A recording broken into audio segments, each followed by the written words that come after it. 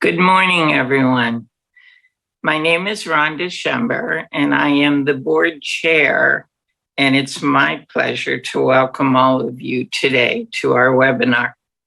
The Arc of Erie County is celebrating its 71st anniversary this year, and our first year as an affiliate of the Arc of Greater Pittsburgh and as a member of the Achieva family of organizations.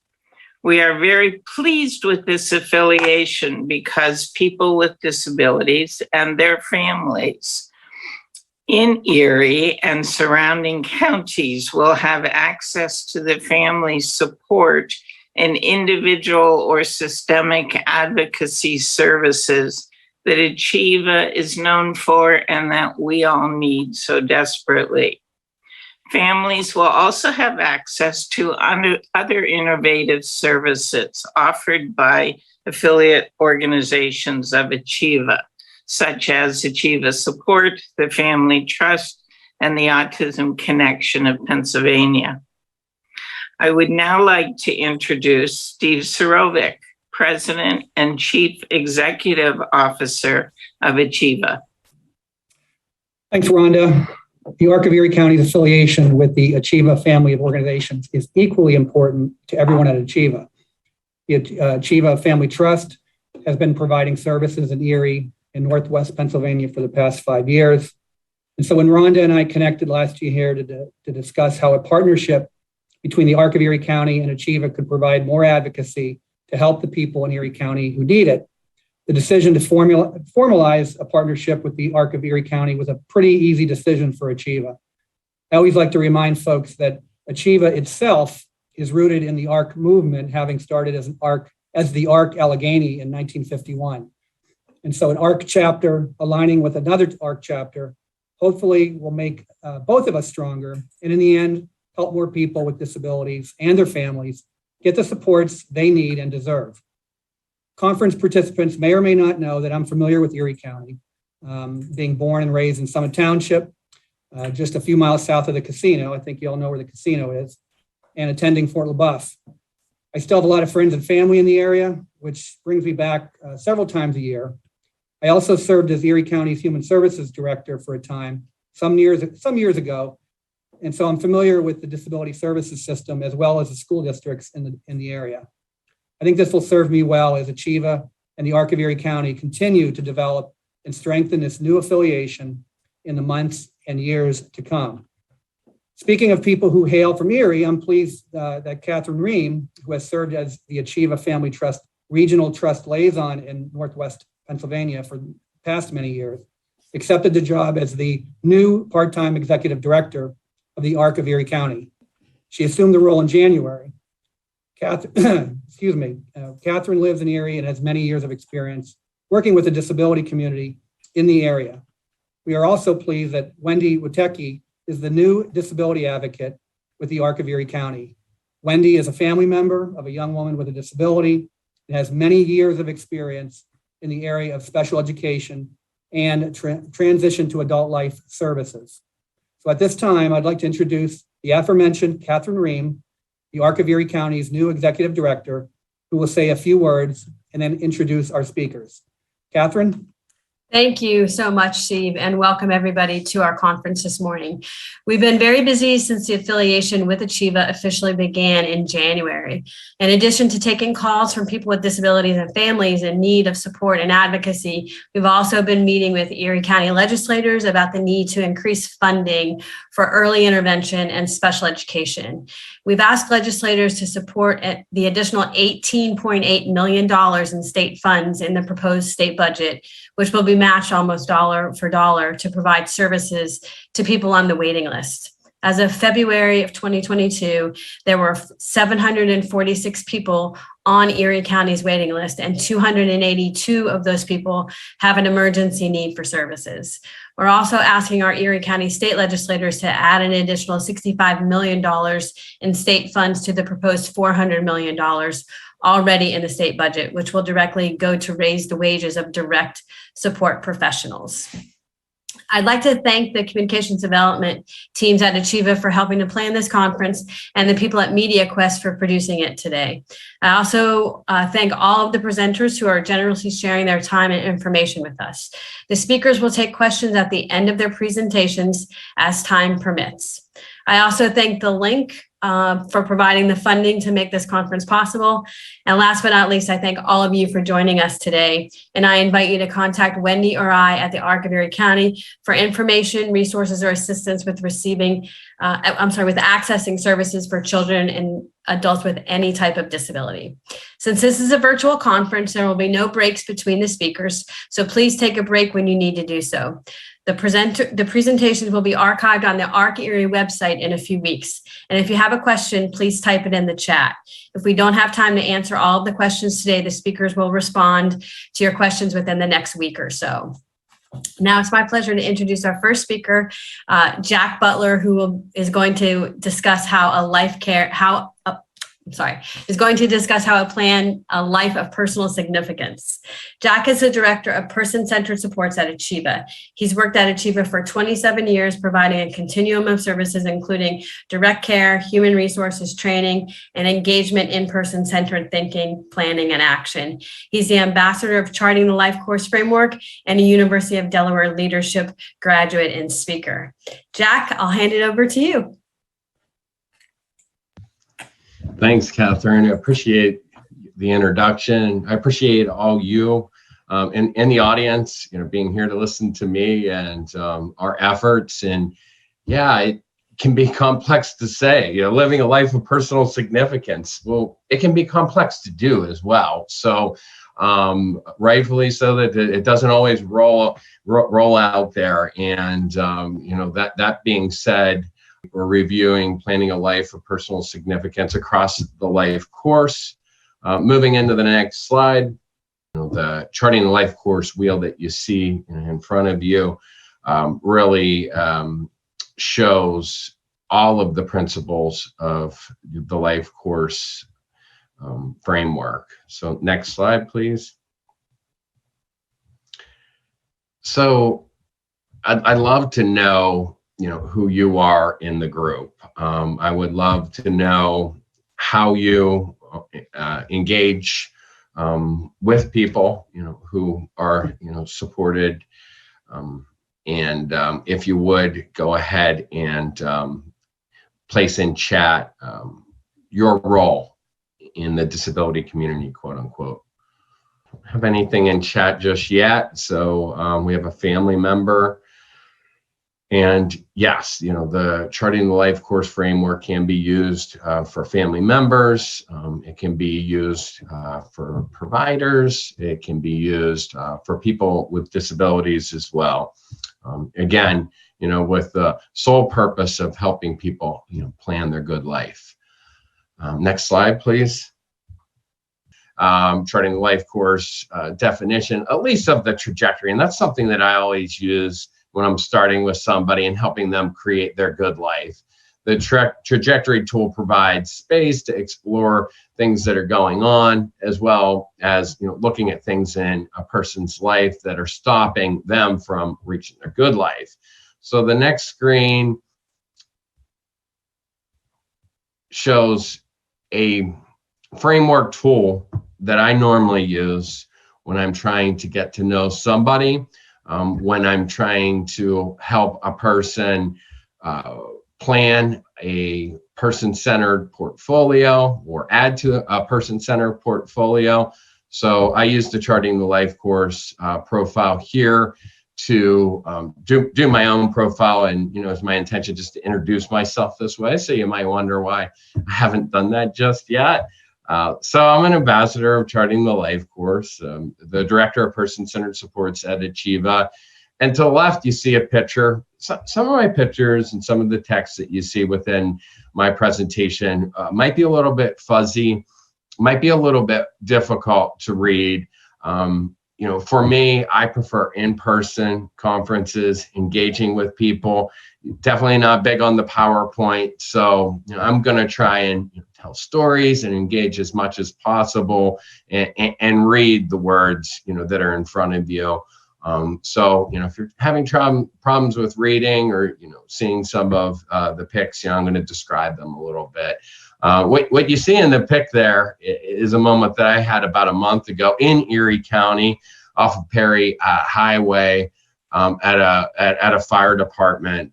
There was a powerlifting event there. And, this powerlifting event was really important to me. And whenever we talk about person-centered thinking, planning, and action, we normally build off of what's important to a person, what's important for a person. So this event was important to me because you see my daughter is in the picture. Maybe you could see that from, the presentation. I also have a person in the picture that I've been coaching, and I met Ryan probably about 3 years ago. I was asked to coach Special Olympics powerlifting, and Ryan and I engaged. And this is before my daughter got into powerlifting. So she went up to Slippery Rock in Villanova with us, as Ryan, really did a wonderful job at all those events, took first place. And, after the event, my daughter said, I'm ready for powerlifting.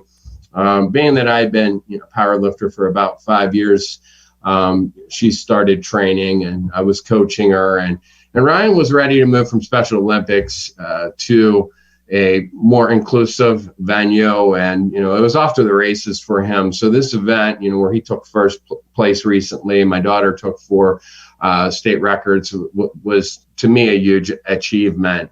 And more importantly, to me than just powerlifting is my family and my community, and people like and admire about me is that I am a fireman. I've been with the same organization for 27 years, and I don't look to leave anytime soon or retire anytime soon. I have a lot of energy that might not be coming across in this PowerPoint today, but wait for my finish, right?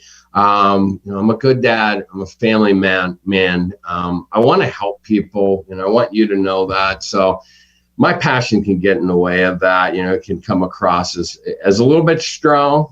So, I just want you guys, to know, just, all the attendees to know that right off the bat, that there's certain areas that, I feel passionate about advocating for, one being congregate or segregated supports. And, there are some people that use those supports and they're meaningful to them. And I get it, so I just want, to say in advance that my passion areas are my passion areas. And I hope, this presentation today helps you. How to best support me. Understand, I just want to help. I'm very active, so it's tough for me to sit still. Again, I talk loud, so that's going to come across, maybe difficult for people to receive. So this is just a one-page profile. I wanted to model it for you. It's a really nice place to start, when we're talking about person-centered planning. Next slide.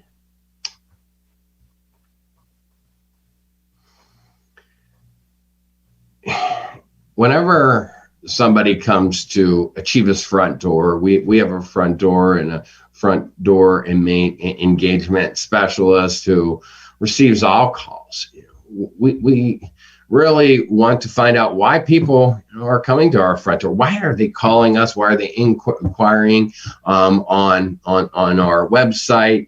What is their interest in Achieva supports? And some people come to our front door knowing what they want. Others, come to our front door thinking that they know what they want when really they want something different. So to me, that's, one of the ways that we begin person-centered thinking and planning. I really like this why infographic from Simon Sinek. I really like, the fact that it focuses on the fact that few people or organizations know why they do what they do. We have a very strong why, a why that I believe in, at Achieva. Next slide. And our why is also in line with the Charting the Life courses core belief that all people and their families have the right to live, work, play, learn, and pursue their life aspirations in their community. And like you see with our vision, that we envision a community, Achieva envisions a community where all people with disabilities lead lives of personal significance. You can see that our whys, are in line. And, when I was asked to research and look for a person-centered philosophy, a person-centered vendor, somebody out there that was doing a good job with person-centered planning. And when I got to know Charting the Life course years ago, probably about 5 years ago, and I came to the realization then that this could be a good fit for us. Because during those days, our vision 5 years ago was, envisioning a community where disability is a distinction that made no difference. So for me, it was in line with Charting the Life course's core belief then and now as well with our new vision of leading lives of personal significance. Next slide. So why future planning? Again, a lot of people come to our front door expressing wishes for their future, deciding where they want to live, financing their future, supporting daily and major decisions, employment, daily activities, making social connections. So we learn that right at our front door, why people are coming to us. Next slide.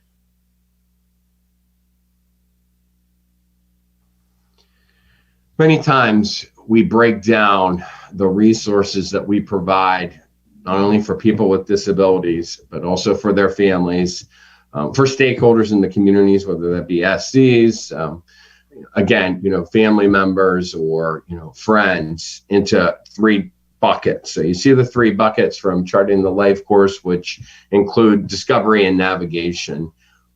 Next up, connecting and networking. So after we receive a call or we engage with somebody in some type of discovery, finding out why, right? And we start, we transition right into connecting and networking. So we look within, our organization for an array of supports that can help a person, with their planning, that can help a person with real action. We look at our goods and services, day-to-day tangible items that, can be funded through eligibility, day-to-day tangible items that can be funded through a Rosenthal grant, day-to-day tangible items that can be funded through our residual funds, the Achieva Family Trust. I'm using how we use Charting the Life course at Achieva, but obviously, again, these tools can be used for any provider for that matter. Next slide. This has more information about the buckets. I think I, hit that home pretty well. So again, the buckets are color coded. Much of the life course framework is color coded, and that is, consistent across all of the life domains as well. So there's a lot of resources. I will not focus on all 8 today. I'll probably keep it to about 3 resources because I only have an hour. So next slide.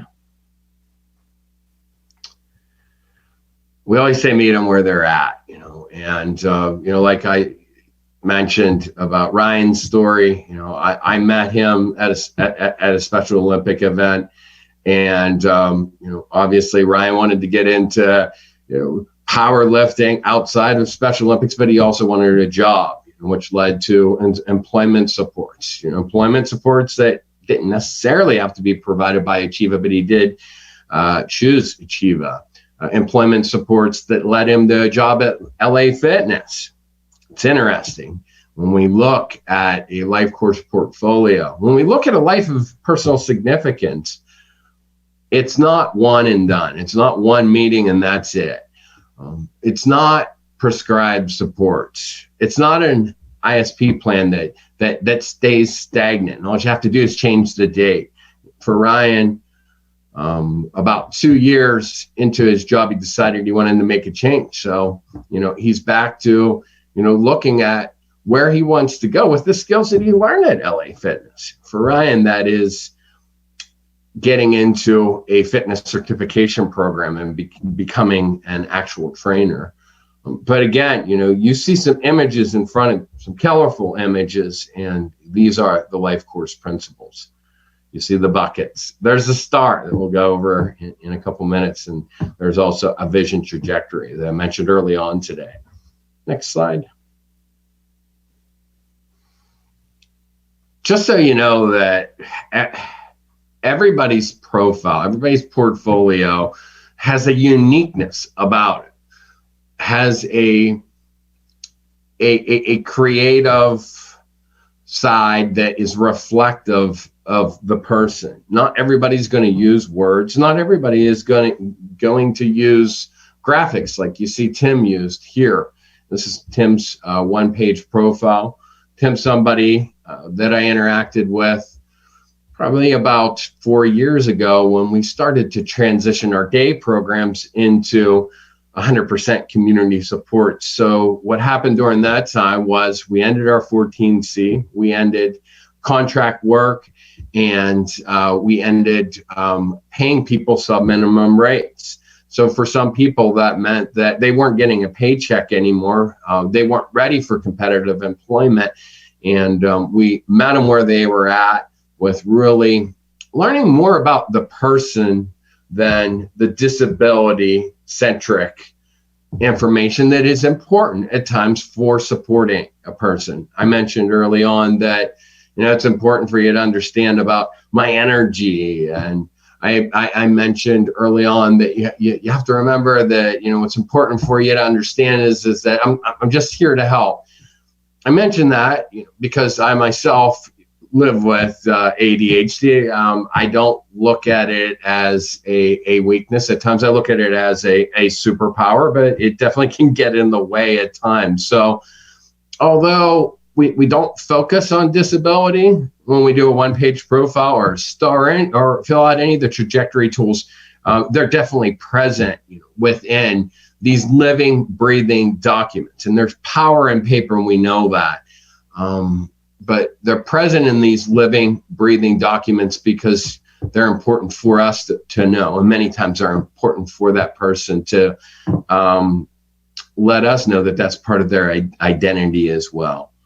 So this is an example of graphic illustration. And graphic illustration really wasn't developed by charting the life course. It was developed by the learning community. Some of you are familiar with person-centered planning, Michael Small and the learning community. And this is where I learned how to engage in graphic illustration facilitation, and anybody can do it. Again, a one-page profile could be a piece of art. A one-page profile could be a video.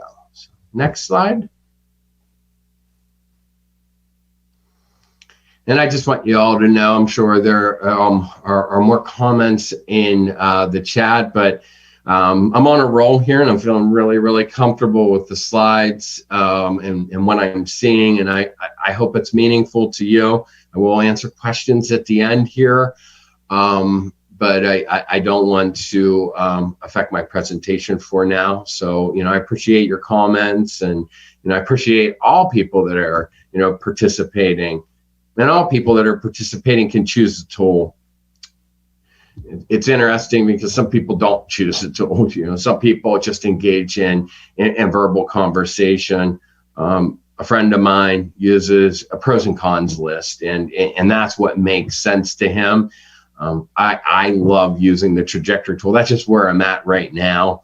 But again, you see a star, and within the star here is, the 8 principles of charting the life course. I'll mention a few: the star, the trajectory, the all, which the all triangle is for planning. We also have the buckets, it's a principle within, our star. Life domains, reciprocal roles. Reciprocal roles are big for planning because it really helps us understand about culture and family. Family are a big part of planning. Friends. And the reciprocal role form is really, really helpful. At the end, and you probably see some of the documentation of where I got this information from. you can, get online and check out the Life Course Nexus. And there's not only YouTube videos, but there's resources that you can use, and you can always email me as well at jbutler@achieva.info. Next slide. So here's the trajectory. Here's what we use for visioning. I always start off with what we don't want. What don't we want to happen? Some people right away, they know what they want. They want family, they want friends, they want self-determination, community living, social capital, economic sufficiency. And so, depending on who you're talking to, you might just have to fill out, the up cloud, or you might say, okay, what don't you want? Well, I don't want to live in an environment where I'm with housemates that I don't choose. I want to live my life, but right now I'm on a waiting list and I don't have the resources to help me live my life of personal significance. Okay, that's a great place to start. So let's start planning. Next slide. So, again, I promised you that some of my slides would be blurry. So here you go. Sorry about that. But, what I really want to highlight is that these trajectories that the Life Course has, again, on their site, the trajectories that I customize as an ambassador and a presenter. I'm able to customize trajectories based off of what we're working on. For, this slide, you see employment options. So right away, we, look at what is the vision of the good life at home. That's what the left side would be of under my vision of a good life, and at my job. That might be what the right side is, right? Then you look down below, again, dislikes, what I don't want for both areas, employment and home. And then, we really look at, okay, well, what has gotten in the way of you getting a job? Well, I haven't been able to identify a job that I like. I apply for work and I find out I have to clean dishes. I find out I have to vacuum and I say, I'm not interested. I walk away. Or when I interview, it seems like people are turned away from me. So maybe it's interviewing skills. Or, I get into a job that I like, and after 6 months, I end up having to separate employment. My employer fires me. So again, we might look at some type of support that can help a person have success. So that's when we really start, looking at strategies. And those strategies, again, should keep that arrow pointed up to the vision of a good life. And to me, that goes hand in hand with where a person is living. Maybe the reason why a person is unable to sustain their job or their employment of choice is because of transportation. They live too far away from where they want to live. So we start problem solving on how we can, solve that problem. There's plenty of opportunities nowadays, to work from home. But again, if a person wants to work at a specific location, and having a change in location of where that person is live at could be a solution, we explore that. Next slide. So here's the resource star. And what you're looking at, and again, it's fuzzy, so I apologize for that, is whatever the goal is, we normally put in the center of the star. So for this star, it's community living support options. So we always go left to right when we look at a resource star. We start off with technology, but we don't have to go left to right. We can start off in the blue, which is community resources. Normally, I won't start with the green. The green is eligibility. The green is eligibility, and at times eligibility is something that a person does not have. Again, when I heard Catherine talk about the waiting list, or our first speaker for today, we realized that some people just might not have the funding to support their community living options. So normally we start with technology. It could be a wristwatch, that could be an alarm clock, that could be safe at home technology. A remote type of support that can help a person live independently on their own. So there's a lot of options when it comes to technology from what we're doing here today with Zoom. Again, as I mentioned before, a person that can work from home to having a Ring doorbell for safety. In the blue, that's normally where we have all of our strengths at. And we really capitalize on people's strengths and what people admire about a person. We try and fill that blue. The blue and the pink with the technology, or the red there, should be robust. It should really, really weigh heavy. If the green, the eligibility stuff, is bigger than the strengths, we really need to learn more about what's important to a person and what people admire about a person. So as we move around the left to right, we get into relationships. Many times people that do have eligibility, people that do have support, they have a lot of paid supports in their life, but very few unpaid relationships. So we not only want to identify, who is important to this person, who loves them, who's part of their unpaid circle of support, but we also want to look at, okay, well, how can we change that if that person wants that to change? Moving down to the green, which is eligibility, but eligibility just does not just have to be a waiver, right? It doesn't have to be consolidated. It doesn't have to be, PFD.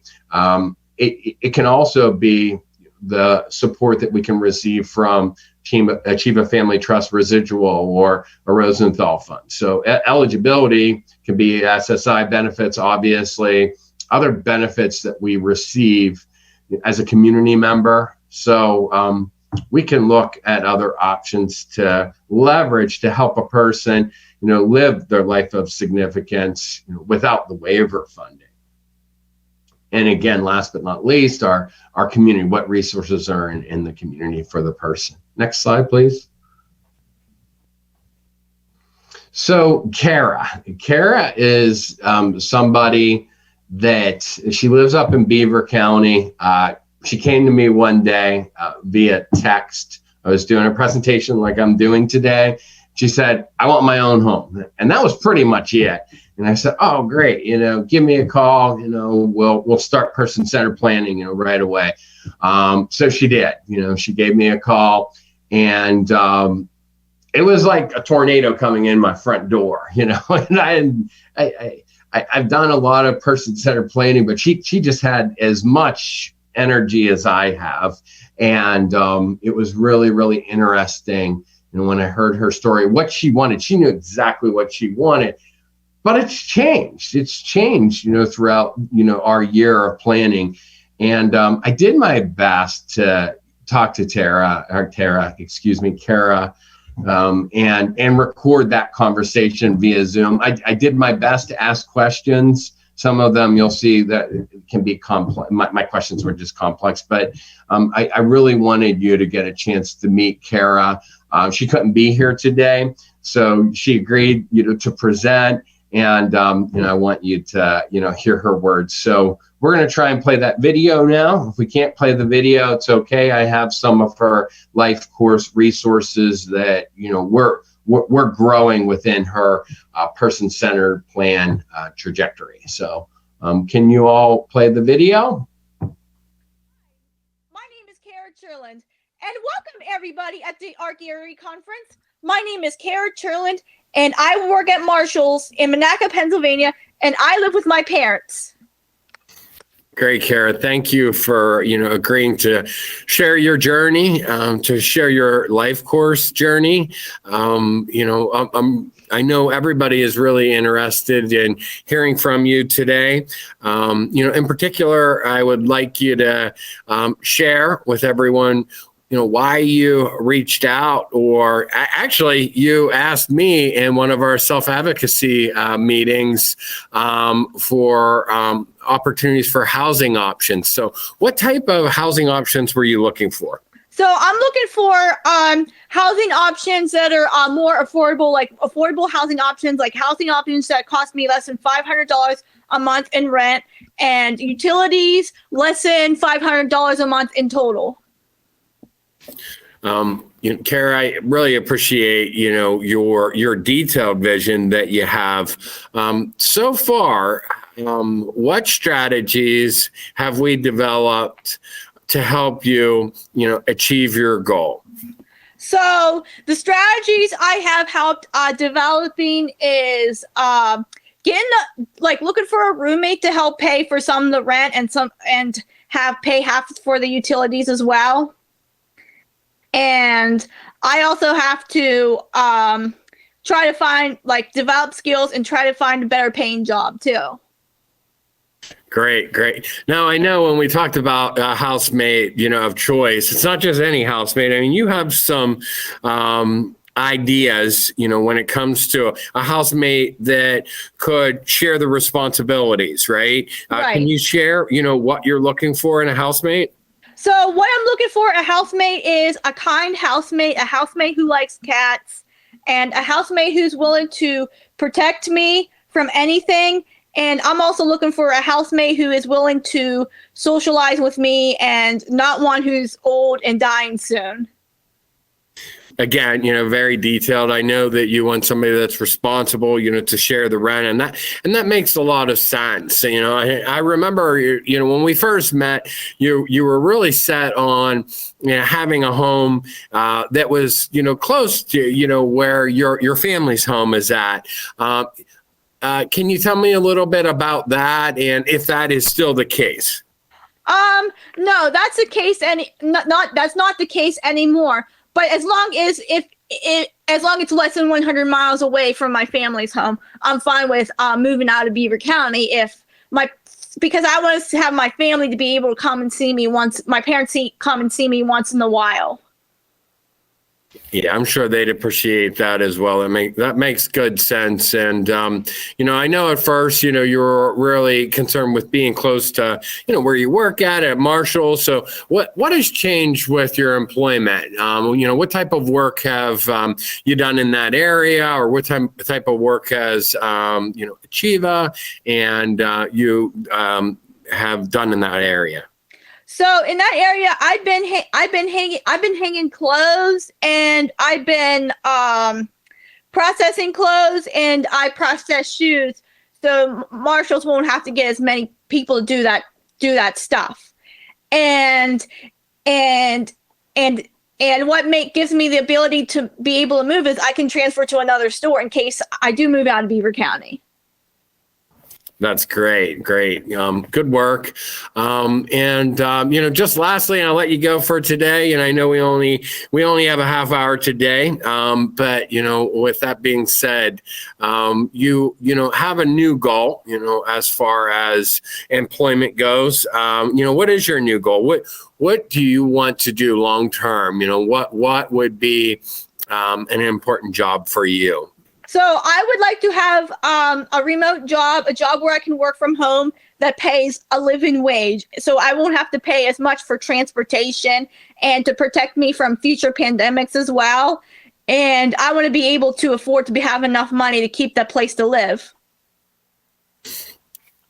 I know you were interested in being a presenter. Can you tell me a little bit about that? What types of topics you'd like to present, and if you've ever presented before today? So the topics I like to present is about COVID-19, future pandemics, self-advocacy voices, other housing challenges that people with autism face. And I also like to talk about animals too. Great. Well, you've done a wonderful job of, sharing the planning that it takes, for you, and others, to live lives of personal significance. Yes. The work that it takes, and, identifying what your vision of a good life is, the work that it takes, and, looking at, what's important to you and what's important for you when you're choosing not only a house or a neighborhood, but also, a housemate. And, ultimately a job that's fulfilling. So, thank you for sharing this time with us today, and, all of our friends here at the conference, and look forward to hearing more about how things work out for you. Have a great day. Hey, thank you. Thank you, Jack. Thank you very much for inviting me and welcoming me into this conference. Take care now. Bye-bye. Bye.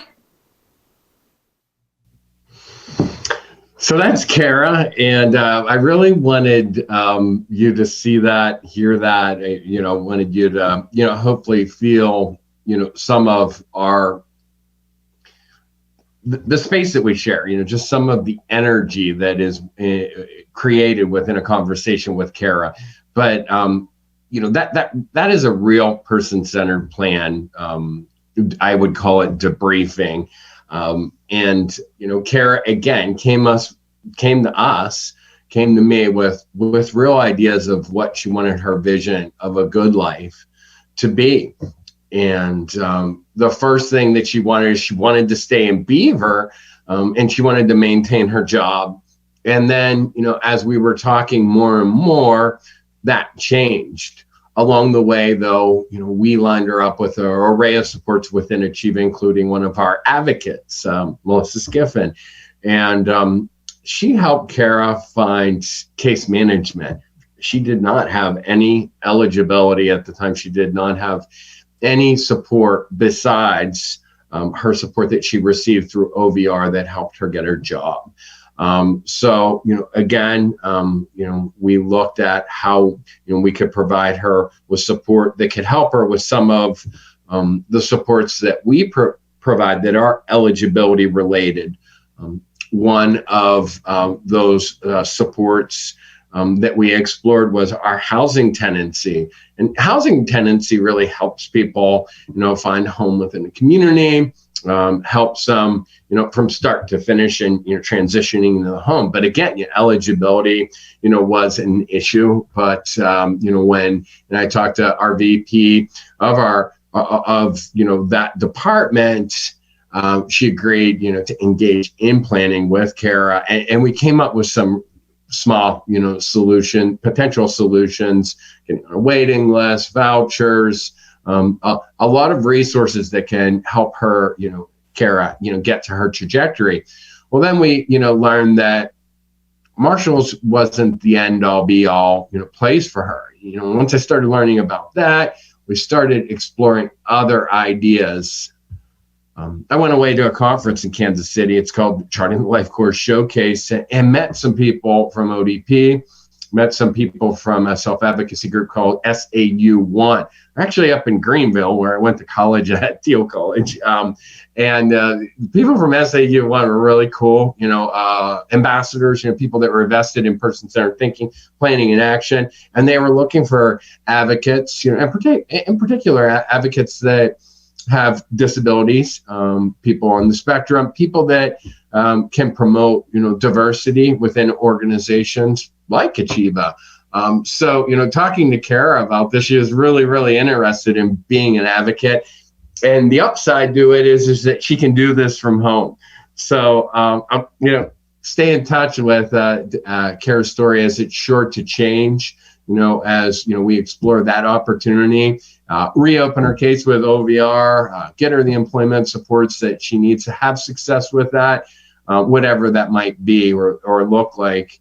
Challenges that, she has had in the past, we identified, and, she was able to talk a little bit about that in the video. I think goals, moving forward, we've identified, and, one of her goals is to be a speaker, so I thought, well, this will be a great, opportunity, although I'm sure I didn't do a great job in my interview or, presenting, her skill set. But you heard the passion, I'm sure. She was able to convey, what her vision of a good life was, and how she's using the life course tools. So I think she definitely has the potential to be a great speaker, as well. So again, she identified what she didn't want. She talked about that, in the video as well. Next slide, please. We, look at our life course tools to assist us at Achieva. Providers can use life course tools to make changes. This isn't just about Achieva. It's about the community at large. I've been meeting with ODP. That they're vested in the life course framework. We've been going, and engaging with ODP in innovation groups.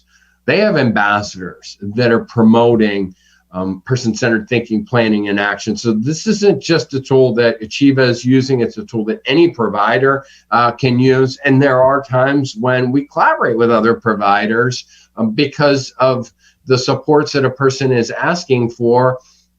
They might not choose Achieva as a provider. That doesn't mean that I say, okay, I'm done here. Obviously I collaborate, or an ambassador, or a person within Achieva that is helping with the person-centered plan would collaborate with another provider. They just wouldn't end the support right there. Early on, we looked at some of the things that were keeping us from infusing person-centered thinking, planning, and action into our organization. We identified silos, silos that were keeping knowledge from being shared with other departments. Achieva started with advocates. Achieva started, with people and parents and families who, advocated for that good life, early on. So advocacy was always, a part of our organization. And in essence, person-centered thinking and planning was always part of our organization. But, we recognized that sometimes silos, within the organization kept that information from being shared. Next slide. So here's a blank star. Maybe, you have a goal, maybe you have a reason why you wanted to hear me talk a little bit, about charting the life course, about charting a vision for the future, about lifelong planning. And if you do, you can mention that in chat if you like. You can wait for, questions, in about 10 minutes or so. But whatever that reason is, you can just write that right in the center of the star here, and we can start, growing, those resources. Again, if it was about lifelong planning, for your son or daughter that's school age, we might start, with technology and identify all those resources that we know young people today are using, iPads, widgets of some type, right? The technology that people are using, cell phones, the technology that helps people communicate, whether it be, a Dynavox or, other types of electronic resources that help people share, their vision of a good life. Again, if we're talking about lifelong planning, and we're talking about a person, transitioning from school age, to adulthood, we look at those strengths again. Maybe, there is a young person who is really good in the trade industry, and we look at a trade school where maybe, they want to explore college, and we know that, there's a lot of college opportunities out there for all people. We look at assets, what assets a person might have, and, those relationships that can help them accomplish that goal, as well as those community resources. So here's a blank star that you can use in your planning. If you wanted to meet with me because you're, a parent, because you're a person who wants to engage in planning for yourself, you might fill this out prior to meeting with me or somebody like me. Or we can just fill it out as we have our conversation. It's a way for me to stay structured. It's a way for me, to be mindful of all areas of the star, which, are important, for planning. Next slide. Here's a trajectory that you can read. This is actually a trajectory that I did with SAU 1. And when I got back from the showcase in Kansas City, we had a conversation. And while we were having the conversation for about an hour, we used a trajectory just to document what we were talking about. So again, the conversation was about a vision for Achieva in collaboration with SAU 1. And you can read it, at least this one. You see cross community team, you see trauma-informed approaches, you see a sense of belonging, valorization, and practice. So, that's what we want, empowerment for all stakeholders, achievable outcomes. And then you see what we don't want, shared outcomes, discrimination, low expectations, when we look at the life course framework tools, we really emphasize the importance of high expectations, not just for the person that we're planning with, but also for providers, family members. And, we focus on the fact that there has been devalued roles associated with people who receive supports and for people that have disabilities, as well as limiting ideas and ableism. So just an example of how we structured a conversation that, I had with SAU1 and, really looked at what we've done in the past, with our experiences as ambassadors, what we did in the past with sharing stories, which, can be helpful for family and friends to see, look, other people are experiencing, the same challenges or experiencing the need,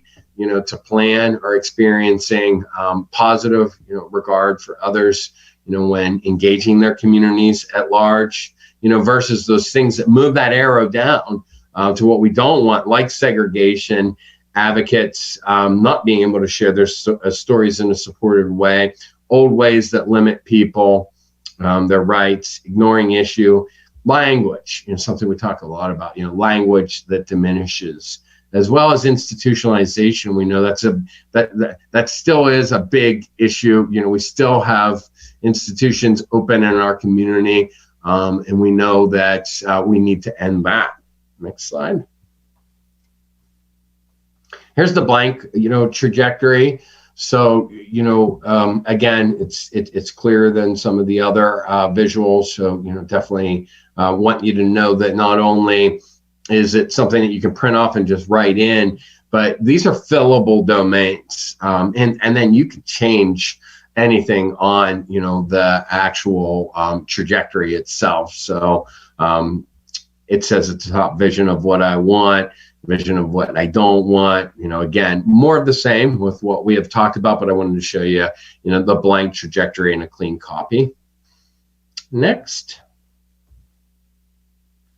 So again, the Life Course Nexus is a resource that, you can click on the website and, really hear stories of how people, are living their good life. You can obviously, again, reach out, to people at Achieva, and, we can help with that, as well. There are, plenty of ambassadors in our community in Pennsylvania and growing. As I said, it's something that's being endorsed by ODP. So you're going to hear more and more, of the life course language. You're going to hear more and more of the trajectory. You're going to hear more and more of what's important to, what's important for, a person. You're going to hear more and more of, hey, did you create a one-page profile? Creating on what people admire about the person, what their strengths are. Having some familiarity with, this process is important. For me to go through every one of the principles, the 8 principles in a deep dive, quote unquote, it would take about 8 hours. I'm really still learning. I was exposed to a charting life course about 5 years ago, and I've been an ambassador for a few years. It's definitely a fluid process. And I know we have some other speakers for today, Patty and Maria, and a great, presentation from, our family trust to more about technology. I hope you enjoy your day and got something from the training that I provided. And I'm going to go ahead and open it up to question and answer.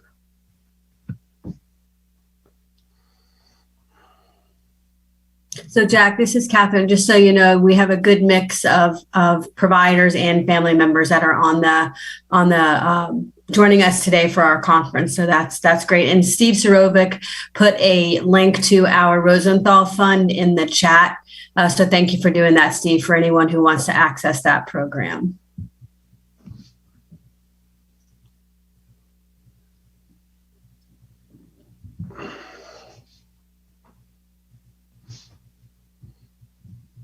So if anyone has questions, please go ahead and add those to the chat now. And I'll let Jack know what those are.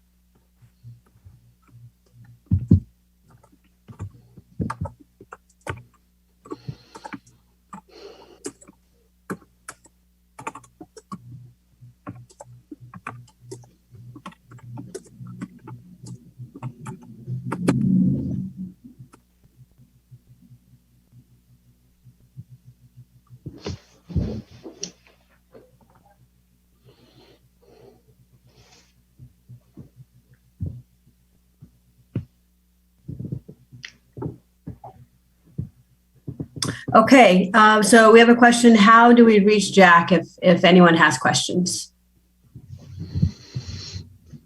Yeah, I mean, you could probably type that into the chat for me if you would possibly. That's Jay, as in Jack, obviously. Butler at Achieva, ACHIEVA.info. And that's just the best way to go. You can call me too, and put my number in the chat. That's 724-875-3566. Looks like we have a question from Nancy. Jack, I'm sorry. Can you give me that number one more time? 724-875-3566. Okay, great.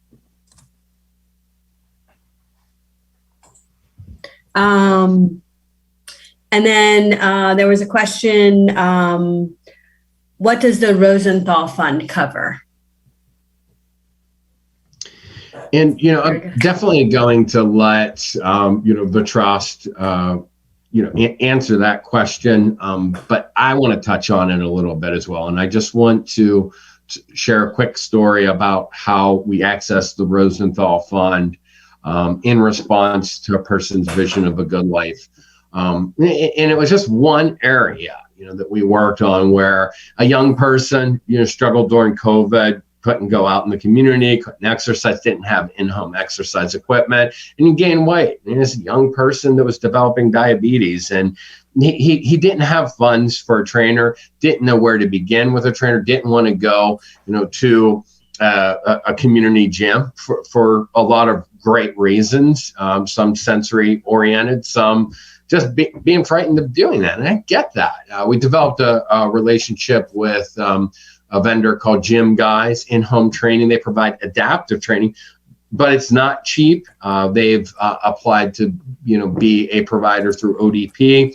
They're going through that process, and that's going to be a long process for them, and they understand that. But we, really sat down and said, how can we get this funded? So one of the resource options was the Rosenthal Fund. And, we went through that process, and it was I thought it was rather basic, where, you had to show the need, and we had to show, a doctor's recommendation. We had to have some endorsement from professionals, which we did. Gym Guys do a professional assessment. So they wanted that assessment, as well as, bids on, some of the competitors out there. So there were 3 bids, as well. And it was rather seamless, where he qualified for 24 sessions, and he's losing some good weight, and he's feeling really happy. So I just wanted to share that story. And I know the Achieva Family Trust will do a better job than me in answering that question. So hopefully that. Thank you, Jack. Yep, there are a couple more questions. Can you tell us about some of the plans that have helped those that you support?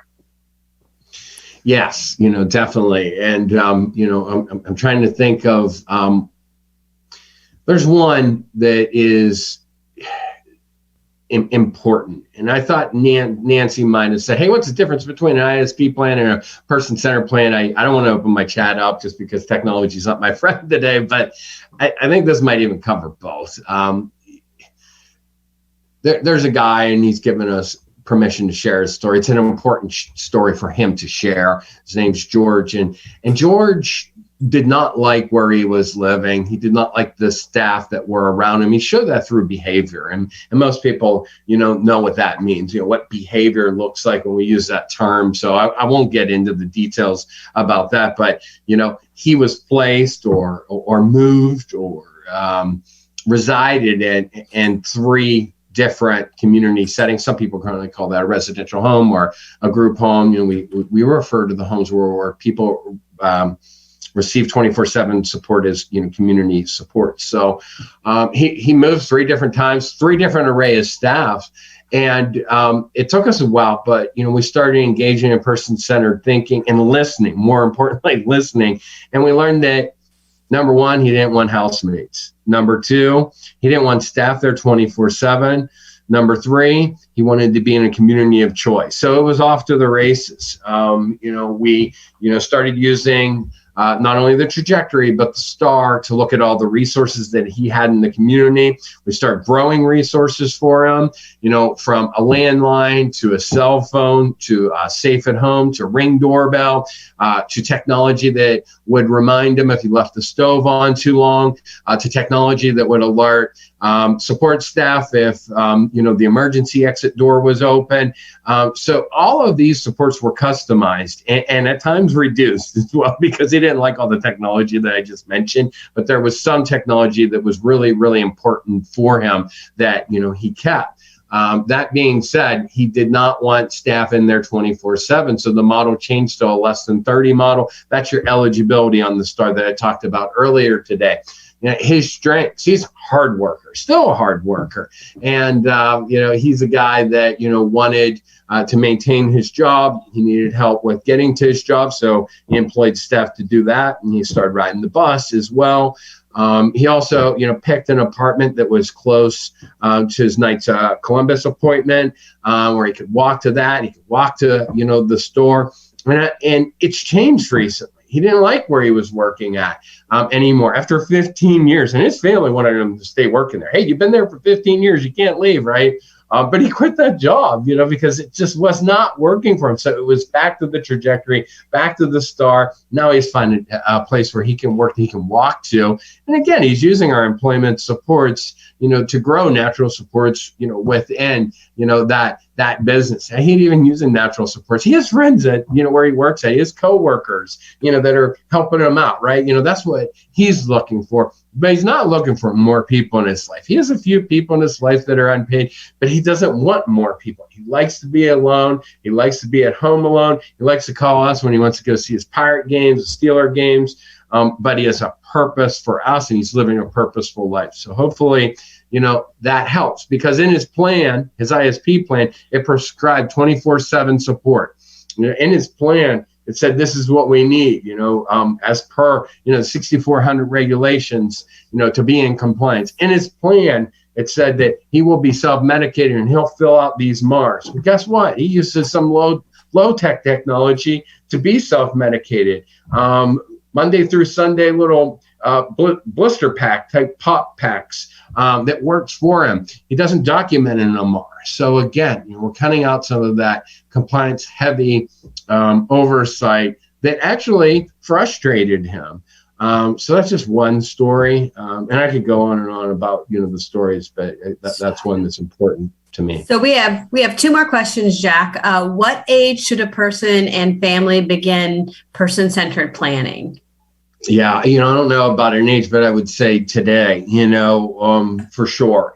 And if you talk to early intervention, they're going to say, okay, autonomy, an early intervention, professional autonomy for a child starts at 3, But if you look at the life course domains, it starts 0 to 3. So some people, and we're not going to get caught up in semantics here, but some people call that family-based planning. But infancy through 3 years, of age, I say start planning then. Once you create that plan, it lives and breathes. And maybe you don't look at it again until they're 20, but you already have a foundation for what cultural values, or already have a foundation for expectations. You already have, a foundation for, the key players in the person's life, which can change, over time. And to me, again, that's another difference between a person-centered plan and an ISP plan. ISP plan is all those prescribed supports. A person-centered plan is not just the prescribed supports or eligibility, but it's also what's important to the family and the friends and the people that know them the best. So it's never too early to start planning. Great, thank you. And just one more question. What if a person wants to try the life course process, but their supports coordinator has never heard of it? Does it have to go through the SC? No, it definitely does not. I think the SC is an important part in the process.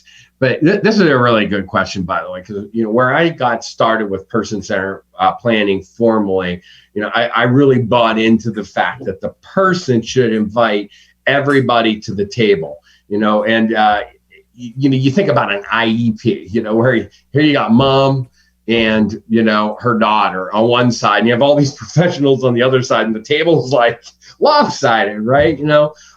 So, the family should be able, to invite who, they want at the table. And obviously at times we'll level out that table with an advocate. So now we have 3 people. But again, going back to that person, the person should be inviting who they want at the table. And if the SC, at the start isn't important to the planning process, the SC can come in later on. Now, for me, as a person that is trying to influence the system, for me, a person that is trying to create a community of practice, I think the SC will benefit from being a part of that process, learning how to use the tools just through, practical engagement, if that makes sense to you. So I am always open to an opportunity to engage with an SC and invite them to the table and not do their job, but collaborate with them. So again, this is up to the person when they want to invite the SC at some point. I think that will be important, especially if you're authorizing services. But with the Rosenthal grant, we never invited the SC to that conversation. They didn't need to be there, So that's my answer. Thank you. Very good. Jack, thank you so much for that really very excellent presentation. Really appreciate all the great information that you gave us. And I'm sure you'll probably be hearing from some of the folks that are part of our conference today. So thank you so very much. Thank you. Sorry for the slow start, everybody. Again, look forward to engaging with you and helping people lead lives of personal significance. Have a great day. Enjoy the conference today. Thank you again, Jack. Really appreciate it. So now I'll introduce our next speakers, Maria Smith and Patty Arena, my colleagues from the Achieva Family Trust, who will discuss why future planning is so important for people with disabilities and their families. And they'll also share some information about the Trust Charitable Residual Grant Program. Maria is the Director of Education and Outreach of the Achieva Family Trust, and she's been with us for the past 23 years. Before her role as president of the trust, Maria was the Deputy Director of Intellectual Disabilities. Patty Urena is the coordinator of education outreach at the Family Trust. Prior to her joining the trust 6 years ago, Patty worked for Achieva's vocational supports in the sales and marketing position for 5 years. Patty also hosts our Achieva Family Trust Speaker Series. So Maria and Patty, I'll hand it over to you. Great. Thank you, Catherine. And thanks for having us today. We're really excited to be here and talk about future planning. And just to mention again, if anyone has any questions, please put them in the chat box and we will get to as many as we can at the end of the presentation. So like Catherine said, my name is Patty Urena. I'm the coordinator of education and outreach here at Achieva Family Trust. And what I'd like to do is tell you a little bit about Achieva Family Trust, who we are and what we do. Next slide, please. So before you understand who Achieva Family Trust is, you have to understand who Achieva is, because we are a part of the Achieva family of organizations. And Achieva, our parent company, is formerly the ARC of Allegheny, which some of you are, I know are obviously familiar with ARC chapters. And ARC chapters were grassroots organizations started by parents in the 1950s out of concern for their children with disabilities. But today, Achieva is one of the largest providers of services to individuals with disabilities in southwestern Pennsylvania. And the services provided by Achieva run through the lifespan of an individual. So starting at early intervention, and again, going through the entire life cycle, we have residential services, employment services, advocacy, government affairs, housing, and special needs trust administration. Next slide, please. Achieva Family Trust, we were established in 1998 in response to Social Security Administration legislation that allowed for the creation of pooled trusts. So we've just been around since 1998, and we are a corporate trustee for 3 different types of special needs trusts. And we will go over, all of the trusts in a couple slides. One of the main things we do, and that we really, want to stress to people out there, we are always here to do no-cost consultations and provide any resources that we can help you with. And this is for individuals with disabilities and their families. And it's all disabilities, intellectual, mental health, and physical disabilities. So, so much of what we do is just providing support, services. If we can't answer a question, we can maybe help you find someone who can answer the questions. And again, everything we do, there's no cost involved, nor is there any obligation. Right now, we have 2,500 beneficiaries in Pennsylvania and 12 other states with over $175 million in assets. Next slide. So how the future planning project came to be, which is really what Maria and I do. We go out and we talk about future planning, how to save for the future, how to protect government benefits. This really came to be back in 2014. Prior to 2014 and 2012, the United Way of Southwestern Pennsylvania put out a survey, and they surveyed caregivers to see how many of them had a plan in place for when they were no longer around or able to care for their loved one with a disability.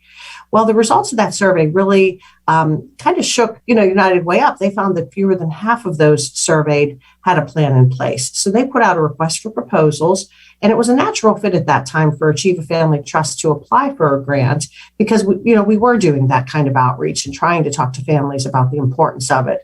So in 2014, we were awarded a grant from the United Way to go out and provide education and outreach for caregivers and professionals. And that includes legal professionals now, financial planning professionals, supports coordinators, people in the community that really had questions about future planning. And that's really a lot of what Maria and I do.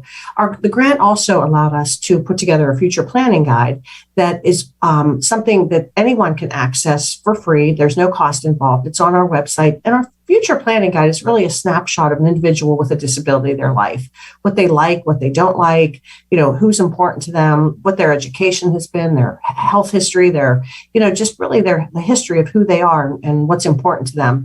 Right now, we're almost done with the future planning guide, getting it live on our website. We do have paper copies available, but we've recently been working with a vendor to get it in a PDF format so people can fill it out. They can save it on their computer, go back to it over the years, and keep updating it. So stay tuned for that. We hope to have that done in maybe a couple weeks. And then again, like I mentioned earlier, we certainly provide a lot of referrals for future planning services, whether it's for housing or Social Security questions, Medicaid questions, things like that. Next slide. So when we go out into the community and we meet with groups, and whether it's transition age youth, whether it's family support groups, large groups, or whether we're at vendor events, some of the questions that we hear over and over again are the following. What would happen if suddenly I became unable to care for my family member with a disability? Where will they live? How are they going to function? Who's going to look after their finances and make sure that their healthcare needs are met? And probably the one we hear the most is, when should I start future planning? So, we recognize these questions. We want to help families, and we know that this is what worries parents. This is what keeps them awake at night. And when they ask when they should start future planning, we really like to tell families it's never too early and it's never too late. We really hope to avoid a crisis situation with families, and we can work with individuals in a crisis type situation, but it's really important to know that it's not too early, it's not too late, and it's a process. It is something that takes time. And of course, the earlier you can get it started, the better, because then you can just kind of put it aside and update it over the years as you need to. But we're certainly here to answer questions for you and help you with that processing and ease your mind, hopefully, a little bit. Next slide. So the things that people really have to consider when they're starting the future planning process are government benefits. That's really the most important thing. And it's understanding those government benefits, understanding SSI, SSDI, Medicaid, Medicare. So often when we meet with families and we talk to them, people aren't really sure if they have SSI or SSDI. It's confusing. Social Security, Medicaid, Medicare, they're complicated topics. So that's really the first thing you have to consider when you're starting the future planning process. What benefits are my loved one on? What are they getting? And what do I need to do to protect those benefits? They need to think about their legal options. Do they have a last will and testament in place? Do they have a trust? And do they have guardianship or power of attorney? Do they need that? Again, just something else to consider. And then they need to understand what else is out there, what future planning tools are available. And like I mentioned earlier, Maria's going to talk about our special needs trusts. There's now ABLE accounts that are available for families, and our personal planning guide as well that we can offer families. So I think the next slide, I'm going to turn over to my colleague, Maria. Thanks, Patty. Excuse me. You know, as I was listening to Jack talk about charting the life course, what occurred to me is that, this presentation that Patty and I are providing are really sort of trying to help to create an infrastructure that enables that life course planning to occur. Because some of the questions that Patty covered that families are asking about or individuals are asking about, when am I going to live and who's going to oversee some of my care, or what are my choices? Those are really the kinds of questions that charting the life course is designed to answer. However, in order to enhance and also enable those goals to occur, some of what we talk about when we meet with individuals and families are, like, as I say, the underpinnings, the sort of the infrastructure that enables those plans to go forward. As Patty said, government benefits, that's a huge area that we see that there's tremendous amount of confusion about what benefits people are receiving. And it matters because when we meet with families, we try to make it clear that certain benefits, such as the needs-based benefits, SSI, Medicaid, and Medicaid waiver services, which are so important for long-term care services for people with disabilities, that these benefits are what we call needs-based. That is, not only is the person assessed for their disability, but also there are certain rules around their income and how much they can have in their name in assets. So that needs-based benefits have very strict rules about how one can qualify. So when you're thinking about protecting benefits, needs-based benefits are the ones that can be interrupted if, in fact, planning is not done in a good way. And that's, again, as opposed to benefits that we describe as entitlements. And I'll touch on them briefly on these benefits, because frankly, this presentation, government benefits, could be the whole 2 hours. But entitlements, generally, we describe them as things like Social Security, disability income, survivor benefits, and Medicare. And in these types of benefits, indeed, the disability and the definition of disability is very important. However, there's not the kinds of income and asset restrictions on those benefits. And so, again, to the extent planning goes on, those might be the kinds of benefits that there's not so much of a concern about losing benefits if the individual, for example, inherits funds or begins to, who perhaps has funds in their name that they've received. Next slide. So let's talk a little bit about SSI, Supplemental Security Income. These are cash benefits, and they do come from the Social Security Administration. One applies for SSI just like you do for Social Security, disability, or retirement. However, with SSI, which, by the way, SSI at the federal level comes from a completely different pot of money than our Social Security, disability, or retirement benefits. But SSI is really designed to meet the needs of individuals who are very low income, chronically disabled, and who have very limited income and assets. And you'll see that asset limit that still maintains today, this has been forever, $2,000 is the amount that a person can have in their name and still qualify for SSI. And that means savings, checking, cash value of life insurance. You can have a house that you live in. You can have a car that you own, one car, one house that you live in. But other assets that you have access to, and it could be retirement accounts. We see a number of individuals who are working with disabilities who have retirement accounts, and those retirement accounts, again, can count for in terms of their asset limit, and they may not qualify for SSI. You'll see the amount, we just identify the amount. That's the 841 is the maximum coverage that, or maximum cash benefit that a person can receive, and 1261 is the couples, the maximum for 2022. However, again, if a person's on SSI and they receive cash during the month, anything over $20, they're supposed to report it, and that amount of their SSI can be reduced by the dollar for any cash they receive. And likewise, if the person is getting help with their rent or their utilities or their food, those are the basics that SSI is meant to cover. If they receive help with those things, then that also can reduce the amount of cash that they're eligible for during the month. And we see this, quite honestly, one of the things we mentioned to families who have kids that are under 18. For kids that are under the age of 18, in terms of applying for SSI, they may not qualify. They may qualify for Medicaid, but may not qualify for SSI, because for kids under 18 living with their parents, they would, or in a household, they would consider the income of the family and the household when they look at eligibility for a minor.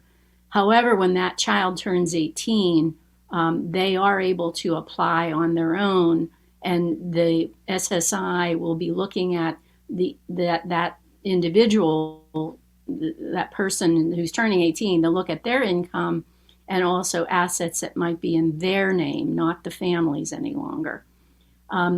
I mention that because, again, we get lots of questions about kids turning 18 and that whole process for applying for SSI. We also get questions about the fact that a lot of kids that get SSI, or when they turn 18, don't qualify for the maximum. Why is my kid not getting the 841? Well, it's because SSI has a formula for determining whether that individual's getting help from the family for things like their housing and their food and utilities. And so generally we see that kids that live with their parents or in a family household get a reduced amount of cash during the month.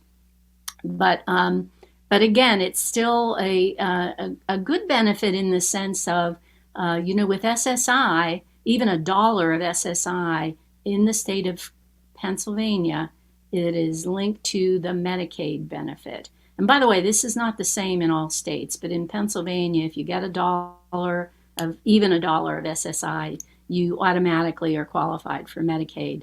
So let's talk about Medicaid. Next screen. Medicaid, of all the benefits that individuals with disabilities are concerned about, keeping and protecting, Medicaid's probably the number one benefit. And why is that? Because for an individual with a disability who has a long-term need for medical services, medications, and then ultimately perhaps any need for in-home supports, perhaps for individuals with disabilities, residential supports. And also when you think about, aging may mean nursing home level of care. Medicaid is the number one source of funding for long-term care in the United States, and that's both for people with disabilities as well as elderly. So Medicaid becomes a very important benefit for the well-being of an individual with a really, again, an ongoing or lifelong disability.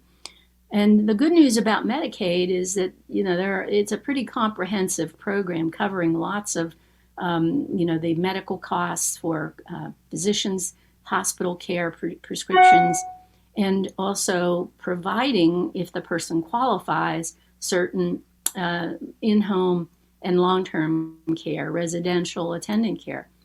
That's the good news. The bad news is, in order to qualify for the Medicaid, there are certain income and asset limits in order to qualify. That's why we describe them as needs-based. And we use in this slide the asset limits of $2,000. Medicaid, I should tell you, there are a number of different programs in Medicaid. And the one that we describe here is something that is really called Healthy Horizons, sort of straight Medicaid. But there are a number of Medicaid programs. For example, the waiver has a higher income, a higher income and asset limit than just normal, straight Medicaid. Likewise, medical assistance is a program for workers with disabilities. That too has a higher income and asset limits. So there's a variety of different Medicaid programs, but the bottom line is whatever those various programs are, when we talk to people about the need to protect benefits, Medicaid is the number one service and benefit that everyone is concerned about. We see that people that want to work and want to, be able to earn funds, but they're worried about, am I going to lose my Medicaid if I work too many hours or earn too much money? So we deal with that all the time. And we do have, by the way, an employment benefits counseling program we have staff that specifically deal with those questions. Next slide. So SSI, Medicaid are both the needs-based programs. Income and assets are considered, as well as the disability. And that is in contrast, really, to Social Security disability. The Social Security disability income is strictly based on, again, is the person disabled according to the definition that Social Security has? Is it chronic or a permanent disability? And importantly, did they have a work history that they paid into the Social Security system? And there are a certain amount of quarters and age that the person has to demonstrate in their work history in order to qualify for SSDI if they become disabled. And usually, again, that's strictly an application that's made through Social Security. Social Security will have your work history and what you've paid in based on all of the federal information, tax information that comes in. And if in fact you are disabled, you meet the definition, you've worked the actual quarters that are required, then you are automatically entitled to SSI disability income. And that amount is based on what you were earning while you were working. And that benefit continues as long as you are disabled, unless you resume work and work at a certain level and earn a certain amount. It's called substantial gainful employment, where you no longer qualify for those cash benefits. And we always tell individuals, we have a lot of people on SSDI that are working, but working maybe part-time, still qualifying for their SSDI. But if you are beginning to work and earn close to that substantial gainful employment where you're at risk of losing your cash benefits, there are programs through Social Security disability. And again, our staff that do the employment benefits counseling are really aware of how you can navigate this whole, because we want people to work, as we were saying earlier, to the extent employment might be a goal full time. We want people to work. But again, these are all the kinds of things that, again, people have to navigate as they're going through their benefits. So again, the extent of coverage is based on the wage earner's contribution. Next slide. So one of the things we always want to mention when we do this presentation, because people aren't always necessarily aware of it, if a parent, there's something called the adult disabled child or disabled adult child benefit. And what that is if a parent has been working and paying into Social Security, and let's say the parent passes away, or the parent becomes disabled, or they are applying for retirement, and they have a child, and it can be an adult child whose disability occurred before the age of 22, that child or adult child may qualify for the disabled adult child benefits based on the parent's work history. And it's a very important benefit to know about, because once that child qualifies for that benefit, that is really a lifelong benefit. It can continue the rest of their life unless unless they get married or they go to work full time. So the disabled child, and again, sometimes we'll have individuals who've been on SSI and their parent retires, and then they've been receiving SSI, they were disabled before the age of 22, and then Social Security, frankly, they usually look into converting that individual to SSDI benefits instead. And by the way, just so you know, an individual can be on both SSDI. Let's say that happened with a child who, because of a parent who retires, they start to collect some benefit. Maybe it's a couple $100s from their parents, but they also continue to qualify for SSI to maintain that amount. That, let's say it's the $800 amount. So you can be on both. Again, the extent of the coverage for the adult disabled child also goes back to the wage earner's contribution. Next slide. So one of the things, and I know later on in this conference, you're going to hear a little more about Medicare and the dually eligible Medicare and Medicaid. But just to let you know, for an individual who's on Social Security disability, if they've been on that benefit for at least 2 years, then they also can qualify for Medicare. Typically we think of Medicare for people over 65 who automatically qualify when they turn 65. But likewise, for people with disabilities, they also, after 2 years of being on benefits, can qualify for Medicare. So we see a lot of people becoming dual eligible at the point at which they have been on Social Security for 2 years, Social Security disability, they get Medicare, but then they keep their Medicaid as a secondary, picking up many of the costs that Medicare doesn't provide. Because keep in mind, and all of you are out there are probably aware, Medicare generally is covering about 80% of costs for medical and other hospital costs. But Medicaid basically for dual eligible would cover everything that is not covered by Medicare, Medicare still being the primary. But again, it's a benefit that it is, again, going back to what we call entitlement. It's not dependent on anybody's income or assets, only the person's work history or a parent's. Next slide. So when we meet with families, and this is kind of going through a sort of how we approach the questions that we're asking and that we're going over, and the tips that we're providing to families when they meet with us.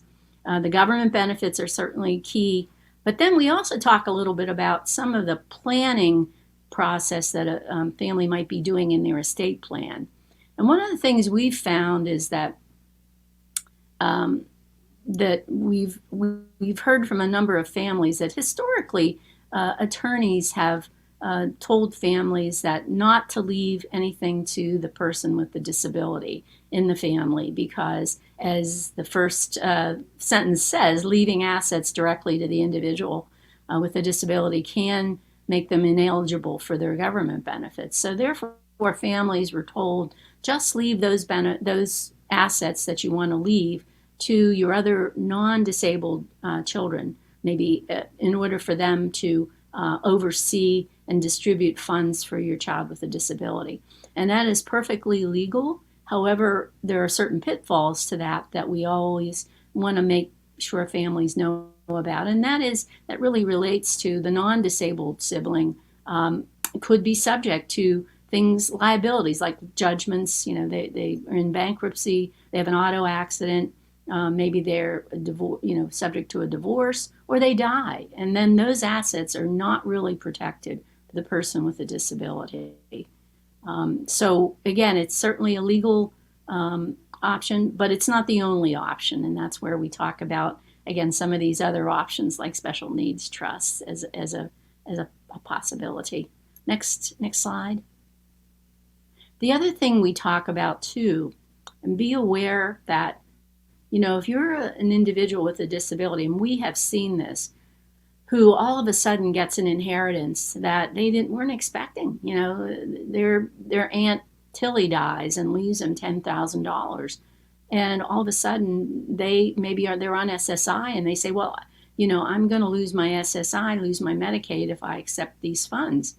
And they think that essentially they can just give those funds away, put them in someone else's name, put them in their parent account, or, maybe someone else, they're going to give that money away. And that we always say that, the caution about that is that SSI ineligibility has a what they call 36-month look back. That is, they can look back at information on accounts in your name to see what funds you were receiving or entitled to and what happened to those funds. Actually, Medicaid has a 60-month look back period, which I think most commonly people know about that when we talk about people trying to qualify for nursing home, for example, where an individual will say, well, I have to go into nursing home, I need to qualify for Medicaid, so I'll just give away my certain assets, savings, maybe their home, whatever, to a family member. And those can make an individual ineligible for benefits, both cash if they're on SSI, as well as Medicaid. So there's certain cautions about asset transfers. However, in certain circumstances, we talk about, though, transfers to certain types of supplemental needs trusts, which I'll talk about in a minute, may be exempt from this look back and may not cause a period of ineligibility. And so there are ways to protect, for example, in the case of an individual receiving $10,000 in their name, and they all of a sudden are worried about losing their government benefits. There are options for them, and we'll talk a little bit about the trusts and also ABLE accounts in that scenario that might be available to prevent losing your benefits. Next slide. So just to reiterate, if the person is on a disability benefit like SSI or medical assistance or a waiver, then there are certain income, resource, and asset limits that apply. So leaving funds to a family member, if you're a parent and you want to provide for your family member financially, and you're concerned about protecting these benefits, then you need to consider some of the options that are available to protect their benefits, such as the special needs trust, as well as ABLE accounts that can be used in certain situations. And we'll talk about those. Next slide. So we always tell families or also advise families about this too when we meet with them. It's critical that you have a last will and testament. Now, everyone needs a will, no matter who you are, but if you have a family member with a disability, it's particularly important. It's just like when you have minor children, it is important to have a will which specifies how you want the assets from your estate distributed. Because without a will, and dying without a will, basically those assets are distributed according to the state law. So in order to make sure that the assets are distributed properly and to whom you want them to go, a will is really important. And when you have a family member with a disability, you want to make sure that whatever you're identifying to go to that family member with a disability is done in a way that protects those assets And if they're on benefits, protects the benefits. And we always advise to make sure that you seek a lawyer that has some knowledge of special needs planning. You know, there are a lot of estate planning lawyers out there, and but not everyone has maybe dealt with special needs planning. And on our website, and if you contact us, we have a whole list of attorneys across the state, and actually even in some other states, that we know their work, we know that they have this kind of expertise, because families sometimes don't know where to go. It's like, who knows this stuff? You know, where do I go? So we try to give some resources on the legal front, because it is important to see someone that has some knowledge about government benefits, how to protect benefits. Next slide. So again, what are special needs trusts? What are they used for?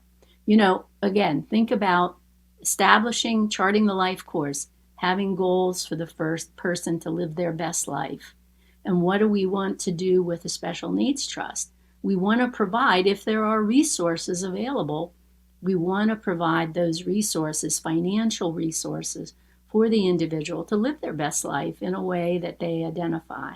So the whole idea of a special needs trust is it's to be used for supplemental or extra care above what the government provides. It's things that enhance quality of life, things like we list below: clothing, vacation, medical needs, transportation, recreation, entertainment, the things that may not be covered in those the government benefits that they're receiving, but that really do help to enhance quality of life, but also help to include that person in their community.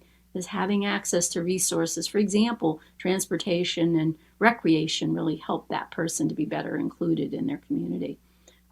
The idea with the Special Needs Trust, and the beauty of it really, is that it does help to protect those benefits, those assets, for the sole benefit of the individual with a disability. There's a protection that's provided. You know, we do talk about, too, in this, not that the Special Needs Trust shouldn't be used to supplant government benefits.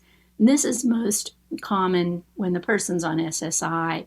You know, housing, food, utilities, cash access, those are all things that are supposed to be provided through the person's SSI. And if the trust is supplementing those things, it can reduce government benefits. Now, having said that, there are certain situations where that may be a necessity, where that's been a planned use of the trust to help them in those certain areas.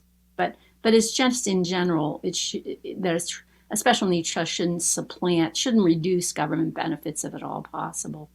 And we do provide, we do home purchases and accessibility renovations, and purchase vehicles if it's appropriate with a special needs trust. Those are all things that are possible. Next slide. So there are three types of special needs trusts, and we'll touch on what those are. Third party, which is the type of trust that's most common used by families in their estate planning process. And then there are two others, payback and pooled, which Patty referenced earlier. Those were created through Social Security legislation back in 1993. And those are titled self-funded trusts, where it's a situation, a person has money in their name and they need to protect their benefits. And there are different applications for these trusts. But for all of these trusts that we're talking about, there needs to be a trustee. And what is a trustee? And by the way, we have lots of confusion about trustee versus executor of the will. You know, an executor basically is going to take the debts of the estate and take all the assets and distribute the assets pay the debts and distribute the assets. And once that's done, then the work of the executor is done. And generally, that's, again, a different person, or it could be the same, but a trustee for special needs trust is a person. It can be an individual in the case of a third-party trust, or it can be a corporate trustee like the family trust or a bank. But the trusts generally can have more than one trustee. We see lots of families who come to, for example, the family trust, and they want a family member to oversee the trust, but they're actually looking at a corporate trustee to help with all the tax work and the financial work that goes into managing a trust. The only trust that can't have an individual as a trustee is the pooled trust, and Patty will talk about pooled trust shortly. Any of the funds that are put in a special needs trust are not considered available and do not count against eligibility standards as long as the trust is properly drafted and constructed properly and approved through the government. So those resources that are accessed through the trustee for the person's benefits and enhancement of their life, all of those resources. And by the way, special needs trusts, we for our trusts, we are trying to make it available to as many people as possible. We'll start a trust for $500. However, a special needs trust is unlimited in terms of how much it can actually contain. So, we've got special needs trusts that are over $1 million, and so there's no upper limit on a special needs trust. But those resources are dedicated to that person with the disability, the beneficiary. That's how they're described. So again, the person can qualify for their SSI, their Medicaid, if they're on those needs-based benefits and still have a special needs trust. Next slide. So third-party trust. This is the trust that we talk to all the families who contact us about if they're doing their estate plan.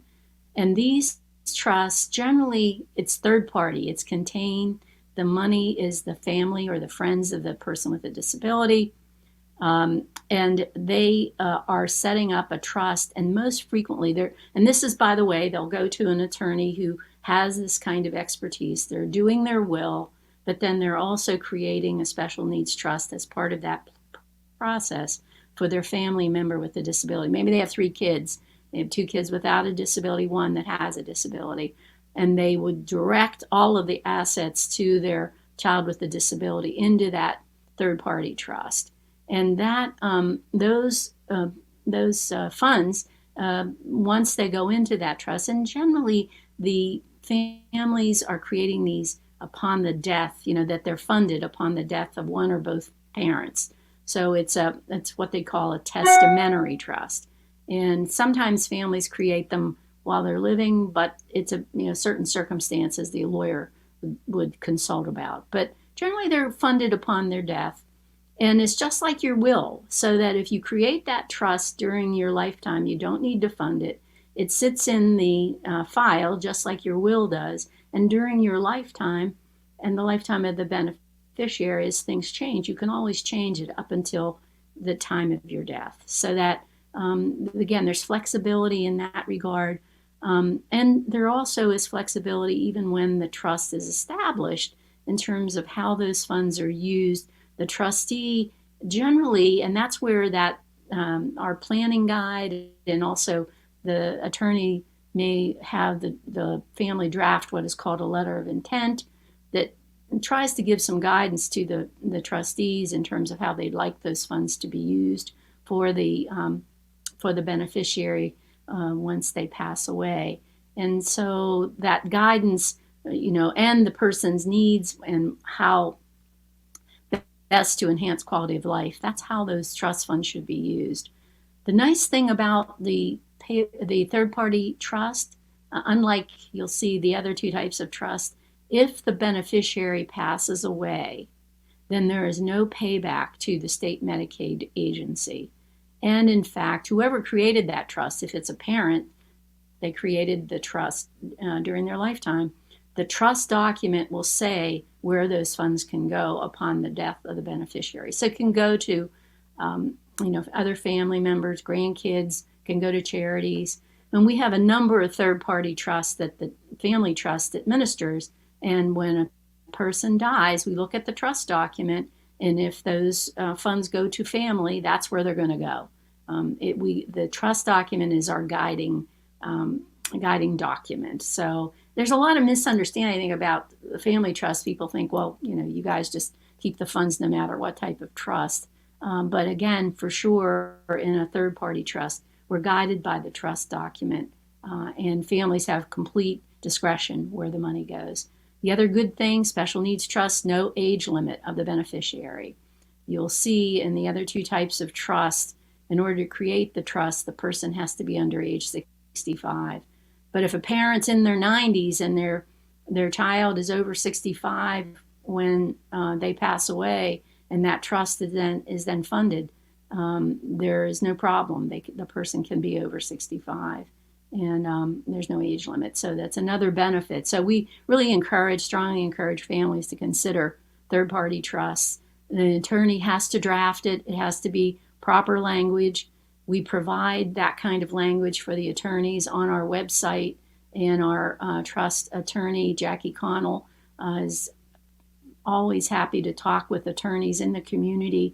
Perhaps they're not on our list, but they're working with a family, and she is an excellent resource for some consultation in terms of some guidance in terms of how best to make sure that those trusts are drafted properly. Next slide. Payback. I won't dwell on this one, but just so you know, the payback trust established through federal law, person has to be under 65 when it's created.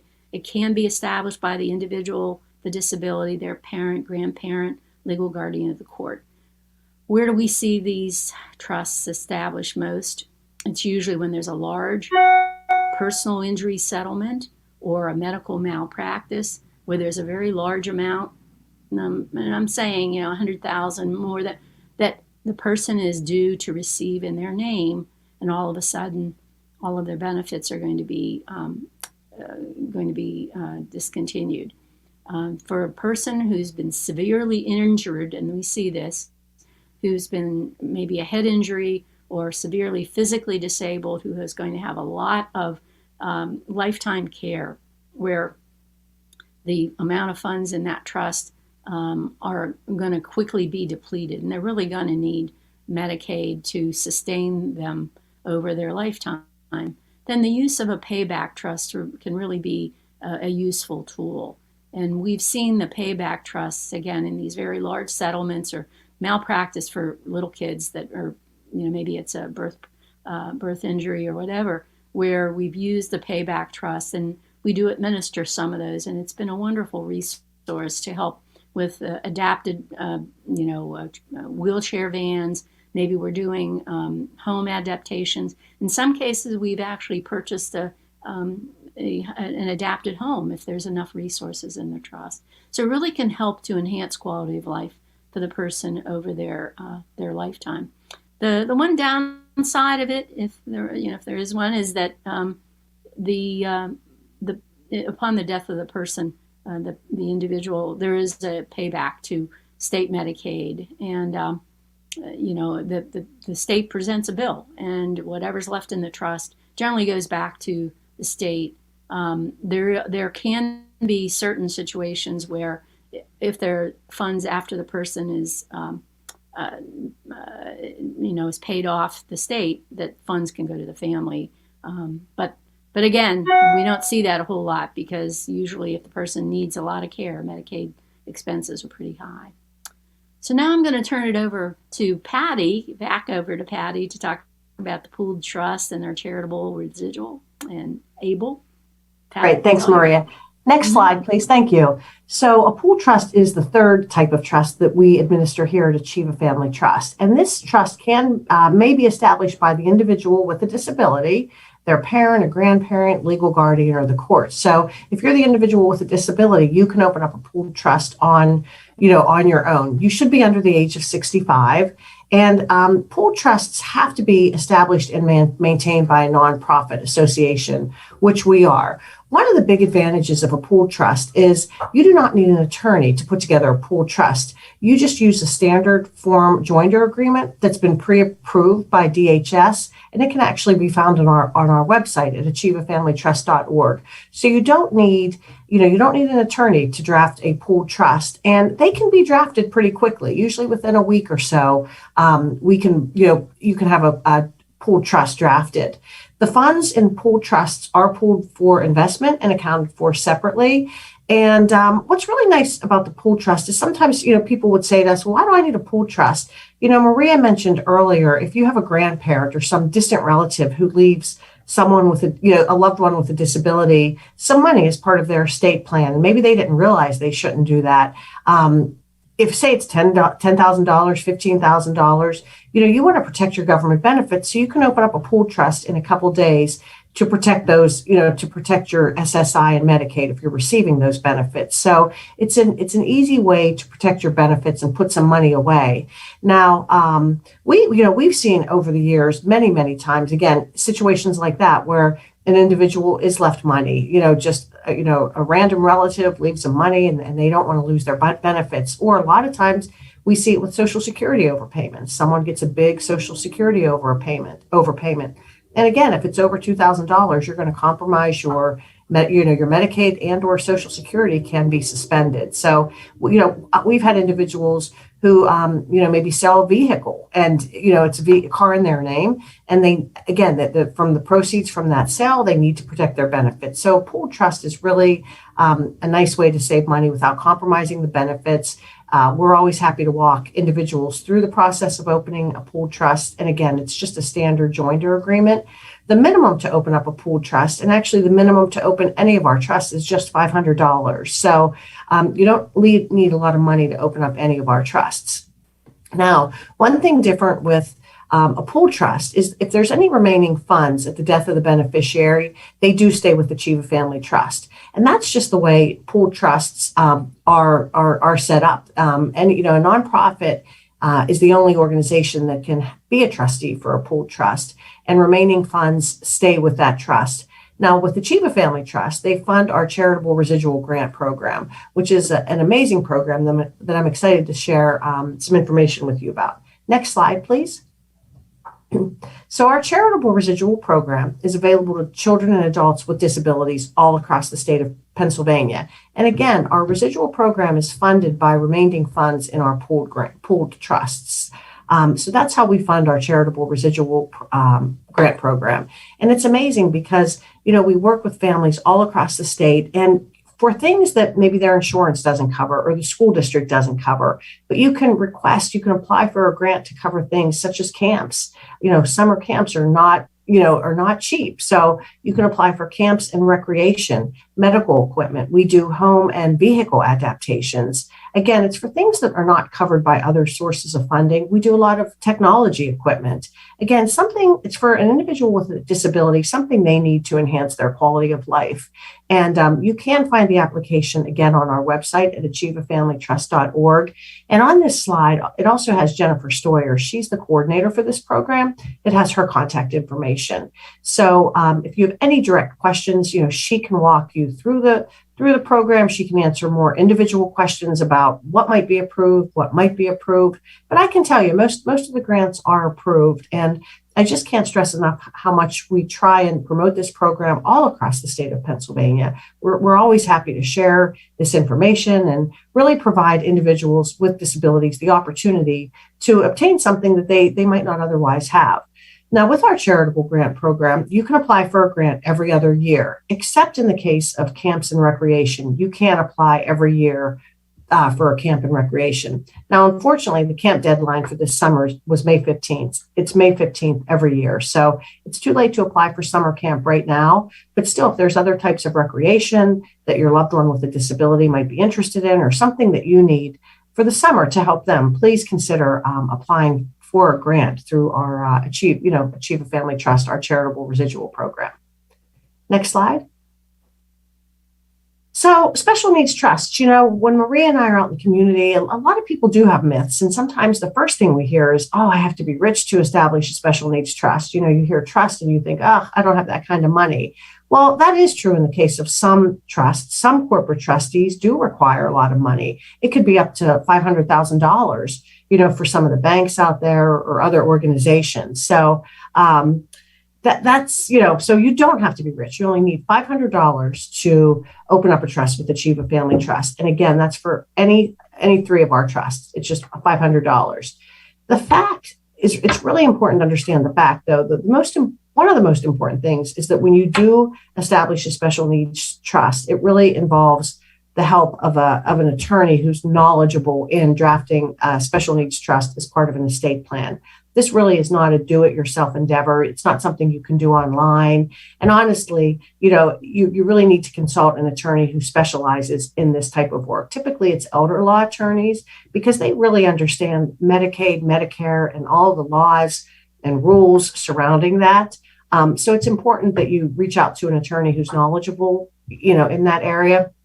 Maria mentioned earlier that we do have an attorney list on our website, and it's a list of attorneys across the state of Pennsylvania that we work with very regularly, and we're very comfortable recommending them. We know that they're very knowledgeable in special needs trusts. Now, this list is not exhaustive. Certainly, there's other attorneys, but this is just a list that we're very familiar with. And attorneys that we've worked with. But if you're out there and you hear this, if you have any questions and wonder, whether the attorney you're using is appropriate, please feel free to reach out. We can certainly, do our homework, or our staff attorney can review trusts that are already in place. That might take a while, but she can review them if you have something in place and you're concerned that it wasn't drafted properly, because special needs trust, the language is very, very specific, and you really want to make sure that you have it drafted properly and all the wording is correct as well. And if you are working with another attorney already, we do have information on our website, common language, sample language that needs to be used in a special needs trust. That too can be found on our website. So feel free to, check out our website, or if you have any questions, don't hesitate to reach out to Maria and I, and our contact information will be up at the end. Next slide. So there's one other way that individuals with disabilities can save money without compromising their benefits. And we are, very happy to share this information with all of you as well. It's through the ABLE Act. Now, the ABLE accounts are fairly new. They were established and signed into law by President Obama in December 2014. And these ABLE accounts are administered by the state. So in Pennsylvania, it's administered by our Treasury Department. We do not administer ABLE accounts, but we get a lot of questions about ABLE accounts. So that's why we always include them in our presentations. But it's another great way to save money without compromising benefits. An ABLE account is similar to 529 plans. If any families out there have ever established a 529 plan for your child that wants to go to college, 529s are to be used for educational related expenses. ABLE accounts are to be used for disability related expenses. Next slide. So with ABLE accounts, the beneficiary, the individual with a disability, is the account owner, but authorized signers can be added to the account. So, mom, dad, a grandparent can be added to that account. One big difference, there's two big differences between ABLE accounts and special needs trusts. The first one is the beneficiary has to be disabled, obviously, but the onset has to have occurred before the age of 26. Now, there is federal law looking into increasing that age to 46. Hopefully that will happen at some point, but right now, the age is still 26. The disability has to have occurred by the age of 26. The other big difference is you can only put up to $16,000 a year into your ABLE account. Now, if you're working, you can put a little bit more. You can put an additional $12,490 above that $16,000 into your ABLE account. So again, it can only be $16,000 per year. If you wanted to open up, a trust, you can definitely put over $16,000 a year. And again, with our trust, disability can occur at any age, under the age of 65 typically. SSI recipients can save up to $100,000 without their SSI being affected. And with ABLE accounts, any remainder funds can be transferred to a disabled sibling or the beneficiary's account. So that's what happens to remaining funds in an ABLE account. And again, one of the questions we get when we talk about ABLE accounts with individuals is, well, should I have an ABLE account or should I have a pooled trust? What's the benefit? we suggest that, you can have both. You can have an ABLE account and a pooled trust. They're both great tools to have in your future planning toolbox. An ABLE account, and I've heard attorneys describe it this way as well. It's really a nice way to save right now. If you want to put $25 away a month or $50 away a month, or if your child gets, money for their birthday or a holiday or event, it's a nice way to put money away and start saving. Because, sometimes families will tell us they just don't have a lot of money to save. But, if you have just a little bit of money each month, it's a nice way to save that money on a monthly basis. Or again, it's similar to a pooled trust in that, if you're an individual with a disability and you come into some money, again, it has to be under $16,000, but say you get an overpayment of $5,000, you can put it in an ABLE account or you can open a pooled trust. Neither require an attorney. But again, if it's over $16,000, you're going to have to either split that money up between an ABLE account and a pooled trust or put it in a pooled trust. So it's important to understand that, it's $16,000 a year limit and you have to be under the age of 26. So again, a lot of the families that we meet will have both. They might have a third party trust in place, for the future, but maybe they're saving money now in an ABLE account. And the ABLE account is pretty easy to navigate from what we understand. And, the trust, we've all been on the website. You can visit their website. And that was up. That's able, paable.gov. And they're helpful. They can answer questions you have about expenses. Again, it has to be money used in an ABLE account, has to be for the disabled individual. It has to be a disability related expense. And there's different options with an ABLE account too. That's kind of nice. I think you have 5 or 6 different options of what you want to do with that money in your ABLE account. You can create it as a checking account, as a savings account. You can do some, you have choices of even what kind of savings you'd want to use. Do you want to do an aggressive savings or more conservative savings? So, I encourage you, if you have questions about it, visit the ABLE website. And always feel free to call us with any questions that you have about the ABLE account. But, I think it's great for everyone that there's options out there and ways to save money and protect those vital government benefits. Next slide. So to kind of wrap up what we do at Achieva Family Trust as part of our future planning, and some things I would encourage you all to, follow along with us on is we do publish a monthly newsletter. So if you're interested in our monthly newsletter, you can sign up on our website. But our monthly newsletter is really a tool that we use to promote any kind of programs and events that we have coming up. We talk about, we publish articles of interest to individuals with disabilities and those that care for him. So, we do frequently, we do articles on ABLE accounts or new things happening, with ABLE accounts. So, or special needs trust, anything of relevance to an individual with disability, but also to the people who care for them and serve them. So that you can sign up for on our newsletter, on our website. We do run a series of speaker programs at Achieva Family Trust. We do about 7 to 8 a year. Prior to COVID, we did them in person here at our office, but you could also have the option to view them remotely. But again, our speaker series is open to anyone across the state, really across the country, because right now we do them all live via webinar. And we bring in experts from different fields of interest, again, to those with disabilities and those that care for him. And everything that Maria and I have talked about here today, we've probably done a 2-hour webinar on where, Maria talked about Medicaid. Well, we've brought in experts from Medicaid or experts from Social Security, and they'll spend 2 hours talking about those topics. Or, we've brought people in from the Treasury Department to talk about ABLE accounts. So we really tailor our speaker series to topics of interest to those with disabilities. We usually always do one every year, one on special needs trusts and ABLE accounts. We do one on guardianship versus power of attorney.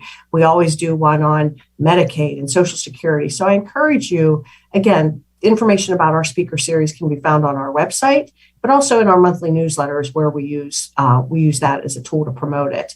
Our speaker series are all recorded and put on our website. So if you're curious about anything or maybe want a little bit more detail about things that Maria and I discussed, I encourage you to visit our website. Chances are you'll find a webinar posted that was done in the last year or so. So, we are always very happy to share information on our speaker series with people. We do a lot of presentations, just like what we're doing today. Large groups, small groups. We speak a lot to parent support groups across the state.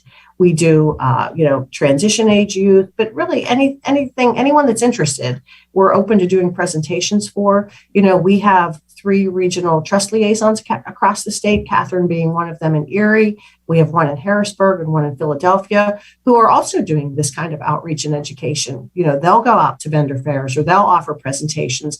And Maria and I are always here as well. So we all kind of work together and we work around your schedules as well. So if an evening presentation works better, that's one thing nice with everything being virtual. We can do them from our office or from our home. So we do evening presentations. We've done them on the weekends. We're willing to work around your schedule and what's convenient for you.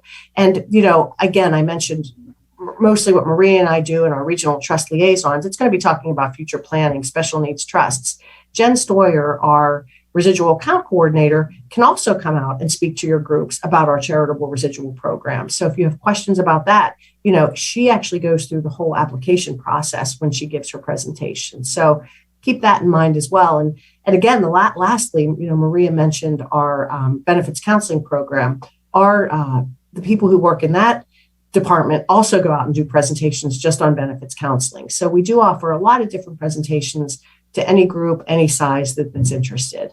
We do a lot of legal education with attorneys, and really it's through our collaboration with attorneys that we established our attorney list.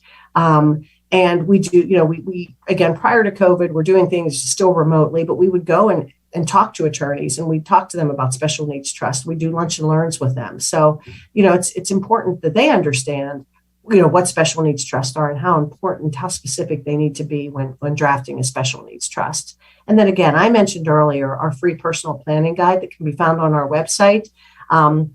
It's there. You can get a hard copy and download it, but if you could just sit tight for maybe another couple of weeks, it should be ready to go live.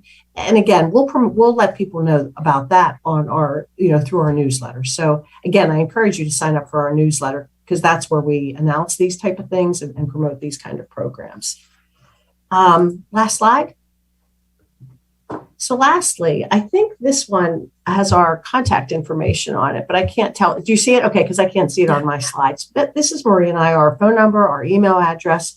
I can't stress enough, everything we do, there's no cost or obligation to use our services. Future planning is a process. It takes time. It takes hearing it many, many times in a lot of cases. So, if you're out there, we'd love for you to put some questions in the chat box. We have time to answer questions. So we're happy to answer questions that you have. But if you have more personal questions that you don't want, to share in the chat box, don't hesitate to reach out to us. And if we can't help you, we really work hard to find the appropriate person that can help you. So, we're always happy to help you. It's our goal. We want to get out there and talk to you about future planning and, help ease the worry of it, I guess, for you as best we can. Maria, Thank you so much. Oh, sure. Yeah, I'm sorry to interrupt. I wanted to just mention too, but going back to Jen Stoyer, she is also the contact for the Rosenthal. That's right.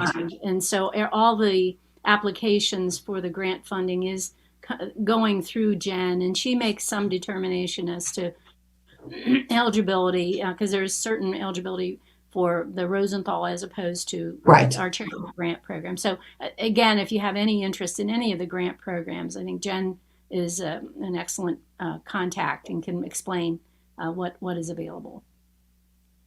Thank you so much, Maria and Patty. So we do have a couple of questions in the chat, but again, if you all have questions, please put them in the chat and we'll answer those right now. The first question is, does the Achieva Family Trust have attorneys who write wills and trusts? So our attorney, we do have a staff attorney, and the president of our trust is an attorney, but they do not write wills or trusts. They can review trusts, but they don't write them. And that's, if someone's interested in that, again, I encourage you to visit our website and look at the attorney list. There are attorneys all across the state. Great. The next question is, what differentiates the Achieva Family Trust from other trustees? Why shouldn't someone just call a local bank or attorney?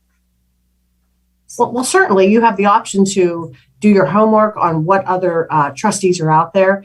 I think one of the advantages with Achieva Family Trust is, again, our $500 minimum is all that's required. But I think more importantly, our trust administrators, that's going to be the individuals who kind of manage the trust, if you will. They make sure all the disbursements are appropriate and that all the guidelines of Social Security and Medicaid are being followed.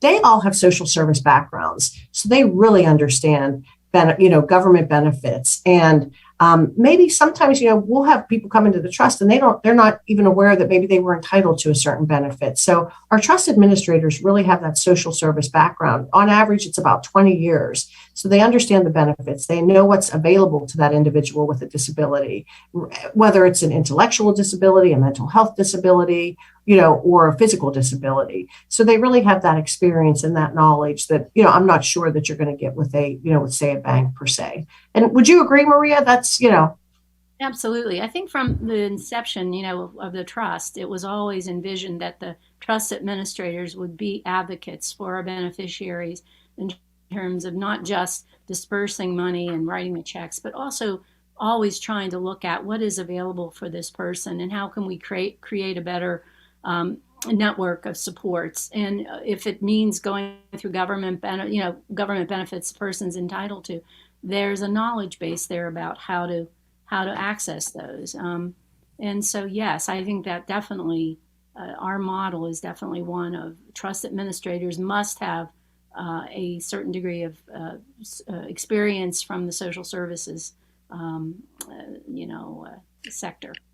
And just to add on to that, as a trust administrator, which I am, along with being the executive director of the ARC, it's really important for people to know they have a local person to talk to. And that is one of the reasons why we opened up our regional offices. So we have one here in Erie, we have one in Philly, and we have one in Harrisburg. And that model has really been fantastic. People have told us over and over, I'm so happy to have a local person to talk to or to meet with when I have a question about my trust. You just can't put a price on the importance of that. So I'll give you an example. Just yesterday, I had a beneficiary who had a situation come up very unexpectedly, and she needed a little bit of hand-holding, a little bit of guidance. So I rearranged my schedule yesterday and, drove 2 hours to see her to help her kind of through the situation that she was in. And it's just one of the things that we do that you're probably not going to get when you're working with a big bank or a larger institution. So it's one of the advantages of working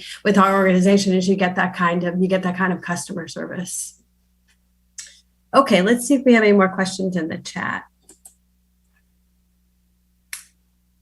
So not yet. Anybody else have any questions? Please feel free to just type them right in there and we will answer those for you. And also both Maria and Patty's contact information we did put in the chat as well as on the slide. So it's also in there for you if you want to get it from there.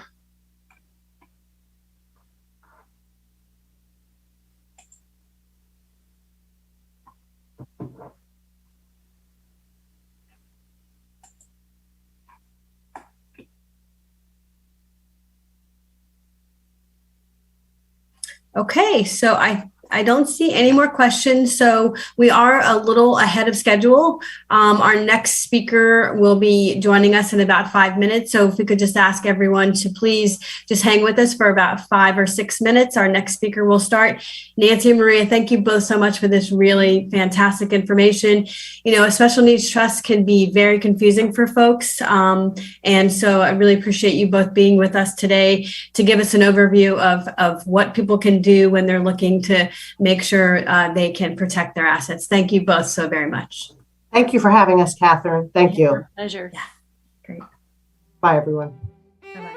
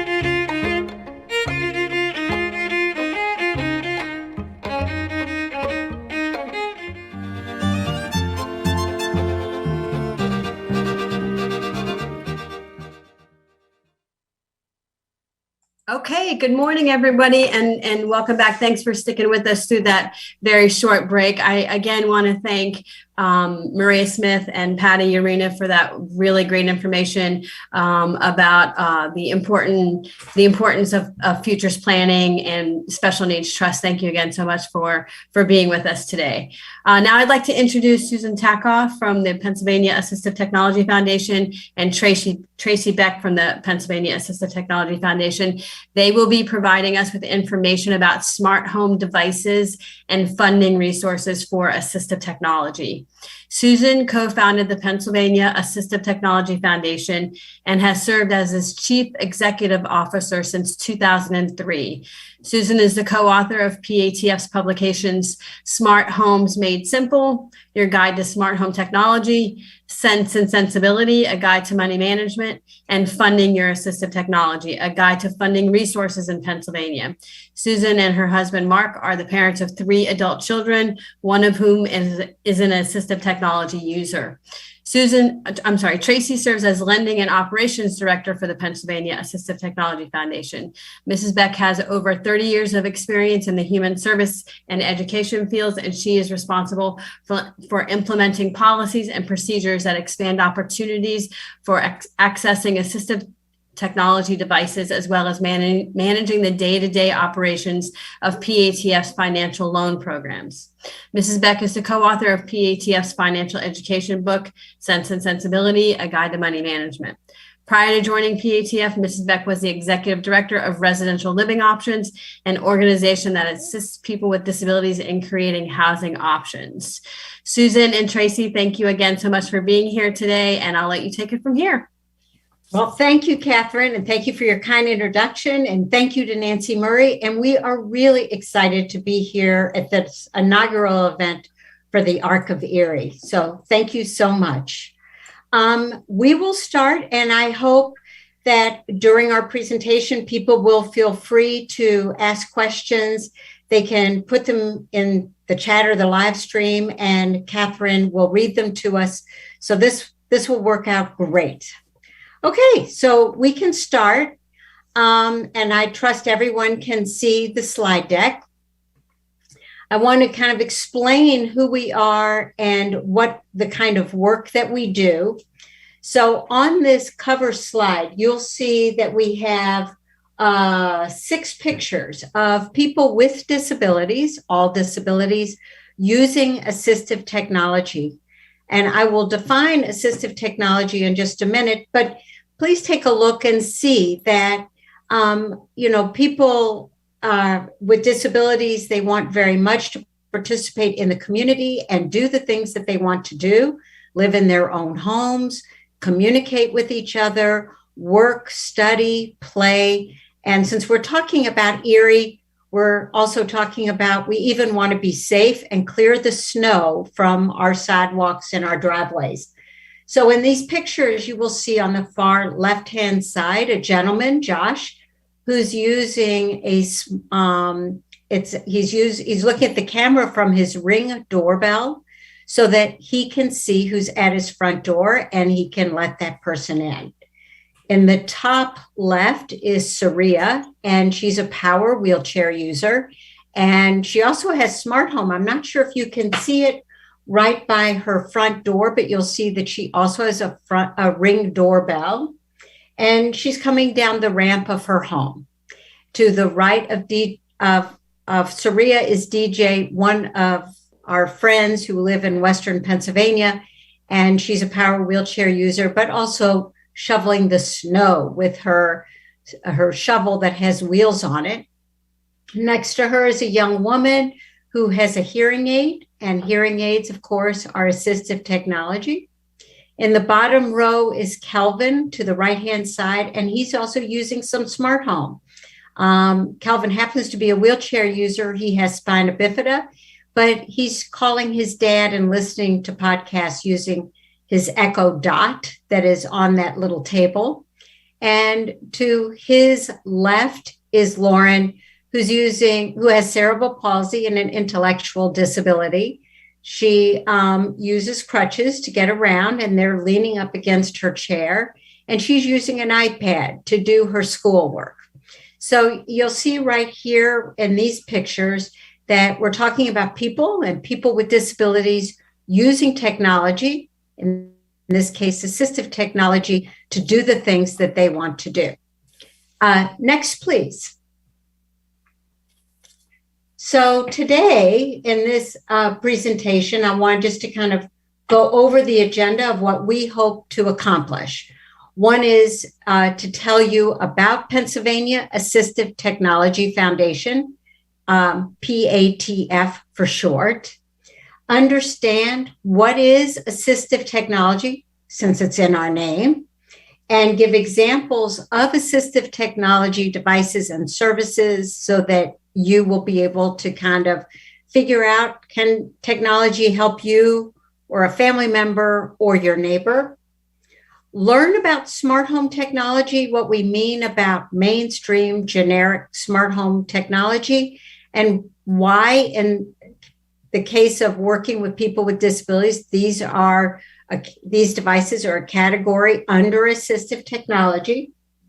Learn about some smart home resources that we have created, both the guide and a website.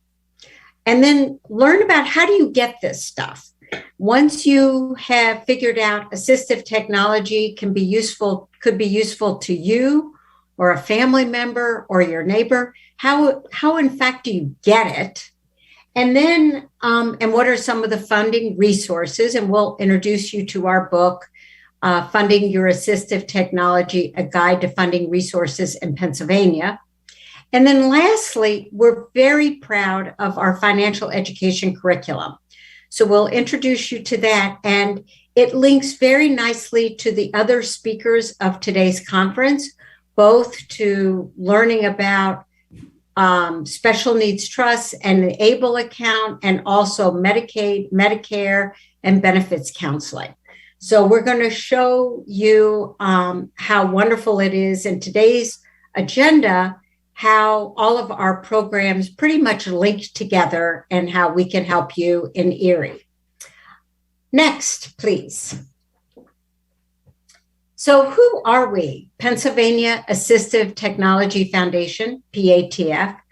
We are a statewide nonprofit organization.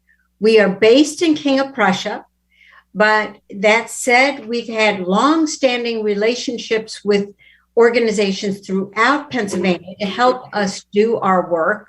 So we have worked with Achieva, we have worked with the ARC of Erie, we've worked with both Centers for Independent Living that are also located in Erie. Erie also has a thriving church community. We've worked with some of their churches.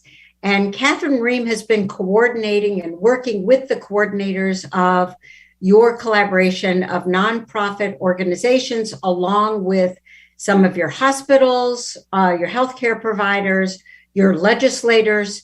It's probably one of the best coordinated counties in terms of sharing information. And we've worked with that collaboration as well. The majority of our board members, as a nonprofit, we have a board. The majority of our board members and staff are individuals with disabilities and or immediate family members. So that means that we are doing our very best to be in touch with the disability community. I, for example, am the parent of a 40-year-old adult man, Michael, who has cerebral palsy and receives waiver service, home and community-based waiver services, lives in his own home, and actually works for the ARC of Philadelphia, and he's a big-time volunteer. So that means that I'm very accustomed to how assistive technology impacts Michael's life, but also our life. The majority of our board are people with disabilities and immediate family members, so they have the same life experience as I do of knowing, what is assistive technology, what are barriers, and what is our role in breaking down those barriers so that people in Pennsylvania have an easier access and can access assistive technology. We are also a community development financial institution, otherwise known as a CDFI. And that matters because that means we are also certified by Pennsylvania and the U.S. Department of Treasury to be a lender. And we go through all kinds of paperwork every year and certification process. They audit our books so that you know that we're on the up and up. And we are the only consumer lender, excuse me, in Pennsylvania that focuses on lending to people with disabilities and their families. We are also, and this is how we were founded in 1998, we were founded as an alternative financing program under the Assistive Technology Act, the Federal Assistive Technology Act. So some of you may know about the Assistive Technology Act. We're the third partner. So we work collaboratively with TechOwl, formerly PIAT. TechOwl is the state AT program. They also work a lot in Erie and the surrounding counties. TechOwl helps you learn about what is assistive technology. They have some guided exploration through demonstrations. They administer the equipment lending library, equipment reuse programs, and other kind of smaller programs.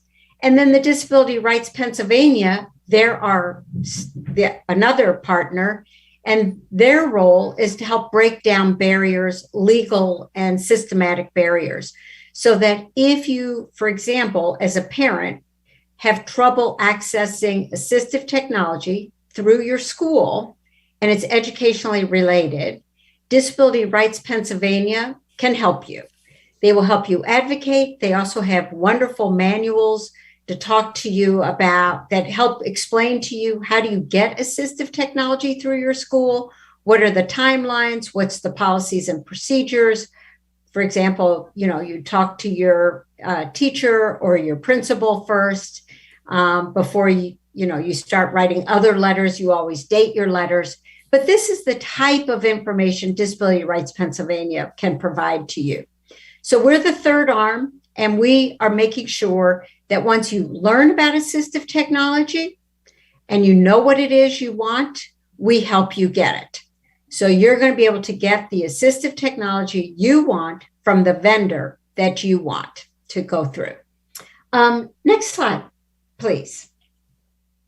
And again, I hope I'm not going too fast. And if you have any questions, please put them in the chat. So we are all about all is all. So PATF, we help people of all ages from birth all the way through. We helped someone last year who was 106, all income levels. And please remember that because has so many programs in Pennsylvania. They have all these wacky eligibility requirements. You've got to be low income or your income is up to 200% of the federal poverty guidelines. We don't care. We want to be able to help you. So we help all people of all income levels, all disabilities, all health conditions, and all communities and cultural backgrounds. So again, all is all. We are here to help you. If you're a resident of Pennsylvania, call us. Next, please. So the next slide is trying to define for you as kind of a baseline of what is assistive technology. Congress came up with this term in the 1980s, and it is now embedded in all federal legislation, including IDEA, the Individuals with Disabilities Education Act, Older Americans Act, the Rehabilitation Act, and the Assistive Technology Act. All federal legislation will include the definition of assistive technology that essentially means any device or service that helps a person with a disability do the things they want to do. That means it is broader than the medical definition, which pretty much helps you with healthcare. It has this huge umbrella that it can include home modifications, adapted vehicles, electronic devices or remote supports like smart home, and just any device, durable medical equipment. So in this slide, when you see 6 pictures, some of which we have gone through before, you will see a woman in the upper left-hand picture, Alicia, who we worked with Achieva, actually, with one of our pilot programs. Alicia has an intellectual disability. She's working and she has a smartwatch. So that smartwatch helps her keep time on when she is supposed to be at work, what time her bus is coming to take her to work, what time to take her medication. And she's also using it to text. So while we were with her, she was also texting her job coach. So that's assistive technology for Alicia. DJ, who's to the right of Alicia in the upper right-hand corner, as we already mentioned, she is a power wheelchair user. That's durable medical equipment. That's assistive technology. And she is shoveling that abundance of snow that you get with a shovel that has wheels. Below DJ is Richard. And you see Richard has a spinal cord injury, and recreation is part of assistive technology. So he has a hand-controlled cycle, which is really important to remember that assistive technology is broad and recreation is important for all of us. Just like, so Richard is using that hand cycle to stay healthy and enjoy the outside and hear the birds. Another example of assistive technology is a fence. So a fence can help a family who has a child with autism that child can go out and explore the world and be safe. And also the family can have other people over, enjoy the backyard, for example, and be able to know that their children are safe. To the left of Richard is one of our farmers. Pennsylvania has lots of family farms, not so much corporate farms, just as you know, but a lot of family farms. And a lot of our farmers are older. And so arthritis is a real problem. This woman is weeding carrots.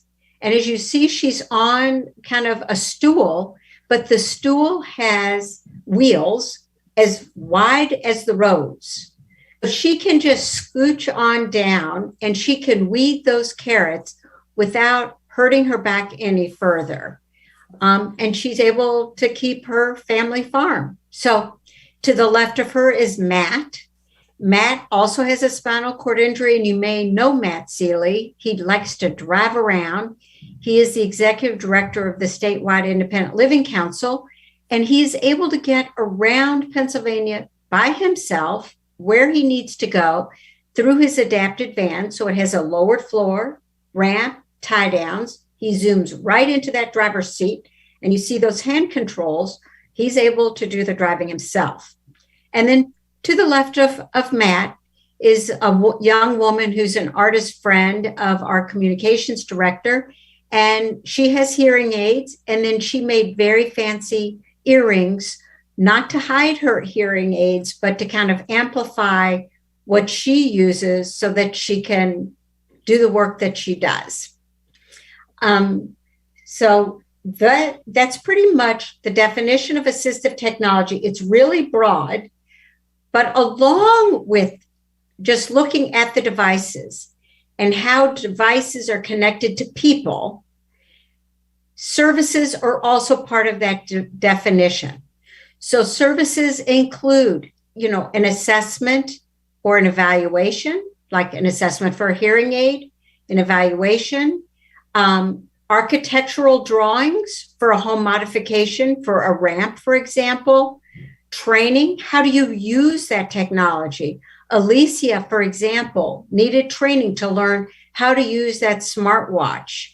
Driving lessons, Matt needed driving lessons in order to learn how to use those hand controls. And then repair. All technology needs repair. That is part of the definition, the federal definition of assistive technology. And what's wonderful is that the state of Pennsylvania has incorporated the federal definition of assistive technology through all of its programs.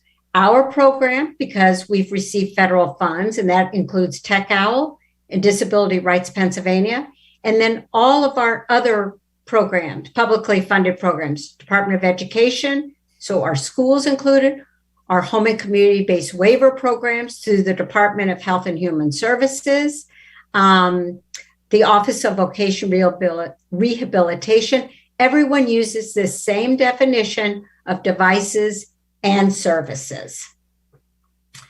Thank you. Next slide.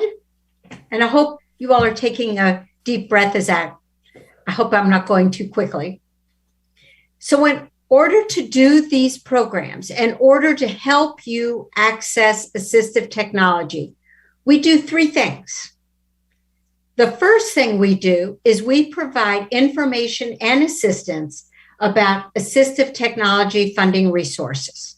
So you know what assistive technology is, you figure out what it is you want, and from the vendor you want, like, so say, for example, you want an iPad, you will figure out what iPad you want. And I'm not promoting any vendor over another, but just say you want to get it from Best Buy. You figure out what software you want, pro, low, quo to go. And if you want a bumper, you figure out all of that yourself and the vendor you want, and you come to us and we will tell you about funding resources. As one of the funding resources is our second program, we give financial loans for assistive technology. And Tracy will talk about those in a minute. And lastly, and very importantly, we have developed a financial education curriculum, and I will talk about that later. But in short, those are our three programs: information and assistance about funding resources, financial loans, and then financial education. So Tracy, feel free to fill in what I left out, and it's up to you. Thanks, Susan. Next slide, please. So this is Smart Homes Made Simple.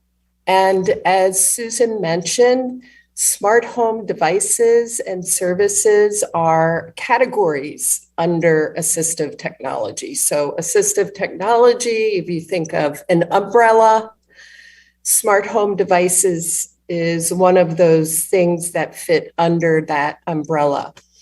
And the Smart Homes Made Simple is a project that we started at PATF about 3 or 4 years ago with a grant from the Pennsylvania Developmental Disability Council.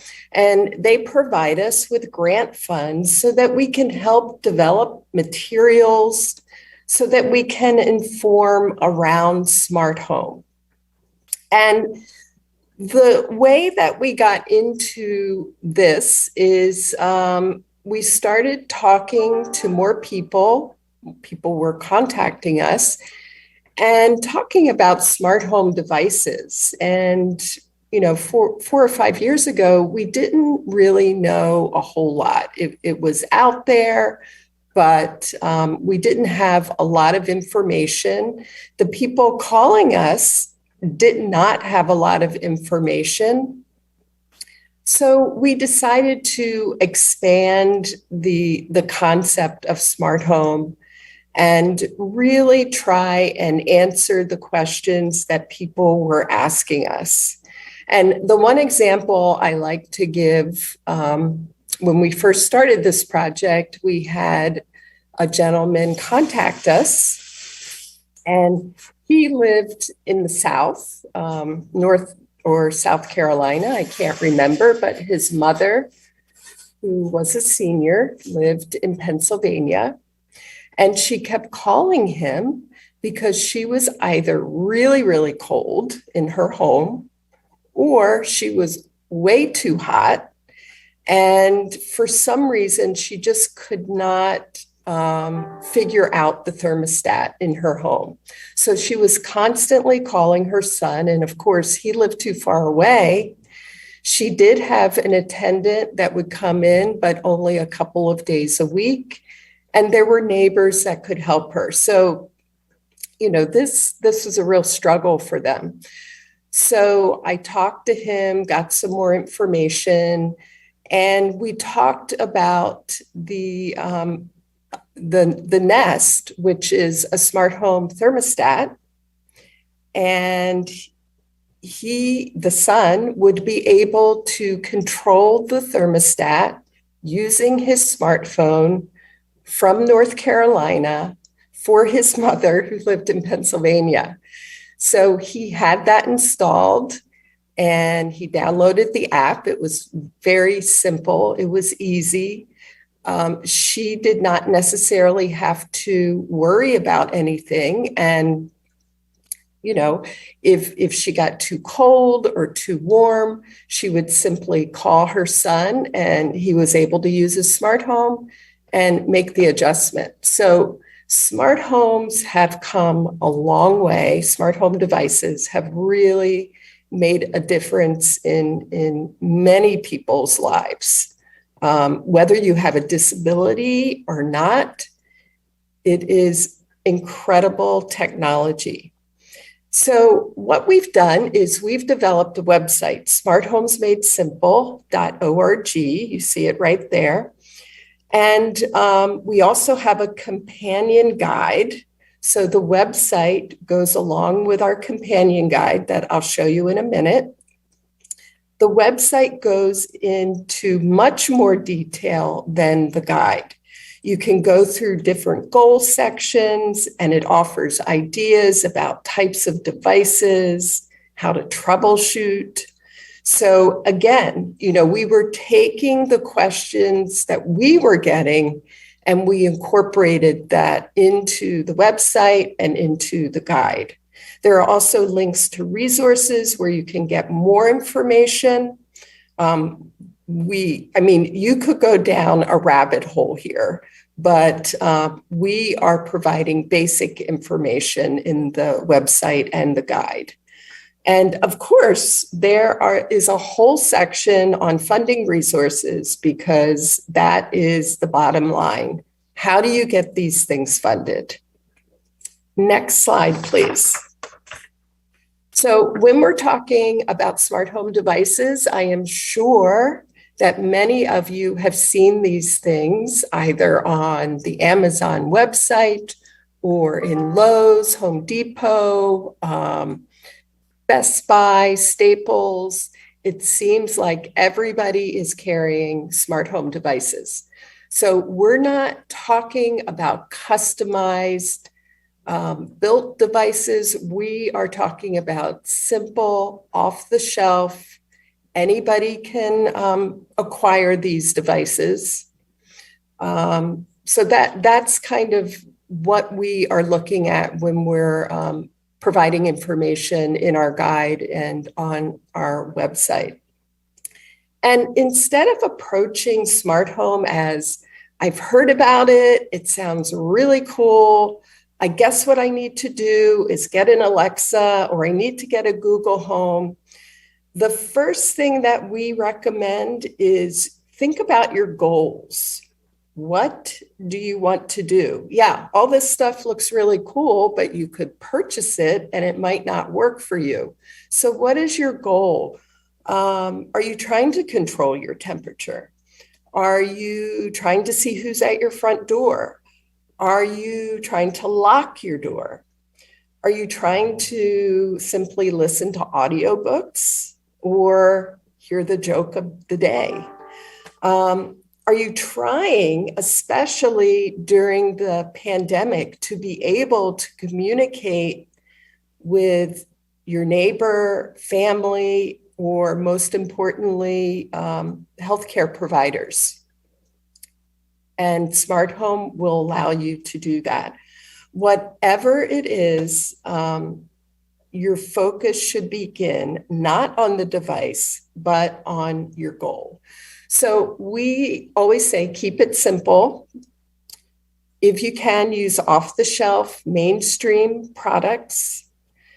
And that way it's a little simpler to support. And while there's still a training component, the training component may not be as complex, but it really depends on the individual. So may I have the next slide, please? So here we are just showing some examples of how much these items cost. This is just a handful. Whether you want to control your TV using your voice, or you can control your TV if you don't necessarily use your voice. You can use an iPad or any type of tablet or smartphone. And those types of voice controls are approximately $120 to $400. The thermostat that I mentioned before, that runs anywhere from $100 to $227. A smart light bulb, which lasts a very long time, by the way, that is relatively inexpensive at $7 to $15. And smart switches and plugs, they run from $15 to $70. So, yes, this stuff is pricey, but it is not too unattainable. And we're going to talk about some funding resources that will help you, if you are interested, fund these types of devices. Next slide, please. So I just wanted to give you a couple of examples of our friends who use smart home technology. Kyle is on the left-hand side, and he was getting ready to graduate from high school. And he was really tired of asking his mother every morning, what is the weather? What should I wear today? What did the Philadelphia Eagles do last night? What was the score?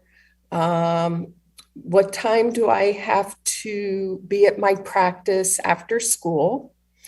And in turn, his mother was getting a little tired of answering those questions for Kyle. So he wanted to be more independent. She wanted him to be more independent because remember, he was graduating from high school. So and Kyle uses software called Proloquo to Go, and that helps him communicate. So you will see on his smart device that he has a lot of icons that can communicate with the Echo Show, which is behind him. And all of that, his goals have been incorporated into his individualized educational plan, also known as an IEP for short. And so Kyle was well on his way to achieving his goals that were set for him, with him, in his IEP. So he is able to find out what the weather will be. And the Alexa Show can tell him that. And he knows how to dress for the day. So that has really helped him be more independent so that he has some stepping stones to the next chapter in whatever Kyle will be doing. On the right-hand side is our friend Alexa. And Alexa lives on her own in this really great house. And I have never seen so many primary colors used in one house, but it works for her and it's beautiful. But Alexa has cerebral palsy and she has very limited use of her hands. And since she lives alone, she wanted some privacy. So behind her, you will see blinds, and those are remote blinds that she is able to control using her smartphone. So it's pretty incredible. If her family isn't there in the evening, or if her attendant isn't there, and it's getting to be dusk and she wants to close the blind, she can do that herself. And it's pretty amazing. And again, it gives her a degree of independence. So she's able to do some additional things that she would not have been able to do prior to smart home. Next slide, please. Susan mentioned this, but assistive technology is not just devices, but services is a key component. The evaluation or assessment, the selection of which device would work for you, the installation of the device, and of course, the training that you need so that you'll be able to use your device. The folks in the pictures below, David lives with his girlfriend, and many times they will use their Echo Show to show them recipes, and they needed some training in order to understand how to use the Echo Show.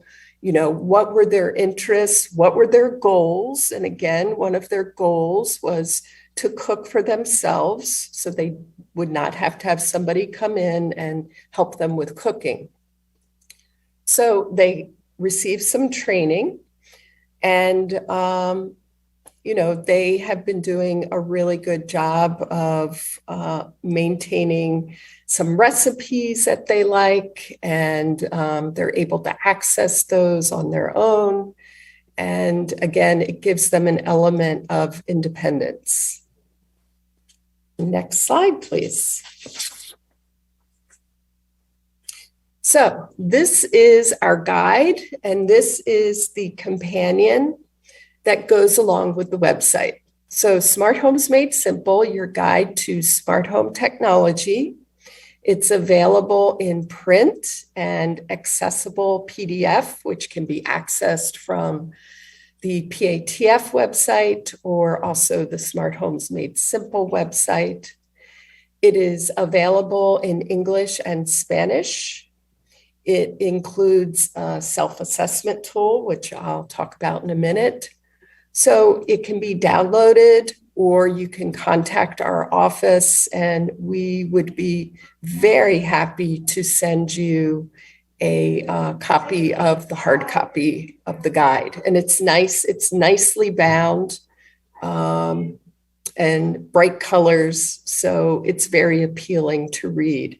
And in the guide, we talk about the basics of smart home technology terminology, talk about devices and systems. We have stories so that you can relate to people who are using smart home devices. We have tips on selecting the right devices and services to meet your needs. We talk about how to assemble a qualified team to help you determine what you need. We, of course, talk about ways to fund your smart home assistive technology. We talk about we have recommendations, and we also have resources for successful installation. And we have basic troubleshooting, what to do when your devices don't work for you. Next slide, please. And as I mentioned, in the Smart Home Guide and also on the website, we have the Smart Homes Made Simple self-assessment tool. And, a self-assessment is an important tool in general. at its core, it's an aid to help clarify our goals, and it helps us to identify what we really need versus what we want.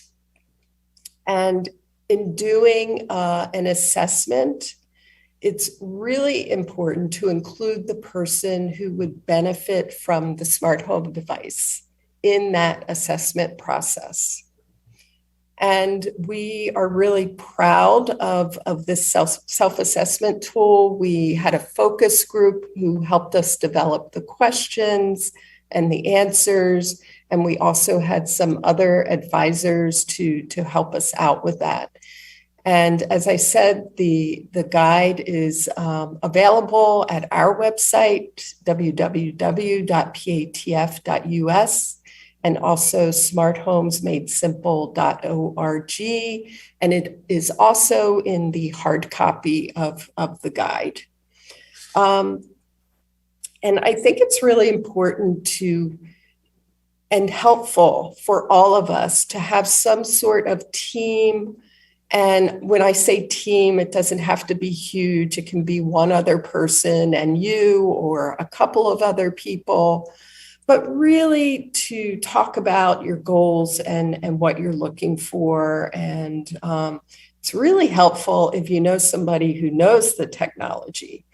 So, your team might include your family members, a friend, a neighbor, a caregiver. It might even be the 15-year-old down the street who is really good with technology and knows much more than certainly I do. So you never know who that team will be, but that is useful when determining smart home. Next slide, please.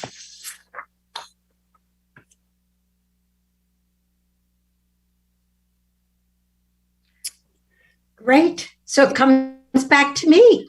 Yes. But I also wanted to add one thing, what Tracy was saying about developing your team. It's always important that you have your friends to help you. So if you have smart home, and I can attest that it's really wonderful. And we have lots of quotes from people who now have some smartphone home technology, starting off small, like a smart speaker, and maybe getting bigger and adding lights or a thermostat or a doorbell or your blinds. Every now and then you do need some help. And if you have even talked to your next door neighbor or a family member who can plug something back in if the electricity goes out, that's really helpful. But generic mainstream technology is simpler than it used to be. It's a whole lot cheaper. So we're going back into money, my favorite subject. And we want to make sure that you can get the technology that you want. So we have developed and written a book called Funding Your Assistive Technology, A Guide to Funding Resources in Pennsylvania. Ta-da! Well, it's a little blurry, but you see a picture of it on the screen. And it's similar to the publication Tracy just talked about, our Smart Homes Guide. It's very appealing. It has a nice matte, thicker paper so that the ink doesn't bleed through, has wire O binding so that you can lay it flat.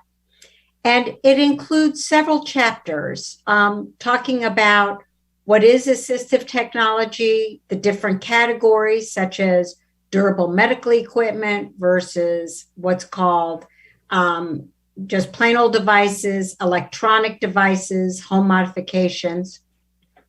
Help you create a funding strategy. So talk about your need and provide a justification. And if you've had an opportunity to try it, put that into your letter. So for example, if you're interested in buying a wheelchair, as a parent of someone whose son has had many wheelchairs, it always helps if in that letter of medical necessity, you say you have tried X wheelchair and you know that this wheelchair works because, and you can then talk about the seating and mobility. So we put those tips in there. And then we have a listing of public and private funding resources. There are about 65 of them. We update this book every year. And so we throw out those resources that no longer exist, add the new ones that we learn about, so that those resources will not lead you to a dead end. And we have other tips in there and summary items that should be useful to you. It's available in print, as we said, and you can get a free copy if you get in touch with us. It's downloadable and it's an accessible PDF. And you can download it by going to our website, PATF, for Pennsylvania Assistive Technology Foundation.us/funding your AT. It's available in English and in Spanish. So hopefully this resource will be really helpful for you as well. Next. So I want to give you a sampling of what are some of the funding resources we've talked about. One is we talk about us, and Tracy's going to talk about our loan programs in just a minute, because really we have great programs. We talk about a little bit about the school district and how if you can connect the AT with education, including transition, you will be able to get that AT through either the school, through the 504 plan, or through your IEP. And we talk about what it means if your school uses your child's access card, medical assistance card, that means that device belongs to your son or your daughter, your child, and not the school, which means it's really easy to take it home when you need to. When your child graduates, it goes with your child. It does not belong to the school district.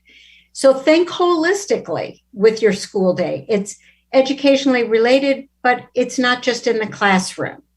So we have helped people, for example, help their child think about AT in extracurricular activities.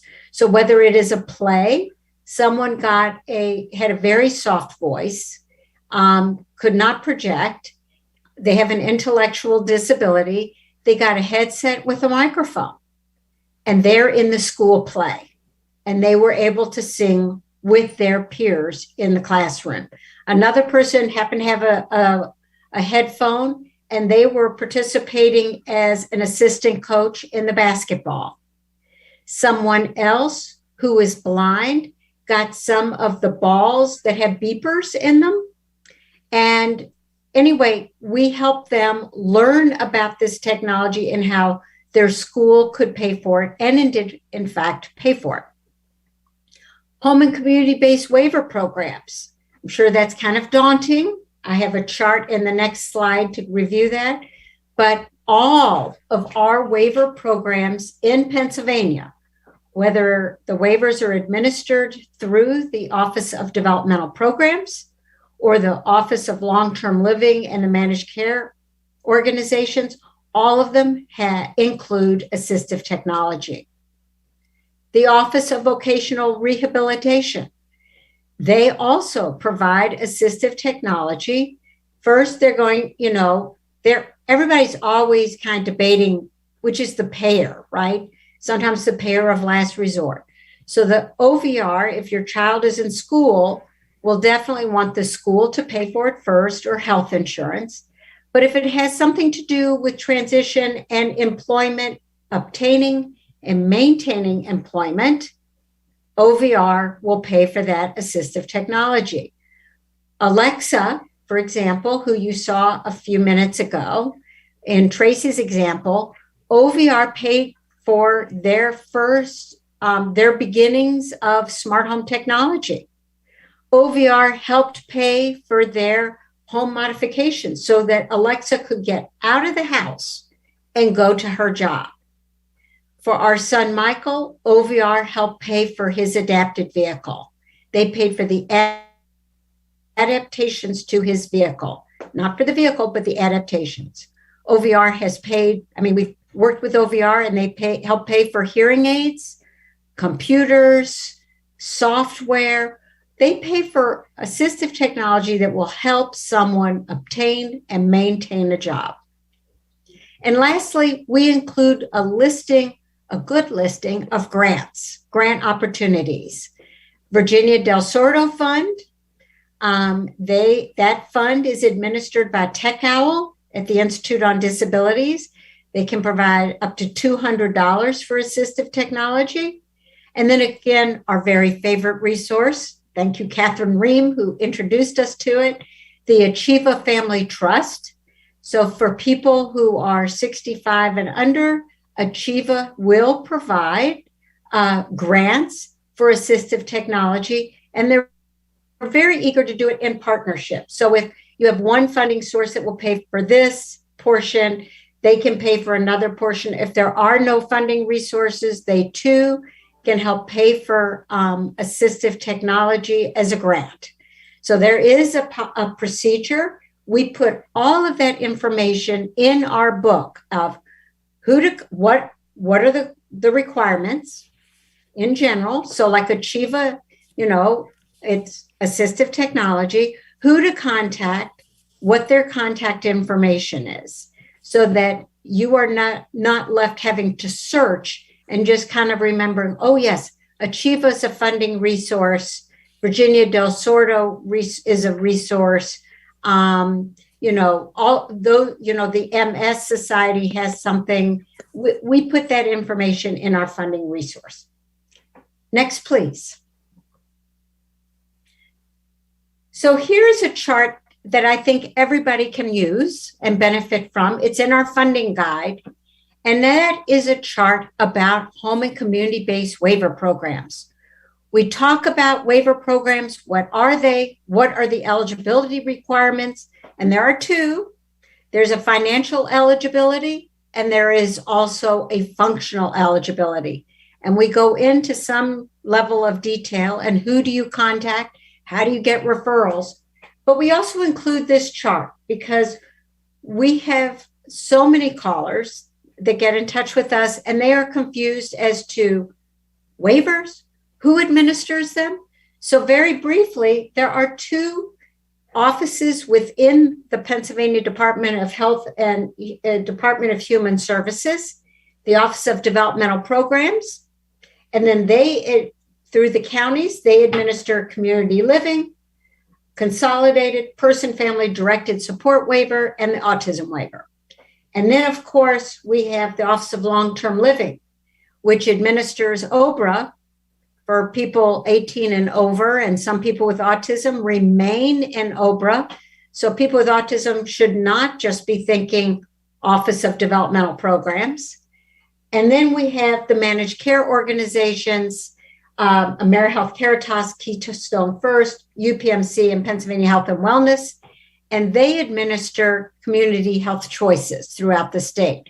That's for people with physical disabilities, traumatic brain injury, and some people with an intellectual disability also have a physical disability. And also the old aging waiver is within community health choices. There is no waiting list.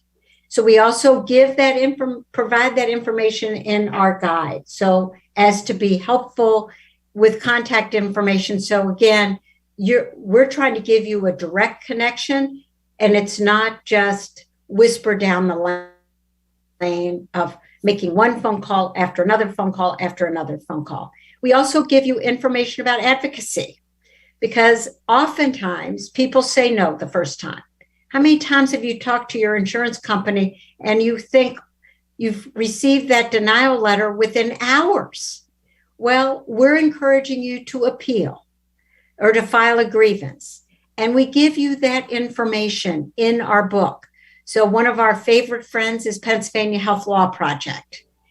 PHLP will help you through a denial for free if you were denied access to waiver services, particularly including assistive technology, which again is home modifications, adapted vehicles, and AT devices, including smart home. They will provide this advocacy for free. So please look at that funding guide, download a copy, ask us for a free. And then we also include information about our loan programs. So Tracy, take it away. Next slide, please. All right, I know we want to have time for questions, so we just have a few more slides and we'll be ready for questions. So I wanted to talk about quickly our financial loans that we offer for assistive technology. We have a couple of loan programs. One is our mini loan program, which is very popular. And that is for assistive technology devices and services from $100 to $7,000 at 0%, zero fees, and with the repayment term of up to 48 months or 4 years. With the mini loan program, because we have people that call us to say, I don't want a loan, I just want a grant. We do not extend just grants. The grant funding that we have is in conjunction with taking out a mini loan. So we might be able to offer a partial grant along with the 0% mini loan. And we have mini loan grants right now. We have some special funding. So we can provide mini loan grants for tablets. We can also provide mini loan grants for people who have low vision or who are blind and need assistive technology. We can provide partial grants for people who are low income borrowers. And that can be for any type of assistive technology, but you must be low income. And we do not extend grants for computers. So that would be just a straight up mini loan at 0%. But there are so many things that you can purchase assistive technology wise with a mini loan. So please keep that in mind. The other program that we have is our low interest loan, and that is above $7,000. And that is 3.75%. Again, there are no processing fees. We can, this might take a little more time, but we have a couple of low interest components. One of them is if you have essentially good credit, we would be able to lend up to $60,000 at 3.75%. So people are purchasing vehicles, expensive types of assistive technology, that sort of thing. However, if you do not have good credit, or you have a high debt to income, which means you have a lot of debt compared to what the income is you're bringing in. We work with partner banks. And if the partner bank says, you know what, I don't think so, we're not going to lend to this person. Here are our concerns about their credit or, you know, their payback history. So what we will do is we will talk to that person and we'll write up a little credit summary and send that out to our board of directors, who will determine whether or not we can guarantee a low interest loan. So if we guarantee a loan, we can go up to $35,000, still 3.75%. Next slide, please. We have a couple of examples here. This one is a mini loan story, and Macy wanted to purchase an iPad, and her mother, Lindsay, did not want her to fall behind in her schoolwork. And she wanted to also help Macy with some communication apps and that sort of thing. So she came to us and she took out a loan for an iPad. She took out a loan for a case or a bumper, so you know that when Macy dropped the tablet, it wouldn't get damaged. And she included some software with that. So the total cost was $664. And because we have some special grant funding for tablets, we were able to offer Lindsay $332 from the Stabler Foundation. And the total loan amount was reduced to $332. So we were able to offer a 0% loan for 10 months, and the loan amount was $33.20. Next slide, please. This is another example of combining funding. So Elzora came to PATF to purchase an adapted vehicle for her son, Ian. And Ian has an intellectual disability and cerebral palsy.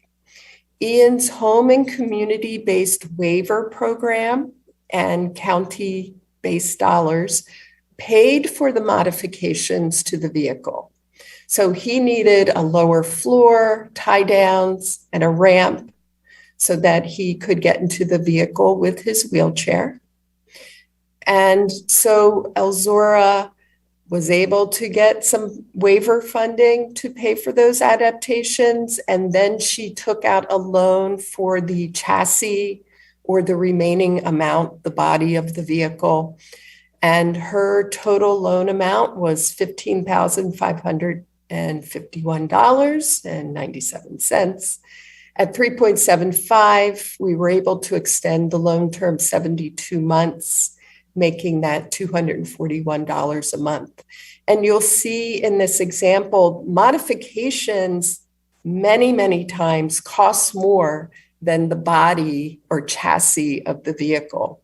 So if you can find another funding source like waiver or Office of Vocational Rehabilitation or Achieva Family Trust, that will really help reduce the cost of this. Next slide, please. Okay. Susan. Thank you, Tracy. So for the last 2 minutes or 3 minutes, I just want to bring your attention to our financial education curriculum called Sense and Sensibility, A Guide to Money Management.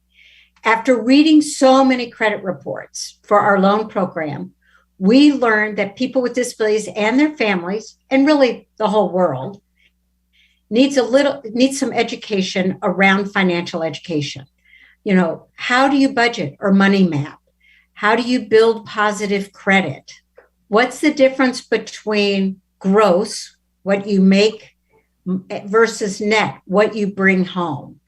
How do you safely save, like an ABLE account or a special needs trust? How do you plan for living in a home of my own or your own, like an apartment or a home, including a condo? How do you protect yourself against identity theft? And there's so many more topics, like what are student loans? What are the different types of student loans? So what we did was we created this book, Sense and Sensibility. It's available on our website in an accessible PDF. It's also available in English and in Spanish. So if you want a hard copy, please call us. We're going to have brand new hard copies in the fall. We're updating the hard copies. But the exciting part is last fall, so like 4 or 5 months ago, we've launched a newly designed website that is a companion to this book called studymoney.us. So studymoney.us is a companion, and you can enter it in as a learner or an educator, because we have resources for both. But there are 9 modules, and there are quizzes, so you can earn badges and a certificate, but you can go at your own pace. It's fully accessible. And so if what you want to do is start talking about money and value, the fact that money has values, or go into money mapping, which is budgeting, and it's a live document. You're able to do that just like in our book, but we put in auto calculations so the arithmetic doesn't mess you up. We talk about asset limits, both the book and the website, because as we all know, if you're surviving on supplemental security income, you really need to be conscious of that $2,000. So what do you do if you're approaching that threshold? Please open up an ABLE account. And I am sure that you heard about ABLE accounts earlier today. And what is the difference between an ABLE account and a special needs trust? How are they similar? How are they different? Can you have one or the other or both?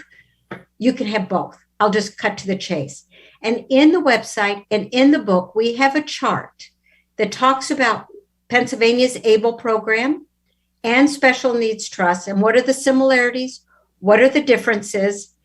If you live outside of Pennsylvania, like say you live in Ohio, we have the link so that you can go to the National ABLE Resource Center so you can compare different state programs and what works best for you. We include information about benefits counselors because you always win by working. But what are the work incentives? Who can help you figure out what the benefits will be for you if you're working? And again, we link you back to waiver services because OVR will talk about, will provide some help getting your job and maintaining, but then they close the case. But waiver services will continue to provide you with coaching, job coaching, and transportation. So those are a few of the topic areas in our financial education. And if you would like more information or a copy of any of our materials, please contact us. And next slide, please, is our contact information. So our contact information is for us in general. It's our website is patf.us. So www.patf.us.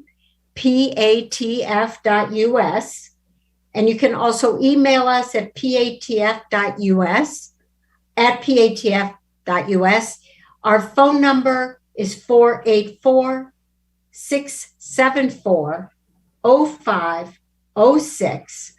And even though we're in King of Prussia, we are statewide. You can always get in touch with Catherine Ream, your executive director for the Arc of Erie. She works closely with us. She knows how to get in touch with us. And I will also put in the chat our contact information, or maybe Tracy, you can do that, our website. We would be delighted to hear from you, whether you have a question or you would like some of our materials, or you can, go throughout our website. Our website links to both our financial education website and our Smart Homes Made Simple website. So if you go to one, you can get all three. And I hope everybody that this was helpful. It's a pretty in-depth description of what we do. Again, if you have suggestions for us or a question, like a suggestion of a topic you would like, we had a whole series this last year on financial education topics called Money Talks. You can go to our website and find out about our Money Talks series, whether you want to talk about scamming, ABLE, safe ways to save. We're here to help and be responsive to our community. So thank you very much. And Catherine, I don't know if we had any questions. We tried to answer them along the way, but thank you. We do have some questions. So can I take out more than one loan at a time? One loan at a time, but we have many, many repeat borrowers. So as soon as you finish one loan, you can take out another. In fact, we have one person who we think is kind of thinking about his entire life, and I think he's on his 6th or 7th mini loan. Okay. What if I apply for a loan and the bank denies it? Well, that's a good question. It depends on how large of a loan it is. If it is between $100 and $7,000, we are the direct lenders. And so the bank doesn't have a role at all. Our applications committee and our review team does. If we deny you because, you really cannot afford it, like your debt to income is 84%, 100%, or you're right in the middle of bankruptcy, we will never leave you high and dry. We will always give you possible funding resources, always. If, on the other hand, your loan is for something bigger, like you need an adapted vehicle. So we are working with our partner bank. Again, if you cannot afford to repay that loan, we will give you funding resources. And as Catherine can tell you, we have another loan program where we can guarantee a loan if you can afford to repay it up to $35,000. So we are different than a bank. We're the alternative to the bank. So hopefully we can help you in some way, whether a loan or give you viable funding resources. What if I have a service dog for my disability and I need a fence?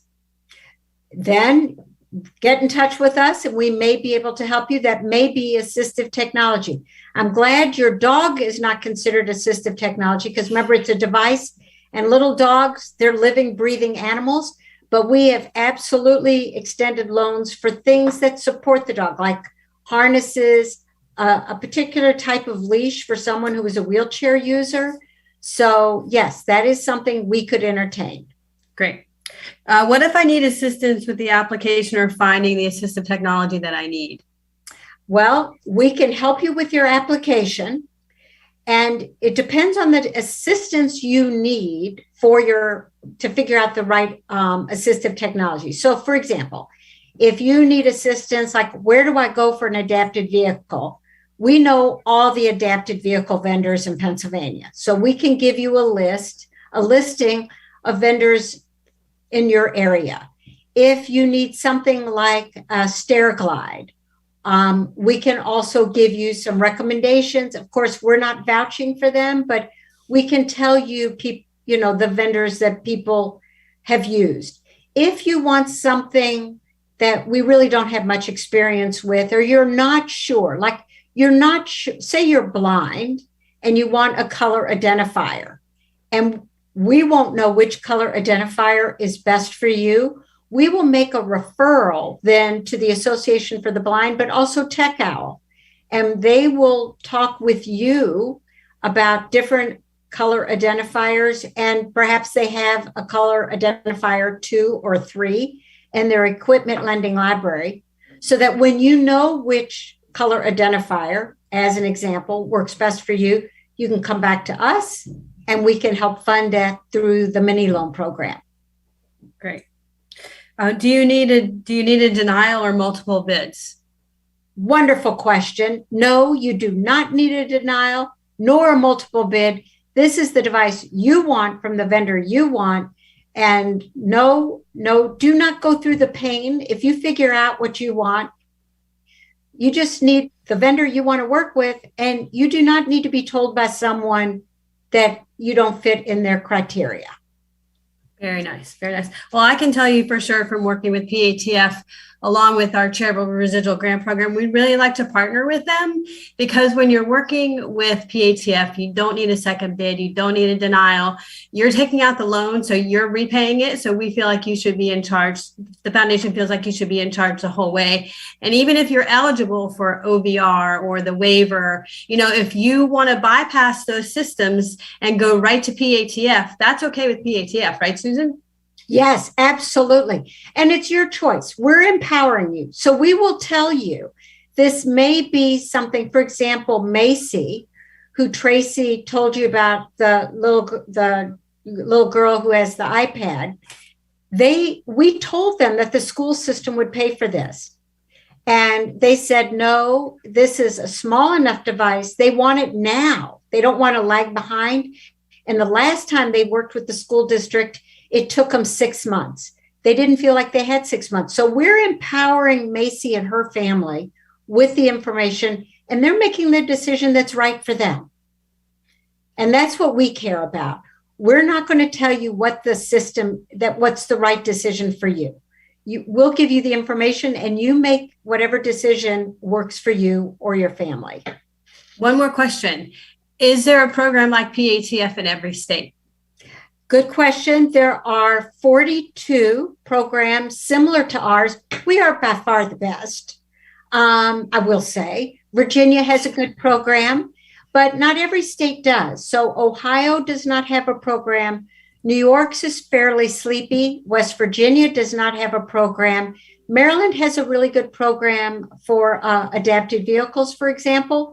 If you happen to go move out to Washington and Oregon, they have good programs. Not so with Georgia. So if you want a list of those programs, we can give them to you. It's on our website, patf.us. Under Who Are We? We have a list of all of the programs, and Tracy just put it in the chat. But by far, because of our wonderful board of directors, of which Catherine has been a member, maybe close to 20 years, I don't know. I had dark hair. And Nancy Murray is our board president. We have been given the encouragement and the support to really expand and grow our programs so that we can meet the diversity that's here in Pennsylvania. And so we know, for example, that mini loan program with 0% interest and zero interest is really important. This last year and a half, it grew 151%. We have extended more than $45 million in loans, had a default rate of under 2%, and that includes people who have died, which, they do default. But, we want to give people who are 104 a hearing aid so that they can hear. And, you take a risk, but that's what we're about. We are different than a bank, and we're all about trying to help you get the assistive technology that you want. And I'll just say that if you go to PATF for a pair of hearing aids that are under $7,000, the interest rate is 0%. If you go to a typical hearing aid vendor that uses other types of funding resources, such as banks, those interest rates are 15 and 18% interest. So you are paying double what you would be paying if you went through a program like PATF. You do have to do a little homework. You have to find what you're looking for and apply, before you use one of those other vendors. But it would be well worth it for folks to know about what PATF does. So Susan and Tracy, thank you both so much for being with us today. Really appreciate all the great information. We will type all of your contact information into the live stream chat so that the folks that are on the conference today will know how to reach out to you. Again, thank you both so very much. Really appreciate it. Thank you. And it's been an honor to be here at your inaugural event. So thank you for having us. Thank you so much. Bye-bye. And finally, I'd like to introduce Mr. Bill McKendry, who will help us understand better Medicaid, Medicare, dual eligibility, and community health choices. All of those symptoms extremely complicated. And so we're really excited to have him here today to help us decipher all of those programs. Bill is the director of the Pennsylvania Health Care Benefits Solutions Program that assists people to access affordable healthcare services through counseling, education, and advocacy. Bill has also worked with the Allegheny County Apprise Office, Pennsylvania's Health Insurance Assistance Program. Bill, I'll let you take it from here. Thank you so much again for being with us. Well, thank you. First of all, let me start by doing a sound check. Would somebody let me know that they can hear me? We can hear you. Yes. Perfect. Thank you. Okay, and thank you for setting the bar so high for this presentation. What you said is correct. Trying to wrap your head around either Medicare or Medicaid is in itself difficult. And when finally you reach a point where that individual that is of concern to you is now both eligible and enrolled in Medicare and Medicaid, and trying to sort through the rules and functions to utilize it to its most effective means is essentially difficult. So I've been doing this for about a quarter century in different guises, wearing different hats, running different organizations. The current organization that I'm the program director of is the Pennsylvania Healthcare Benefit Solutions Program. Pennsylvania Healthcare Benefit Solutions is a 501c nonprofit We exist to help people understand, access, and utilize healthcare benefit programs, particularly Medicare, and particularly when Medicare and Medicaid intersect. The Achieva program has reached out to us on numerous occasions for general information, education services, and to work with individual client counseling. I've worked with Achieva through this program, Pennsylvania Healthcare Benefit Solutions, for at least for the last 3 or 4 years, as long as we've been in existence. And prior to that, when I was the director of the Apprise program for Allegheny County, for at least a decade even before. The goal is to make sure that individuals that are eligible for benefits are accessing them and effectively using them. And that's what we're going to talk about. So you have a sense of these benefits, how you get them, and how they're effectively utilized. And if you have questions, if there are concerns that you want to talk about, generally, individually, you can reach out to me on my email address, or there's the phone number for our organization. And you can visit our website. If you go to Google or Yahoo or whatever search engine you use and simply type in PHBSP, we should pop up as the first choice. I'll also make available to anyone who wants a copy of this, doesn't have it already, or any additional material. Same premise, just send me an email asking for information or material or questions you might have.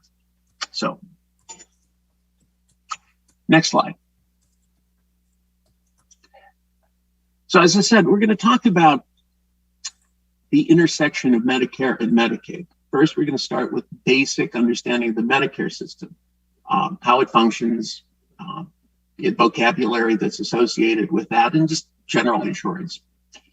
We'll look at where it intersects with Medicaid so that those individuals referred to as dual eligible effectively understand how each works in conjunction with the other. In particular, the newest iteration of Medicaid in Pennsylvania, community health choices, and how that impacts on the duality of Medicare and Medicaid.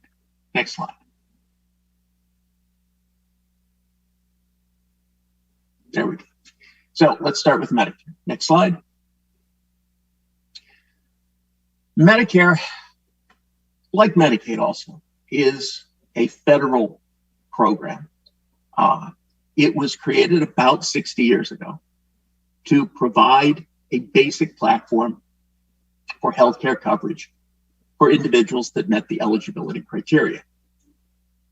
It's under the federal Department of Health and Human Services. It's specifically administered by an agency of Health and Human Services called the Centers for Medicare and Medicaid Service.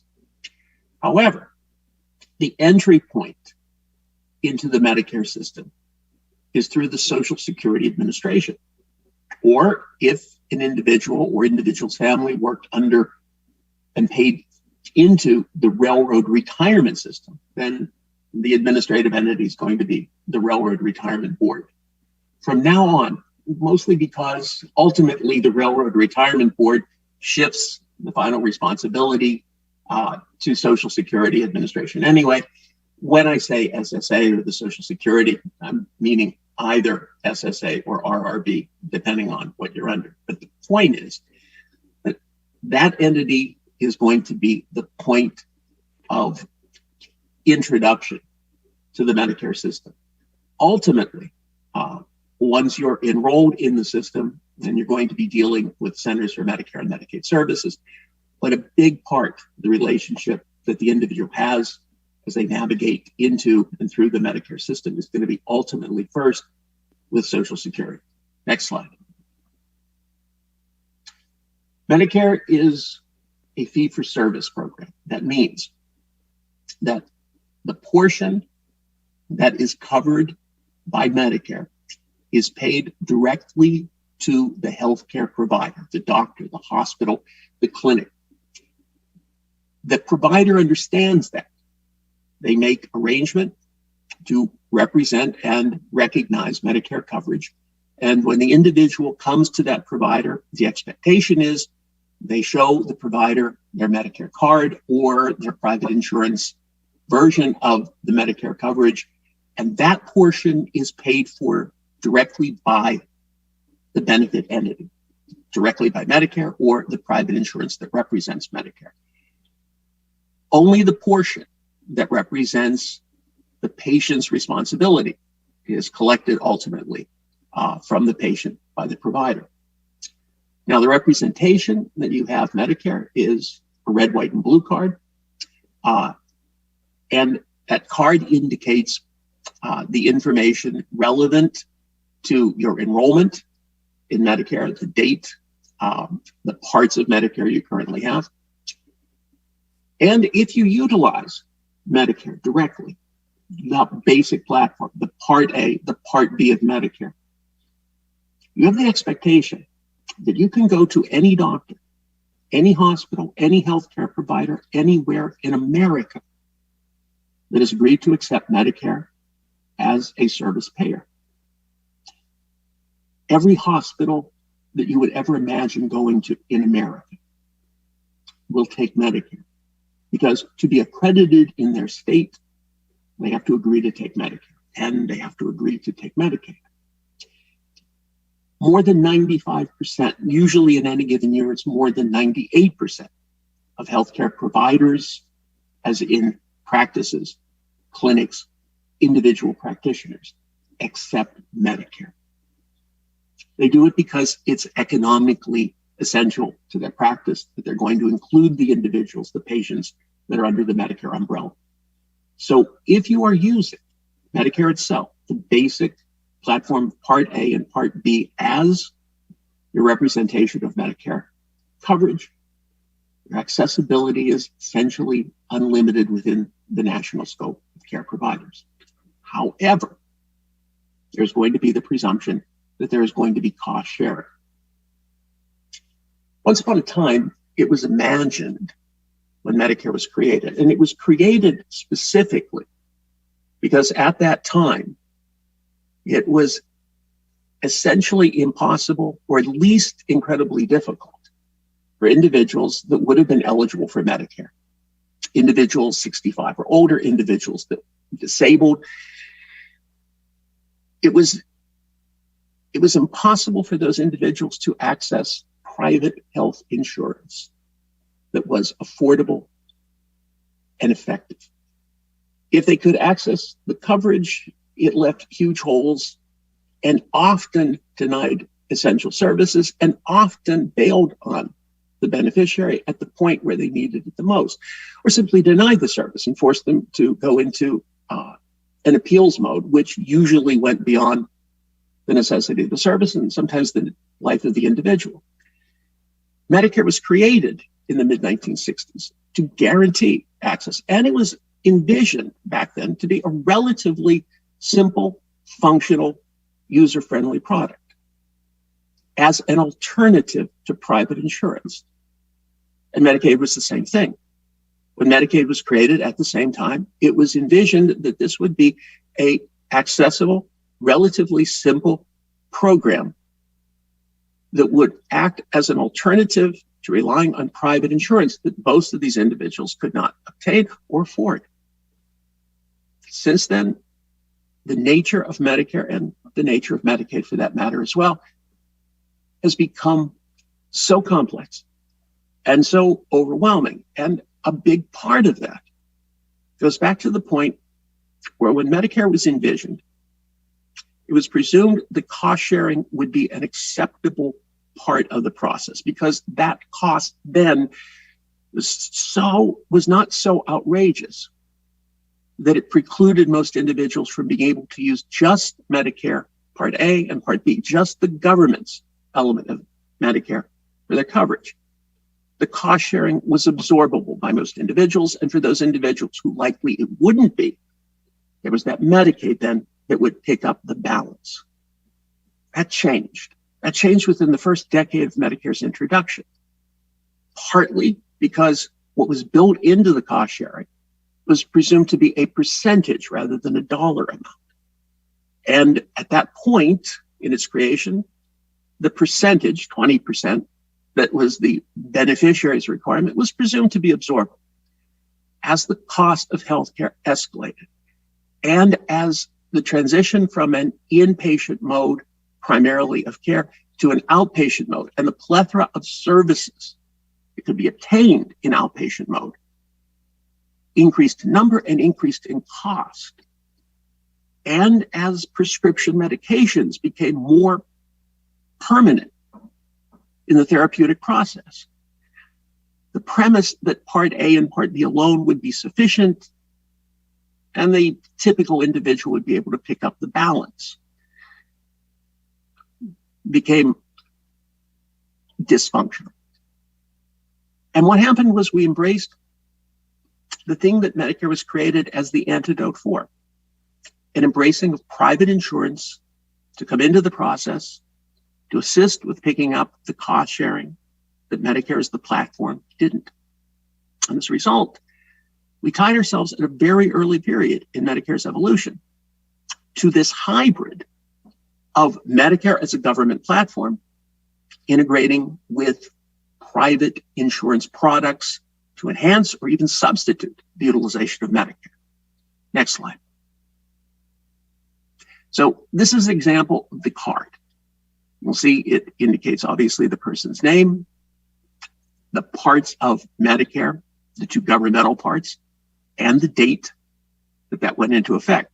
It also shows, and this is important for being able to deal with the Medicare system or enrolling in the additional private insurance products, the Medicare ID number, a combination of numbers and letters which are unique to that individual, and like a social security number, is that individual's identification number forever and ever and ever after. To be able to navigate within the system, what typically is necessary is to identify not only your name, but your Medicare ID number. Now, if you've established a relationship with providers, they most likely are going to have that information in their database. But for a new provider or trying to navigate into an insurance benefit, knowing not only what your name is and the fact that you have your Medicare parts, but also that ID number is critical. My recommendation is when you finally get your card, make multiple copies of it and put it in strategic locations where it can be easily found by other individuals that you trust and need to have access to it. Keep it in multiple places, places that can be easily discovered in case of an emergency, in case the individual is being rushed into an emergency facility, and the facility that that person is now in can identify what coverage they have. So it's not just this card, it's all of the insurance cards should probably be bundled together and kept in multiple places that are easily accessible and knowable. Next slide. So currently, the eligibility criteria for entering Medicare is based on age or disability or the existence of a specific conditional circumstance. Age, as it's always been, is 65. When an individual that is a U.S. citizen or permanent legal resident in the United States turns 65, they are now immediately eligible to enter Medicare.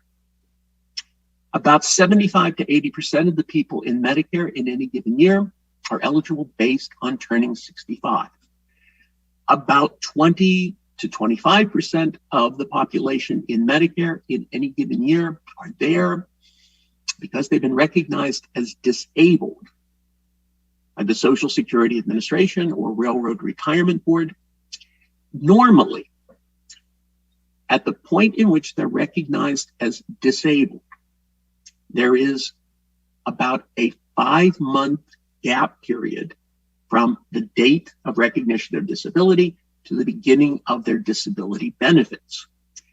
At that point, once they're designated receivable for their first Social Security disability check, whatever that date is, whatever that month is, there is another count, 24 months, 24 months from the date of the first disability check represents the immediate and guaranteed entry into the Medicare system for that individual. Now, there's two exceptions to that. Over the years, it was realized that that 24-month wait, which was intentional, this was not a coincidence, it was intended to stave off individuals immediately entering Medicare, honestly, simply to reduce the immediate impact of the cost for covering those individuals. Two groups lobbied effectively to get the 24 months waived in their case. First group, individuals that are recognized as disabled and their disability is amyotrophic lateral sclerosis, better known as Lou Gehrig's disease. The individual is recognized as disabled based on a diagnosis of ALS. That individual immediately is eligible for Medicare once they're recognized as disabled and they start receiving their first disability benefit. Other category. In this case, the individual does not even have to demonstrate they're disabled to the Social Security Administration or Railroad Retirement. If they demonstrate they are end-stage renal, they are at the final stage of renal disease. Usually it's referred to as stage 5, or another way of determining is if they are about to engage or already engaged in renal dialysis, or they're going to be on a kidney transplant list. Those individuals then are automatically eligible to enter Medicare immediately. It's not based on disability, therefore we're not waiting for a disability check. And this is inherently essential for individuals who have no other insurance options and need the immediate access to a comprehensive benefit to assist with the cost related to renal dialysis, kidney transplant, and the other services, and particularly the medications, the immunosuppressants. Next slide. The other characteristic of Medicare, as I have indicated before, is the context in which it looks like a jigsaw puzzle. This multiple component element of the Medicare system, partly because it started out as a two-part, one for the coverage of inpatient care and one for the coverage of outpatient care, but elaborated even further by the introduction of just plethora of private insurance products used to enhance the two basic government components. And to understand Medicare, you have to understand the functionality and the integration of these components before we can even imagine bringing in Medicaid into the mix. Next slide. So we start with the two government components of Medicare. Part A, Part B. This is the stuff that's been around for about 60 years. It came in when Medicare was created. Part A covers a significant part of the cost of inpatient care. It was intended that way because back in the 1960s, the mode of care that was most essential for complex, life-threatening, and economically devastating care needs would be found inpatient, in hospital. That was the primary focus of mode of care for serious illness and disabilities back in the 1960s. And so Medicare Part B, which covers far less than Medicare Part A of its outpatient services, an 80%, whereas Part A covers a significantly larger percentage of inpatient services. Except the world shifted. From the time that Medicare was created, we've seen this steady transition from first inpatient to outpatient, and the predominance of outpatient services, and therefore the reliance on Part B more than Part A. And ultimately, a shift even further, where more and more reliance on medication, prescription medication being the dominant element of the Medicare system now. And back in its initial creation, Medicare A and B wasn't even cognizant of the necessity for significant coverage of prescription medications. Certainly now, that wouldn't manifest itself for at least 30, almost 40 years for the initial inception of Medicare. So what we have as the basis, the platform upon which you build from there, is Part A and Part B. It's often referred to as traditional Medicare, original Medicare. I'll maybe refer to it as basic Medicare. But it represents those government components, Part A and Part B. Next.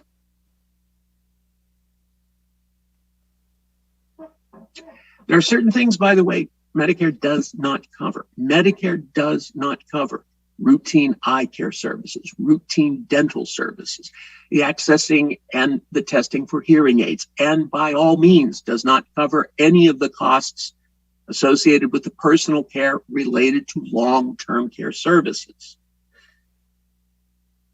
It doesn't because it simply was expedient not to.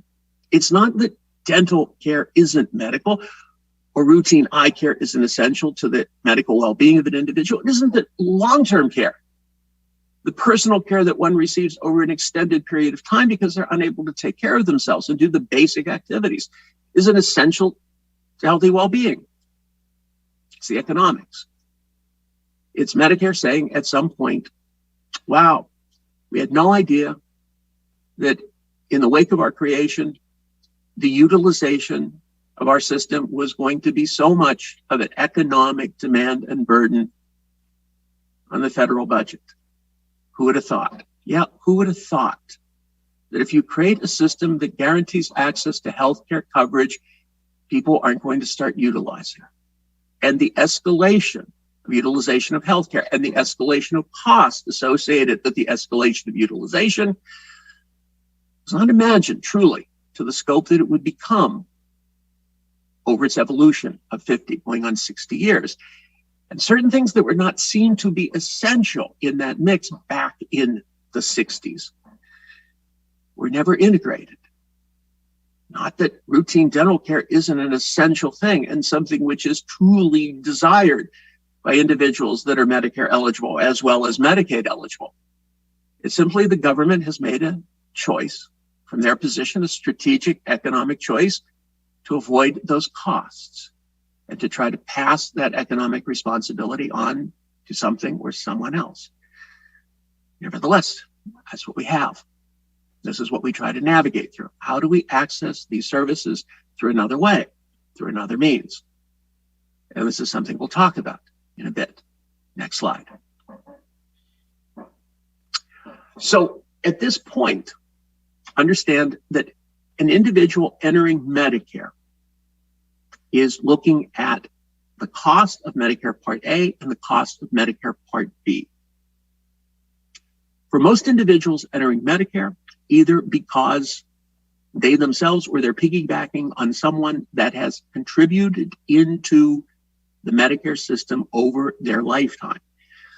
So invariably, most individuals have worked or they are connected to someone who has worked at least for 40 quarters. Now, what's a quarter? It's a quarter of a year, that year in which the individual has worked. So for a single calendar year, one would acquire 4 quarters. So if one works 10 years or is associated with someone that works 10 years, they've accumulated their 40 quarters, and Part A of Medicare is 0. If they've unaccumulated those necessary quarters, then either they will pay an exorbitant portion, they will go without Part A, which significantly defects the coverage, or they will rely on a benefit which will pay that for them. And there are such benefits that do that. Next slide. Part B invariably has a cost. No matter how long you've worked or how much you've supported the system, Part B has, when you enter the system, a premium amount.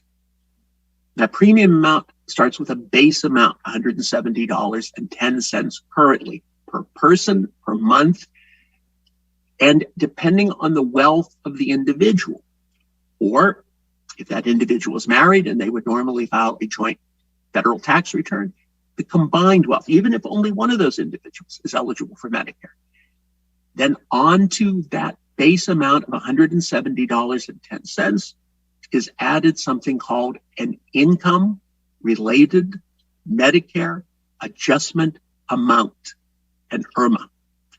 The IRMA can be as small as $68 or as big as $408.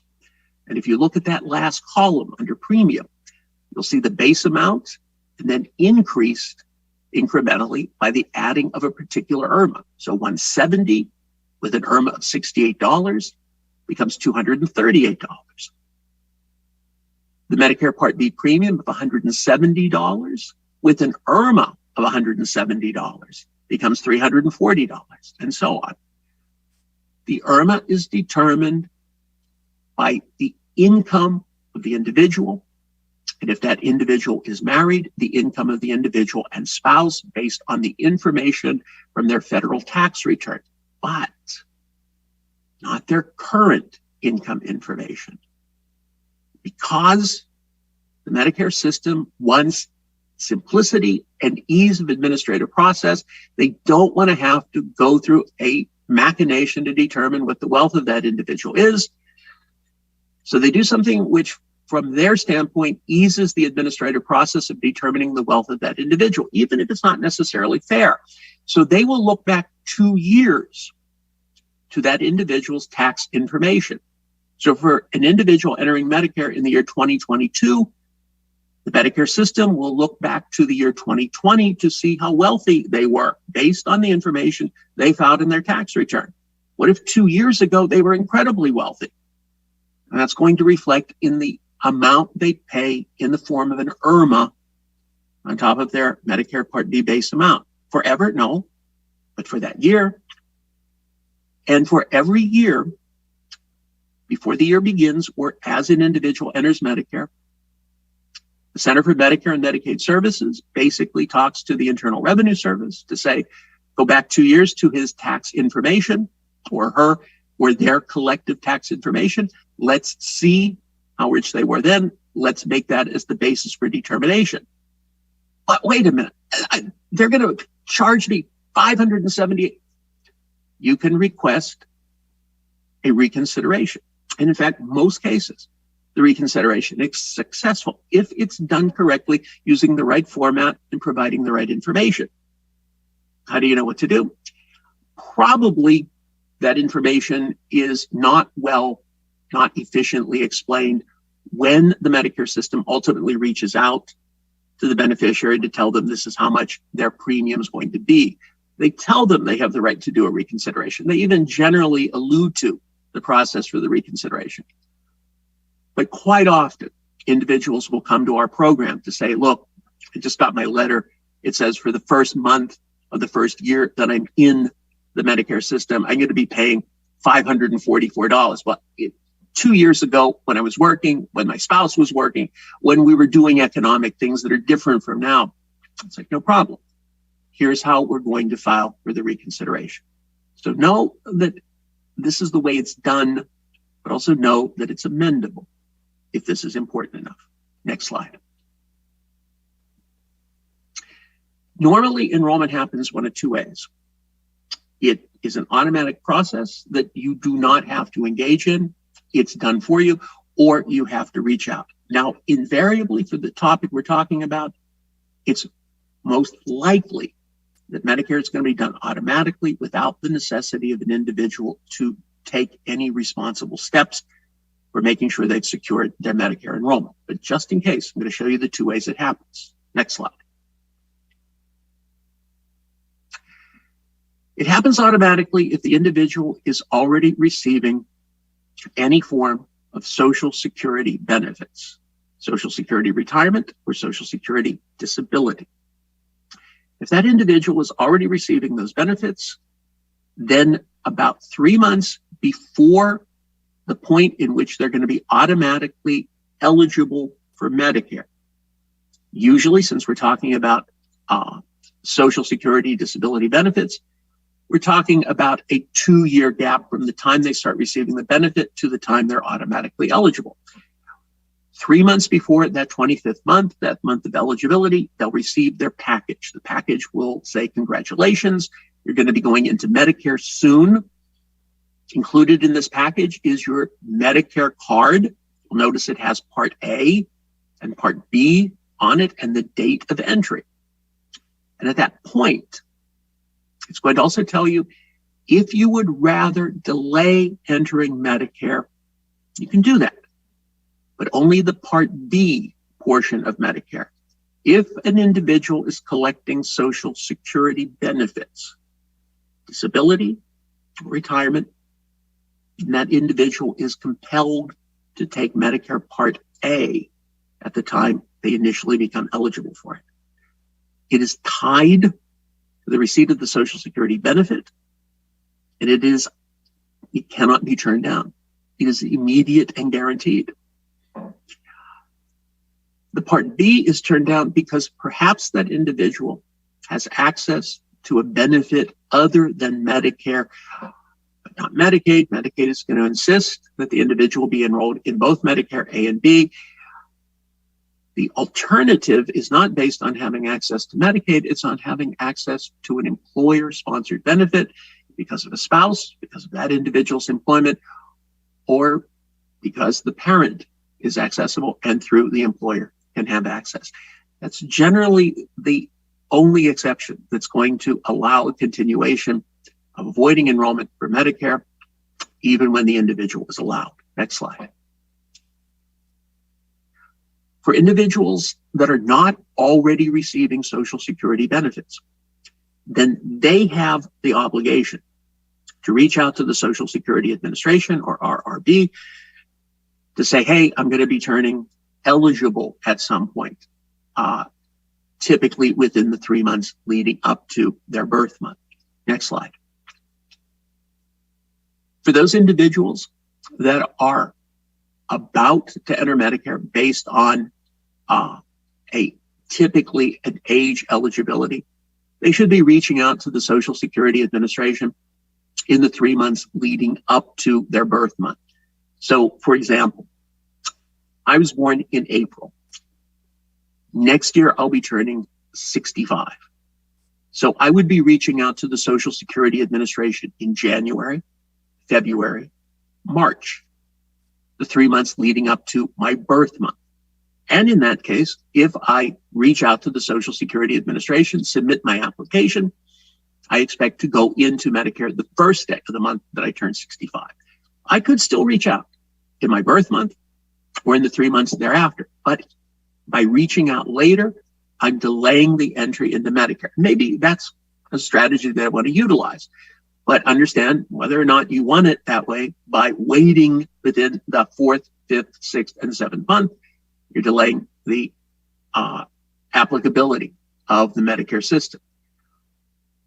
Really, the true efficient enrollment period is the 3 months, the months here in the pink columns that put you into Medicare, the first day of the month that you're eligible.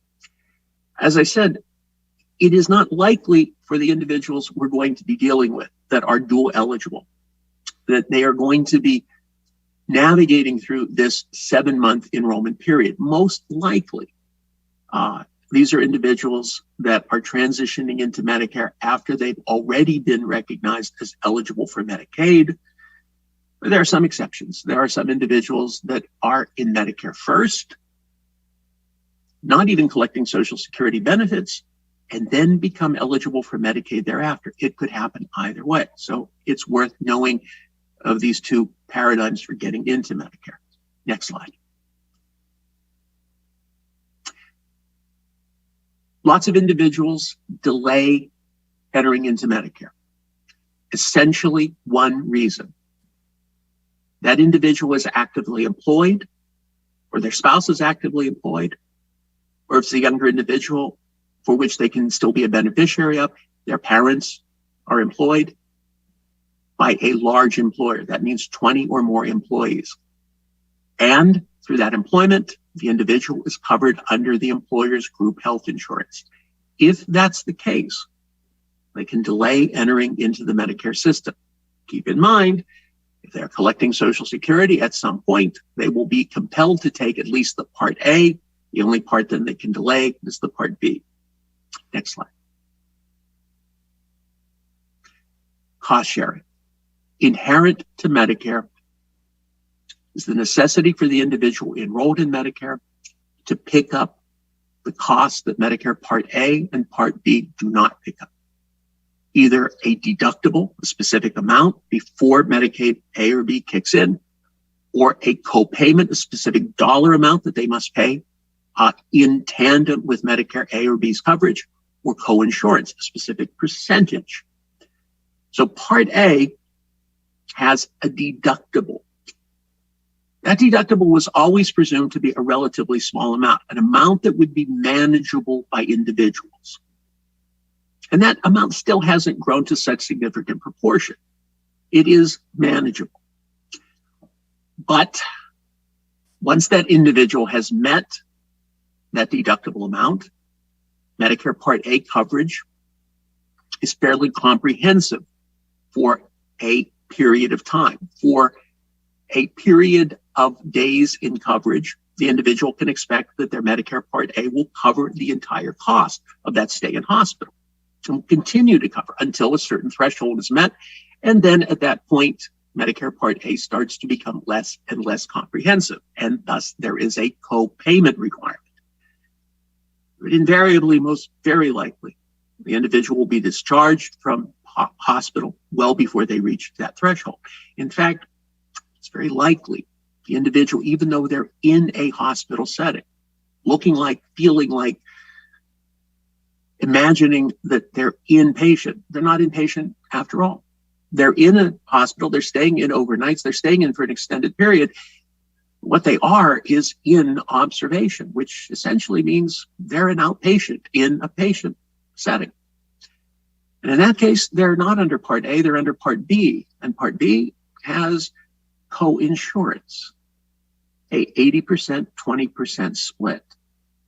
Like I said before, when the dollar amount is specific, when it's identifiable, when it's realizable, usually that can be handled.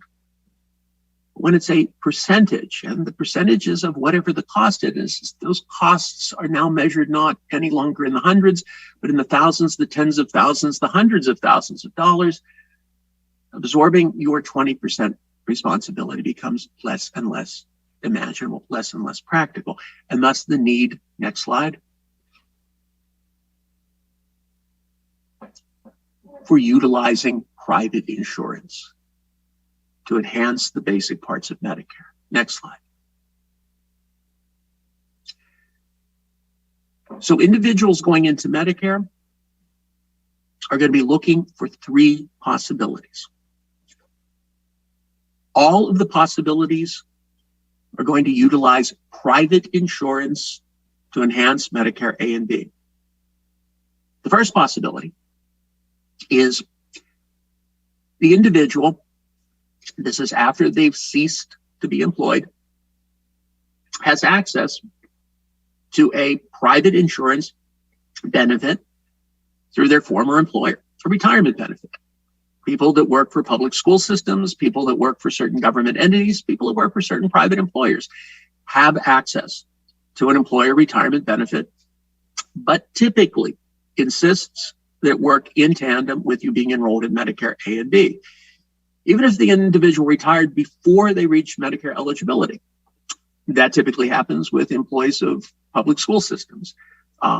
They may have a retirement benefit that singularly works, but then as they reach Medicare eligibility, typically in that case, age 65, they're compelled to also pick up Medicare A and B to utilize that employer benefit in continuation. Sometimes not. Some people that work for the federal government can utilize a closed system of benefit. But typically, on the majority, if the individual is going to use the employer benefit, it's going to be with Medicare Part A and Part B enrollment. They don't have to use the employer benefit. They may look elsewhere for other benefit coverage, but at least that's an option.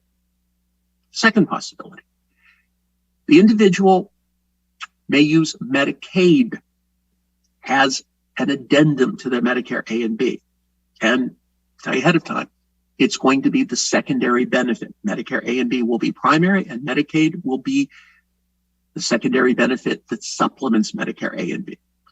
And another heads up, Medicaid will utilize private insurance products as a representation of Medicaid coverage in Pennsylvania. And the third possibility, the one that most individuals utilize that are in Medicare, is in tandem with Medicare Part A and B, private insurance. Not through an employer, not through a government agency, but going directly into the marketplace and saying, what can I buy from private insurance providers that will effectively enhance my Medicare Part A and Part B coverage? Next slide.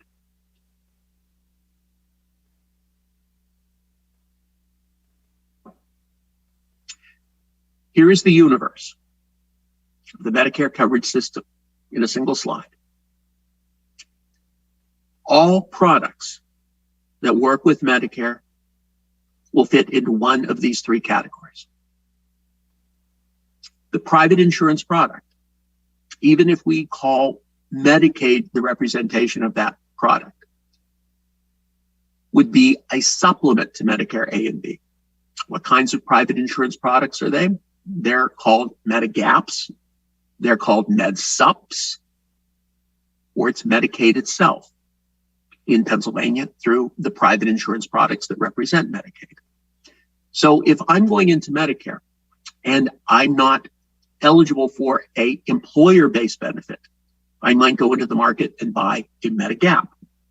If my employer is providing me with a supplement instead, that usually is referred to as a MedSup or MediSup benefit. And if I'm eligible and utilizing Medicaid in addition to Medicare, then my Medicaid is my supplement. Alternatively, instead of supplementing Medicare A and B, I might instead enroll in a managed care insurance product, commonly known as an HMO, Health Maintenance Organization, or a PPO, Preferred Provider Organization. If I pick an Advantage plan, also referred to as a Part C plan, I have to be enrolled in Medicare Part A and Part B, but I don't get to use Medicare Part A and Part B. I am compelled to use exclusively for Medicare coverage the HMO or the PPO. And I'm compelled to accept the limitations of the HMO and the PPO. And one big limitation is I'm now compelled to work within a network of providers. If my HMO is going to cover some of the costs, then I must go to their providers, except in an emergency. PPO may give me some extended access, but it will increase my cost sharing. And that's the other point. Whereas a supplement could pay the entire balance of what Medicare A and B does not pick up. I'll say that again. If you have Medicare A and B and a Medigap or a MedSup, and typically Medicaid, the entire cost of your health care, the exception of prescription medications, is totally paid for. With an Advantage plan, there is very likely cost sharing. And especially for the higher end products and services that you need, that cost sharing could be in the thousands, possibly even the tens of thousands of dollars. What's the advantage then of an Advantage plan? They're less expensive. They're cheaper than a Medigap or a MedSup. They're certainly not cheaper than Medicaid, but for individuals that are not quite yet or ever will be eligible for Medicaid, but low enough income that the capacity of paying for a Medigap or a MedSup, typically between $100 and a couple $100 a month for the Medigaps or the MedSups, if they cannot afford that on top of the other costs, or they just don't want to pay those other costs, then the HMOs and PPOs that represent Medicare Advantage plans in their geographic region looks more attractive. Plus, honestly, some individuals are more interested in the swag that's attached to the Part C plan. Because as an incentive, and this is not just on the part of the insurance companies, this is actually motivated by Medicare pushing the Part C plans to be as comprehensive as possible in ways that are not necessarily medical related, but associatively related. So Part C plans may offer some dental coverage that Medicare A and B wouldn't. They may offer some access to hearing aids and eyeglasses and frames. They may assist with accessing services that aren't recognized under Medicare or products that aren't associated with Medicare. As an incentive for individuals that see that value, they may offer access to support systems like concierge services or health club memberships or education programs, all designed to encourage the individual to see the value of something more comprehensive, except in the way of medical coverage, the core, it's far less comprehensive. So when I say the swag, it's the incidentals, but to some individuals, those incidentals at that point are more important. So, and plus the lower premium typically is an enticement, but there's an inherent risk that the individual takes. If they ultimately need healthcare services, they may find that that Part C Advantage plan is significantly lacking. And the cost sharing they have to come up with for that part and for the rest of that year and for the future may be economically more preclusive than they imagined.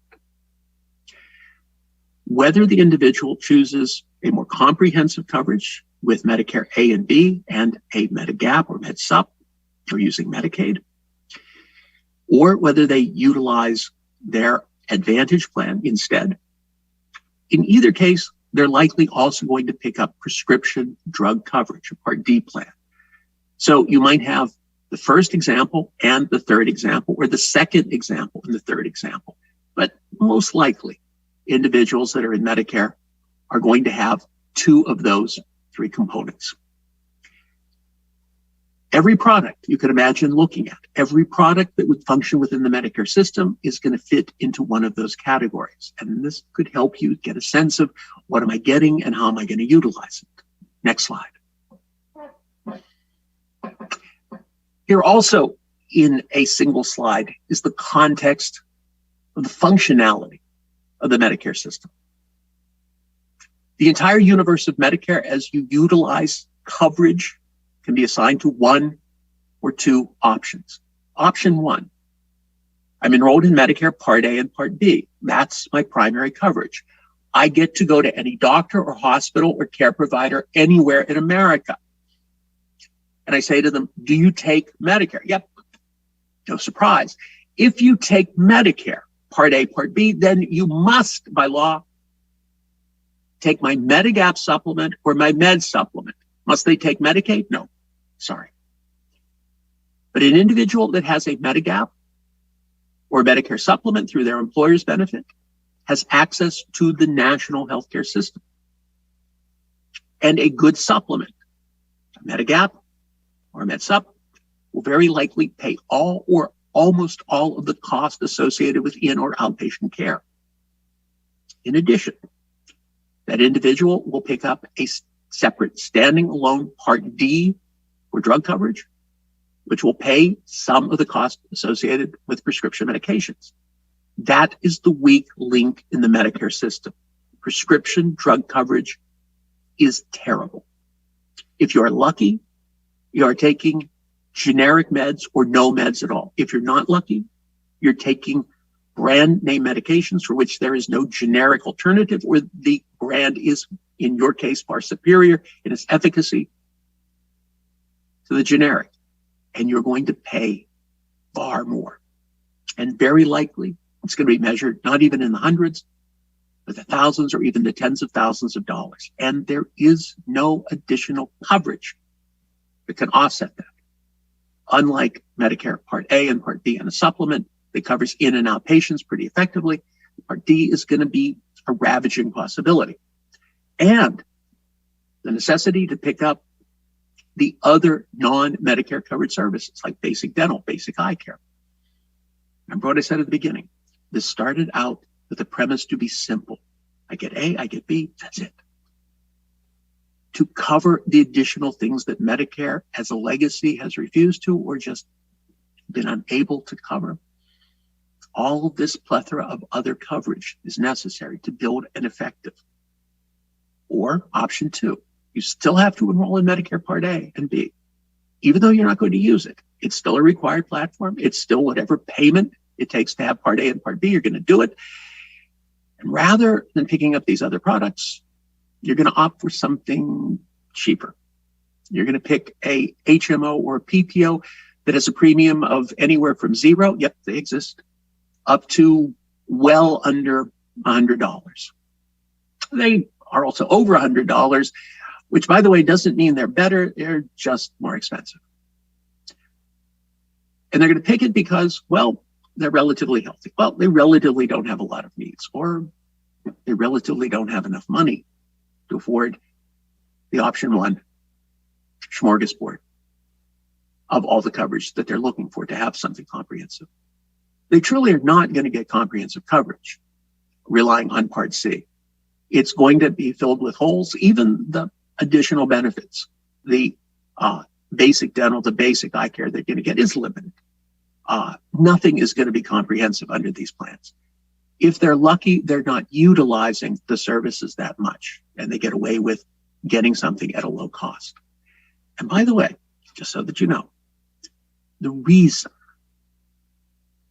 that these products can be offered by private insurance companies at such a low price, at zero premium, it's not because the product themselves are inherently low enough in cost that they can be offered at zero. No.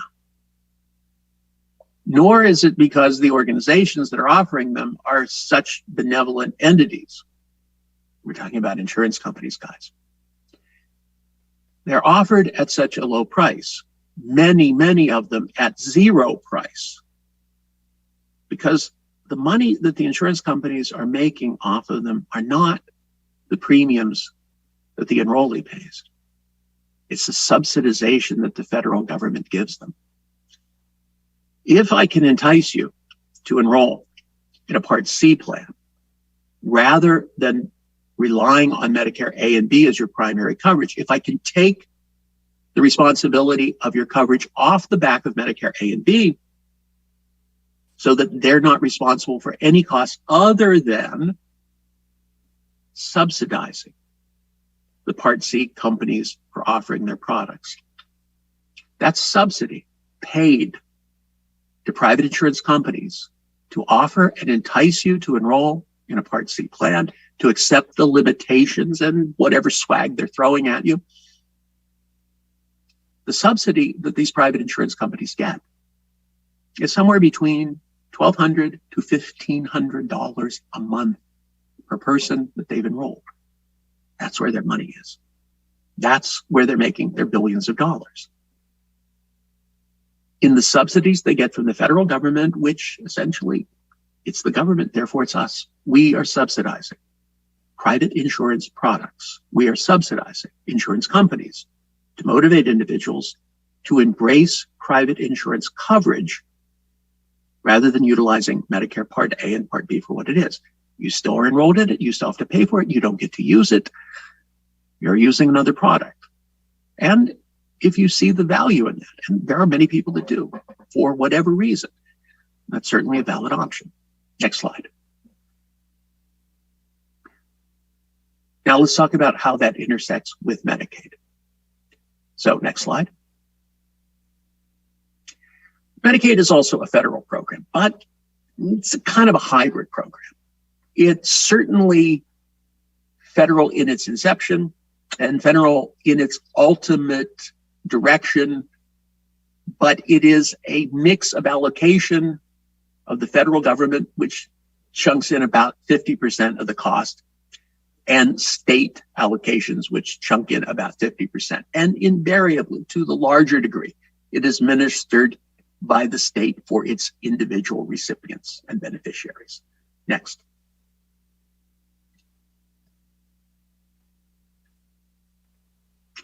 There are a number of portal entries for Medicaid. I'm not going to go through any of them, other than to say that the point, at least for this presentation, and the point for understanding the complexity, is that an individual at some point is going to be eligible for Medicaid. They're going to be eligible for Medicaid based simply on being incredibly low income. They're going to be eligible for Medicaid based on a unique circumstance of being disabled and having low enough income and assets that elevate the eligibility a little bit, but still require a relatively low income and asset mix. But based on an additional circumstance, the individual being disabled and marginally employed. That's the MOD program. It could be that the person receives something called SSI benefit. SSI equates to being eligible for Medicaid. Do you get SSI? Yes, I guarantee you'll also receive Medicaid.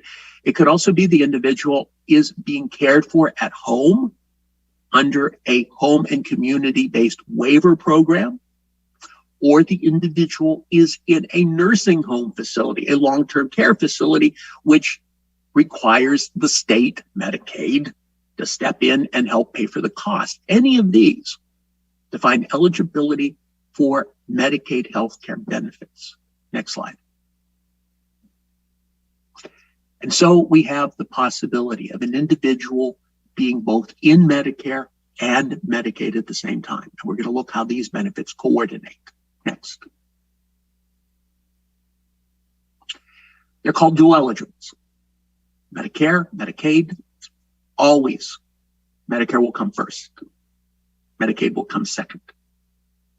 So if the individual starts, and this is important for understanding the conceptualization, the individual starts off in Medicaid.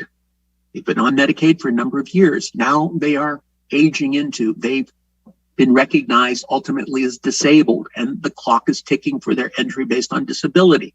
At some point, they're going to enter also Medicare. And Medicaid, which had been their exclusive basis of coverage, will now become a secondary benefit. It will become less than comprehensive. Now, the good news is this likely is going to be an automatic transition. Medicare, to a large degree, the Social Security Administration is tracking that individual's threshold for entering Medicare. Remember what I said? If the individual is already collecting Social Security benefits, the Social Security Administration has them on their radar. So ultimately, there's going to be that point of entry, and this individual automatically transitions from a Medicaid only to a Medicare and Medicaid dual eligible, except the one part that might not be naturally accumulated. And this is where the problem, and this is where often our program is asked to intervene to deal with an immediate crisis situation for the individual, the dual eligible, is once they've transitioned to Medicare as their primary coverage, the coverage for their prescription medication now requires that individual to be enrolled in a Part D plan. And often, no one tells the beneficiary or the family of the beneficiary that this is a new part of the paradigm. I'm on Medicaid, okay? And that's it. That's my exclusive benefit in whatever manifestation I've had for it. And I'm going to soon become Medicare eligible, dual eligible. So right now, if I let it just naturally happen, Medicare A and B will go into effect. That's my primary coverage. Yep. And what's going to pay the balance? Medicaid. For my meds? No. That's going to require a separate standalone Part D plan. No one told me that. No. They should. Sometimes they do, but sometimes they don't. Sometimes no one tells the person as they're about to enter into Medicare with their already existent Medicaid benefit, there's a thing they have to do, a thing that's not automatic. And that's pick up Part D coverage. And so there is that transitional moment, usually at a pharmacy, where the person or the family member for the individual shows up and says, I'm here to pick up their meds. And the pharmacist says, let's see your coverage. And here's my Medicaid card. No, we don't take that anymore. Here's my Medicare A and B card. That doesn't work either. It's like, what do I need to show you? A Part D. I didn't know I had to get one. Well, now we have a problem. So unless you're prepared to pay full price for those medications, because now you have no coverage for that, there's a way around it. It's called the LINET program. But no one's going to tell you the LINET program exists. So here's what happens. We have aggressively, for several years now, educated pharmacies, particularly the pharmacy chains, but individual mom and pops as well, about the effectiveness and the utilization of the LINET, L-I-N-E-T. It doesn't mean the pharmacist you're talking to right there, that store right there, is going to remember. No, be aware. And so if that happens, we compel individuals to say, call us. Ideally, do this during a business hour format. And we will talk to the pharmacy how to utilize. It's relatively simple. Pick up the phone, call the LINET number. Hi, I'm a pharmacist. I have a person here who's demonstrated reasonably that they are dual eligible and they are covered by a benefit program that's going to help pay for their meds, but they need Part D. LINET says, this is what we do. We're going to give you temporary Part D coverage on the spot. Temporary. You still have to get a real Part D plan. And again, this is something our program does, help you navigate through that process. That's often where the individual or the family of the individual realize something happened, a transition occurred. Yep, it's at the pharmacy when they can no longer get their meds. You're dual eligible now. But don't forget, the dual eligibility works the other way. The individual has been in Medicare for some period of time. And now the individual is in need of assistance for which Medicaid is the payer. Typical, they're using home-based waiver services, or they're going into a long-term care facility and they can't afford to pay it directly. So the county, the state, Medicaid is stepping in to help them pay for it. You have Medicare, then becoming Medicaid, dual eligible, same effect, different approach, different paradigm. Next slide.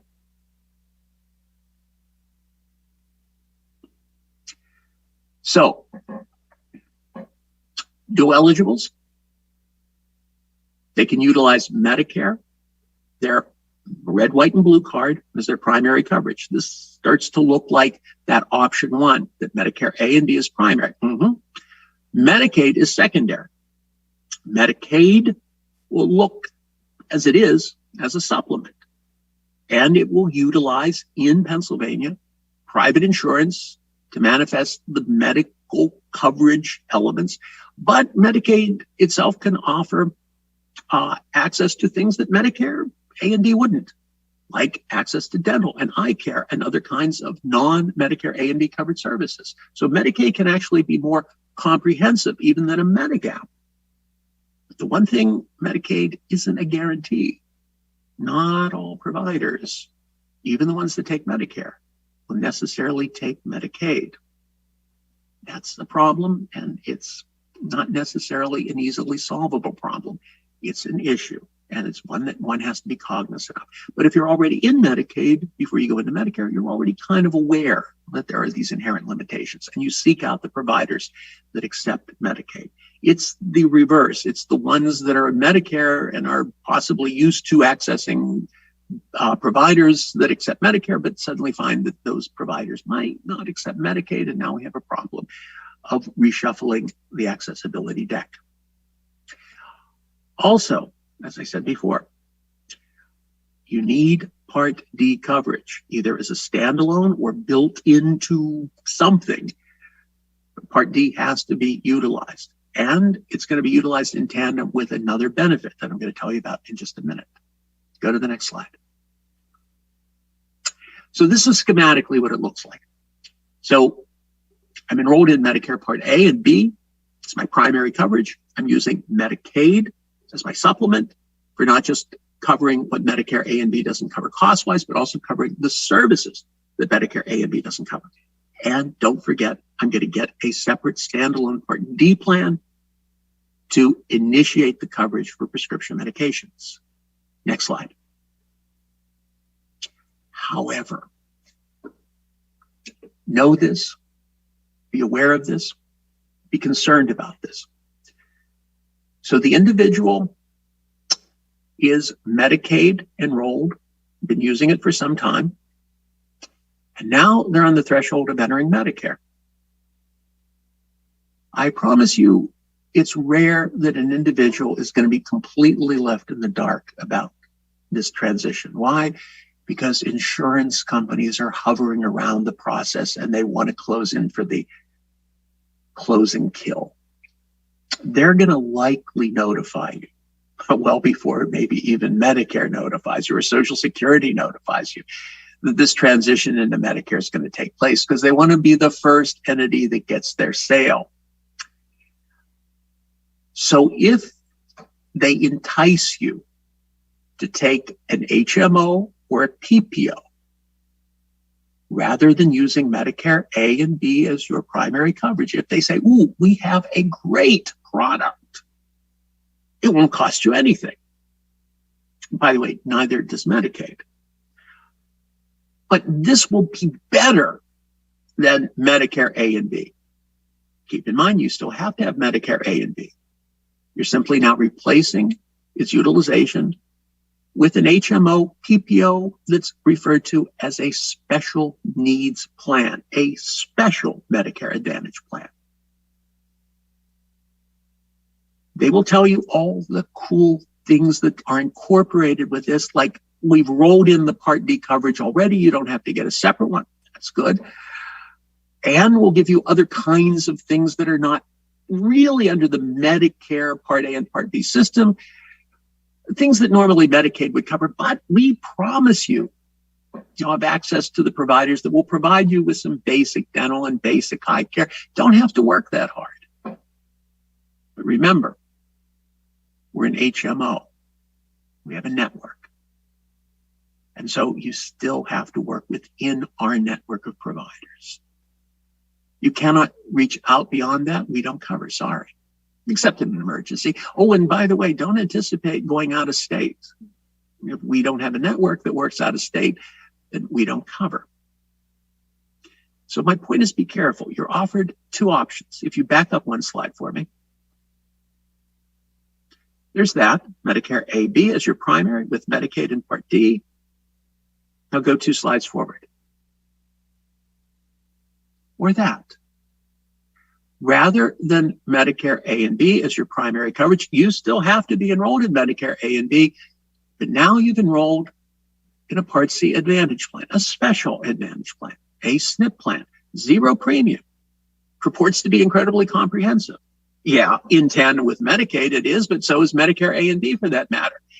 And they tell you you don't need Part D, and they tell you all the wonderful things they'll throw in as well. But remember this.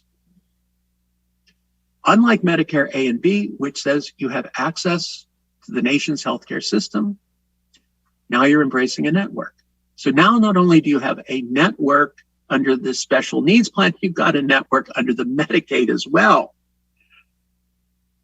You're limiting your universe to less and less providers. And every year, those providers within the networks could change.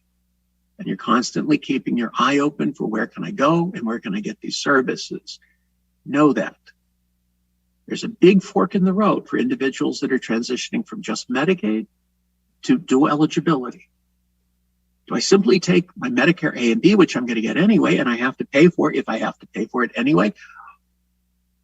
Do I use that, which is actually pretty good? Or do I take something else? Why? Because, well, I don't know, the salesman said that's better. Is it? And one of the things we do a lot for individuals going into Medicare, whether it's based simply on aging into, disabling into, being dual eligible or not dual eligible, is sit down with those individuals and say, look, we are lawyers and doctors and pharmacists and social workers at the Pennsylvania Healthcare Benefit Solutions Program. The one thing we're not, the one thing we never will be, are brokers, salesmen of insurance products. The goal is to help you select the benefit that's going to work the best in your circumstances and give you access to the things you need and want without worrying about, are we going to get a commission on this? So understand, you're going to have a hard choice. And you're going to have a hard choice, not just in the product, but who you're going to say, help me figure this out. And you're going to have to be skeptical of who's approaching you, why they're approaching you, and why they're offering what they're offering. Remember, on the line for this Advantage plan and the guy that's recommending this Advantage plan is likely $1,500 a month for the company. And in trade for that, what are they offering you to make it worth you taking the limitations of a network and allowing that company to make an extra $1,500 off your choice? Next slide. So in Pennsylvania, individuals that are dual eligible, Medicaid and Medicare coverage, are going to be relying for Medicaid on the community health choices. Next slide. Community health choices, mandatory for individuals that are age 21 or older and qualify for both Medicare and Medicaid and those other things. I won't go through them. Simply put, if an individual is eligible for both Medicare and Medicaid, a dual eligible, whether they are eligible any other way, shape, or form, they're certainly going to be in the community health choices. And you can take a look at the other ways that the community health choice rears its ugly head. But for our purposes, I would stop at issue number one. If we're talking with someone who is newly becoming a dual eligible, either they're Medicaid getting Medicare or Medicare getting Medicaid, guys, we're looking at community health choices. Next slide. The impact. The manifestation of Medicaid for many individuals is their access card. You can, I'm not being that absolute, you can still use it, but not for the supplementing of Medicare A and B. Instead, duals are going to be enrolled in a community health choice managed care plan, an MCO, a managed care organization for the manifestation of their Medicaid. If you use Medicare A and B, it's still your primary coverage. Or if you enroll in a SNP, that's your primary coverage. But secondary to that, the representation of Medicaid is community health choice. Next. There are 3 companies that are managed care organizations that in Pennsylvania represent the Medicaid coverage for individuals that are dual eligible and those individuals that are compelled to be under the community health choice program. One, in my neck of the woods, UPMC.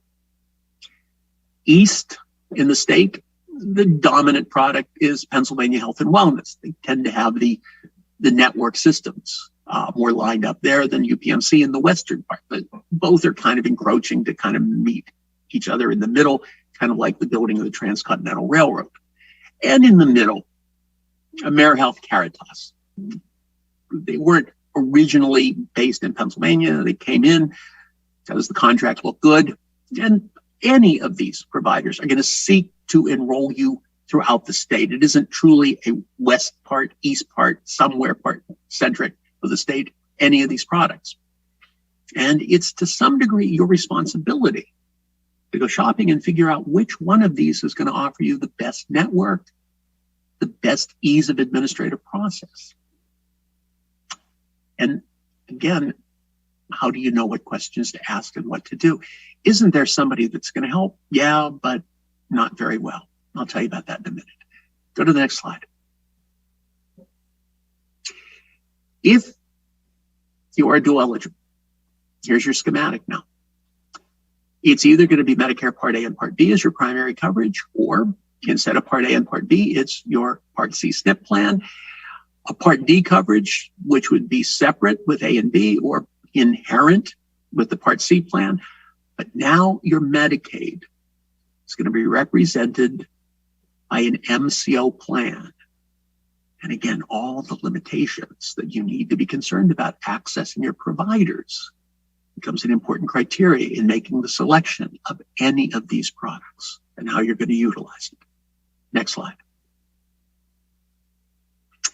There are 2 other benefit programs I want to mention. These 2 other benefit programs will help enhance reducing the cost for the dual eligible person. I'm just going to mention them, but they are worth knowing because they really are the mustard to the hot dog, the cheese on the cheeseburger. If you are going into Medicare, now there are two things you need to be cognizant of, and probably you're going to be alerted, but don't count on it. So know that these things exist. So start with the first benefit is the Medicare Savings Program. Next slide.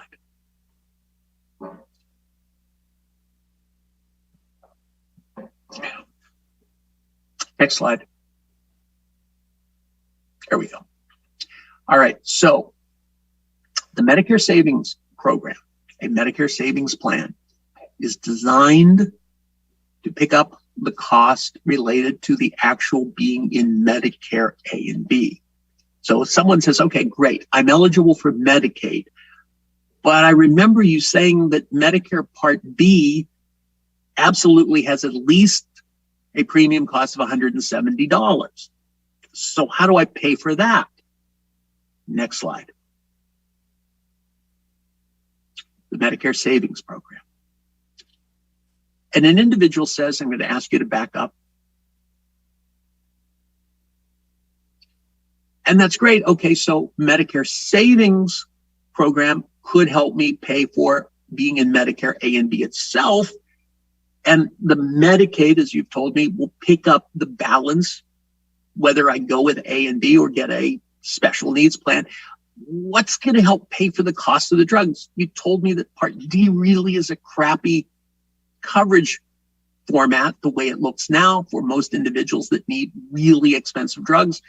There is a second benefit, LIS, low income subsidy, also referred to as extra help. So move forward, and we're going to look at the Medicare Savings Program. Next slide.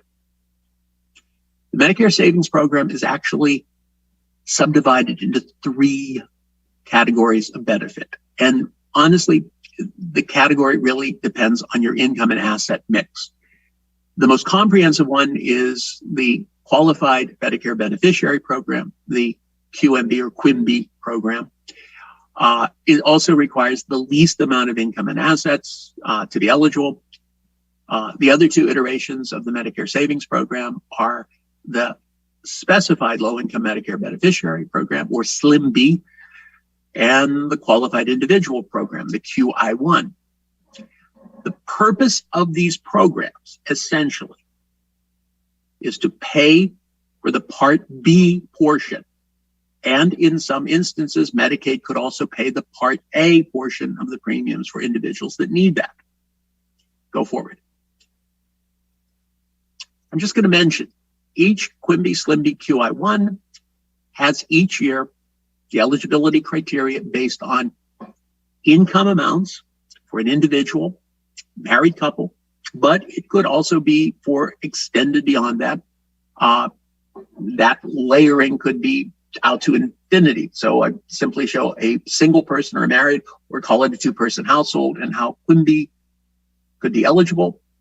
Notice it doesn't double itself as you increase the household, nor would it triple itself. Its eligibility is most effective for individuals that are single. Add new people, forced to include their income and assets, doesn't necessarily guarantee a exponential doubling or tripling or quadrupling. It kind of starts to erode in the accessibility value. And notice it's not a lot. So individuals that ironically go into Medicare that are on Medicaid for various reasons might find that they're not eligible for this benefit. Being in Medicaid does not automatically guarantee that your Part B portion of Medicare is paid for. This is a separate benefit that you have to meet eligibility for. And so you have this ironic anomaly of people that are in Medicare. Okay. And I got Medicaid. Yep. It'll pay the balance that Medicare A and B doesn't pick up. Great. But you still have to have Medicare A and B. And Medicare A, okay, good for you. It's no cost, Part A. But Part B is $170. You know, it may even be more. God, well, and for the lower income individuals, that aren't quite eligible for Quimby, SLIMB, QI1, I don't know if I can afford to come up with the money for Part B. And that may truly be problematic. And it truly exists as an issue. For lower income individuals, usually the lowness of their income and the lowness of their accumulated wealth guarantees them this benefit as well, but it is not a guaranteed promise. And we have to approach this benefit eligibility with a separate determinant as we would for Medicaid. Next slide. The other benefit is LIS, low income subsidy, is what that stands for. Also referred to more commonly as extra help. It is the Medicare Savings Program is an offshoot of Medicaid. It's typically operated by the same entities that operate the Medicaid system. The county assistance offices, representation in Pennsylvania of the Pennsylvania Department of Human Services. LIS is kind of weird. It is a federal program. I mean, the state, the counties can tell you about it. They can perhaps assist you in getting into it. But this is a federal program, but it's not under the Department of Health and Human Services, the Centers for Medicare and Medicaid. Again, they know about it. They will help you with it.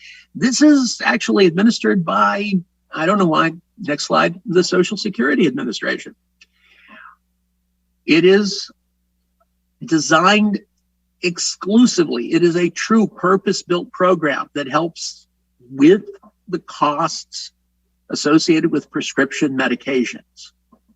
It is available for individuals that are in Medicare, typically individuals that are dual eligible, Medicare and Medicaid, absolutely. Unlike the Medicare Savings Program, which will guaranteedly reduce the cost of your Part B, but not guaranteedly allow you in just because you're in Medicaid, this one's different.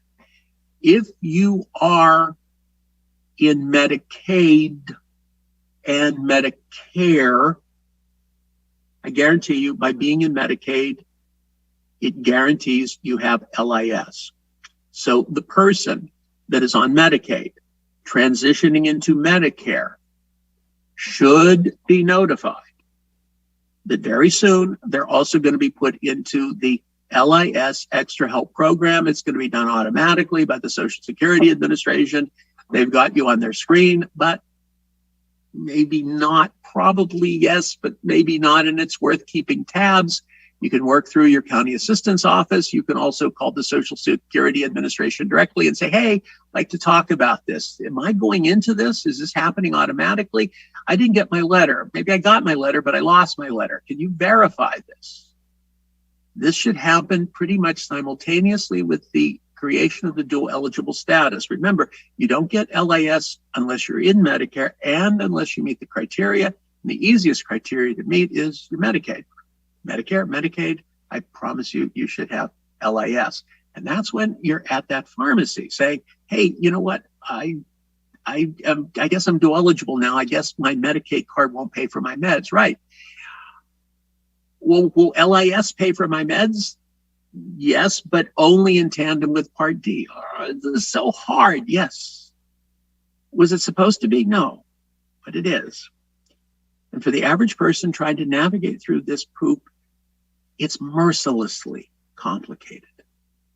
And the idea is, please, please, let this be as easy as possible. Let me just get my head around this and get into it.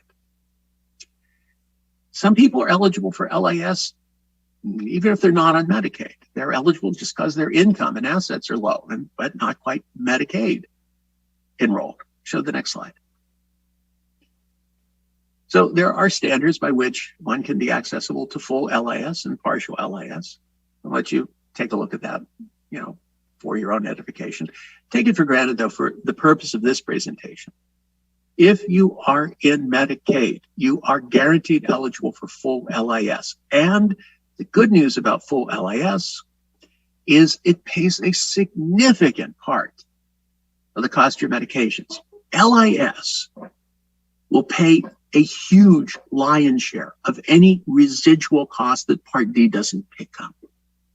That's the true value And for many individuals that say, the problem with my healthcare isn't going to the hospital on a regular basis. Thanks, but Part A or the Part A portion of a SNP plan is like, thanks. And yes, I see doctors and therapists and get diagnostic services regularly, but what I really need is the cost of my meds. If Medicaid is not going to cover that, and I've looked at what Part D covers, and they're going to leave me in the lurch. I'm going to be owing thousands of dollars if it's just Part D coverage. So what's going to help me with that? LIS.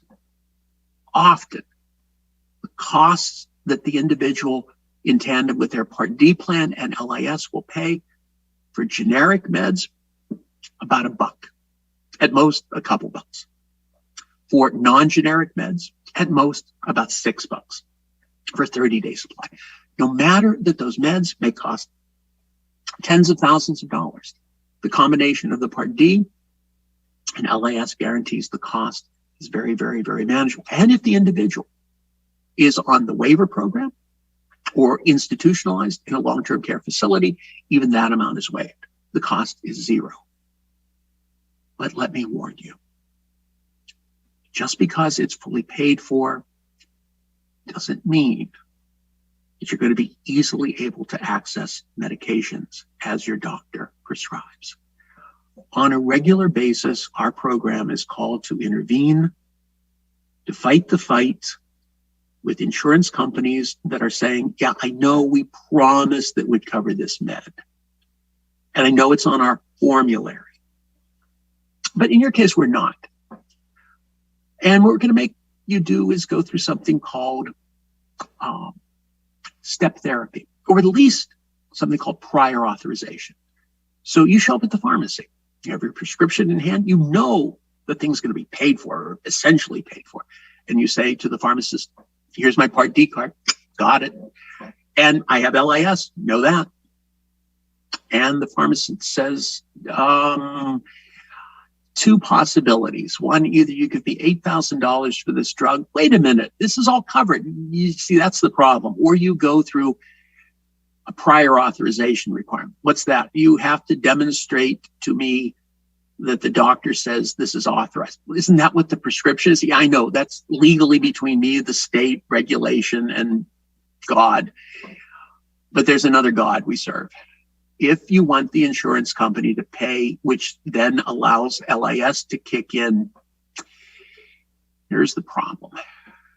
You have to demonstrate to the insurance company, well, it's your doctor that really has to do this, that this drug is the drug. Because there's so many other drugs in this therapeutic category. The insurance company is saying, yeah, I know LIS is going to pay a bunch, but we're also going to pay a bunch. But what we'd really rather you do is use a much, much, much cheaper drug that we're not on the hook for some portion of. And so here's the deal. Go back and get your doctor to prior authorize for our purposes. And then we'll let you have the drug under our coverage. No prior authorization, no drug. Oh, and by the way, get used to that every month. Why? Social engineering. We're sending a message out to the doctor. Doc, every time you prescribe this med, I swear to God, every time you prescribe this med with our coverage, and this is probably with most Part D plans, get ready to write up a lengthy prior authorization report. Oh, we'll probably pass it. We'll probably let the person have the drug. But we're counting on the fact that making you do this over and over and over again is going to compel you to rethink which drug you're going to prescribe. And you really want to push this to the wall? We'll put you through the other one. Step therapy. You know what that means? You got to make that patient of yours try every other drug in this therapeutic category. That could be dozens. Yeah, we'll get started. You demonstrate they've tried them all, and this one you want here is the most effective drug, we'll consider. Oh, yes, we'll relent, of course. Another appeal. Mm-hmm. We hope you get the message. Want to be tied up in paperwork? Keep prescribing this med. Want to have it smooth sailing? Start thinking about another less expensive med. Welcome to your world, guys. Next slide. If you have the LIS benefit, expect, as I said, the copayments are going to be minimal. Expect that Part D plan that you have to be enrolled in the premium will be paid. So pretty much, and there's no owner's donut hole, no deductibles. Pretty much it's a straight sail through it. But like I said, don't anticipate just because it's being paid for means you're going to have immediate and easy access to it. Next slide.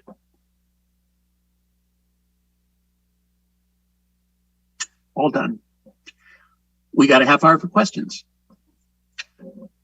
Did I pique anyone's interest? Let's see, Bill. Give me just a second here to see if I'm sure there are lots Did I of wear questions. everybody out in the home stretch? Well, I'll tell you, that is quite the plethora of information there. I don't know how you keep it all straight. I keep my fingers in my ears to hold it in there. Wow. Guys, if she thinks it's hard, imagine what it's like for the person uninitiated into this whole process, about on the edge. This is why the Achieva program comes to us and says, we've got a client who's on the verge and they need to make important decisions.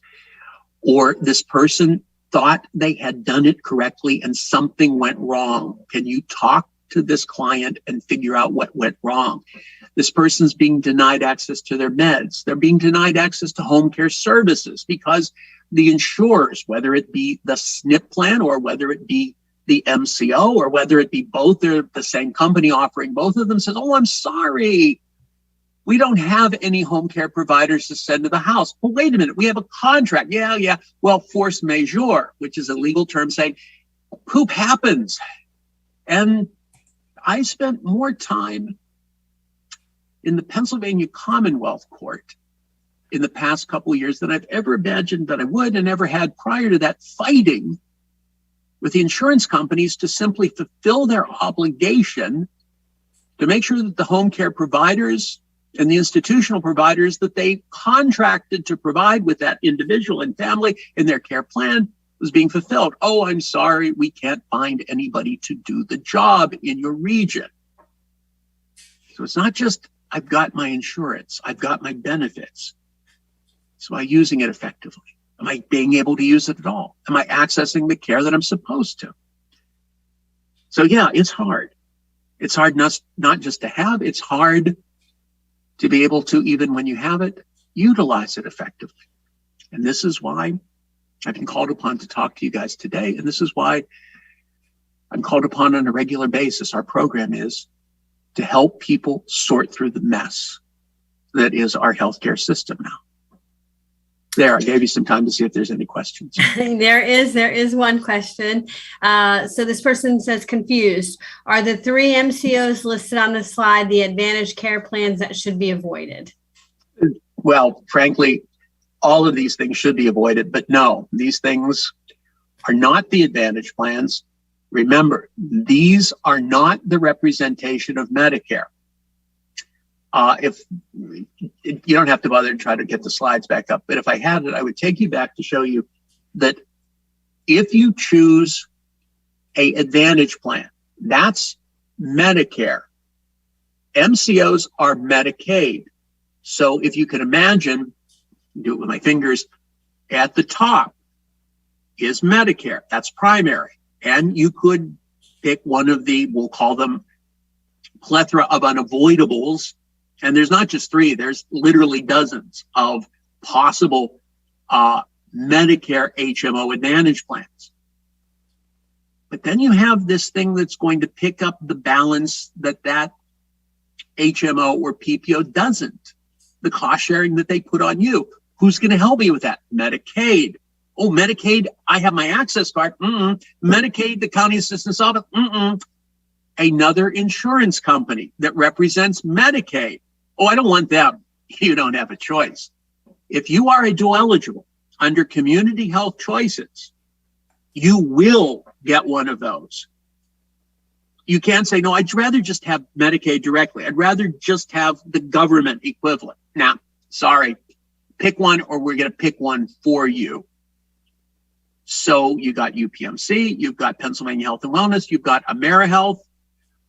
Come on, tick, tick, tick, tick. Who's going to help me choose? Well, technically, there's what's called an independent enrollment broker. You mean no, it's an entity, and sorry they use the word broker. It's a private organization that's supposed to be objective and biased and effective. None of those are. And when you reach out to them, it's like, can you help me? Well, it's your job to, oh God, for the love of God. And when I reach out to the insurance companies, how do I know that they're doing the right job? You don't. So who's going to give me kind of a general, unbiased, objective approach? Well, we do. We try to find some other entities. But here's the warning. They're private insurance companies. They are who they are. They do what they do. They are given a fixed amount. In the case of the MCOs to run Medicaid, they're given an amount from the state of Pennsylvania. They're told, here, this is what you get. For each person that you enroll, you get this much money. Now go figure out how to make a profit.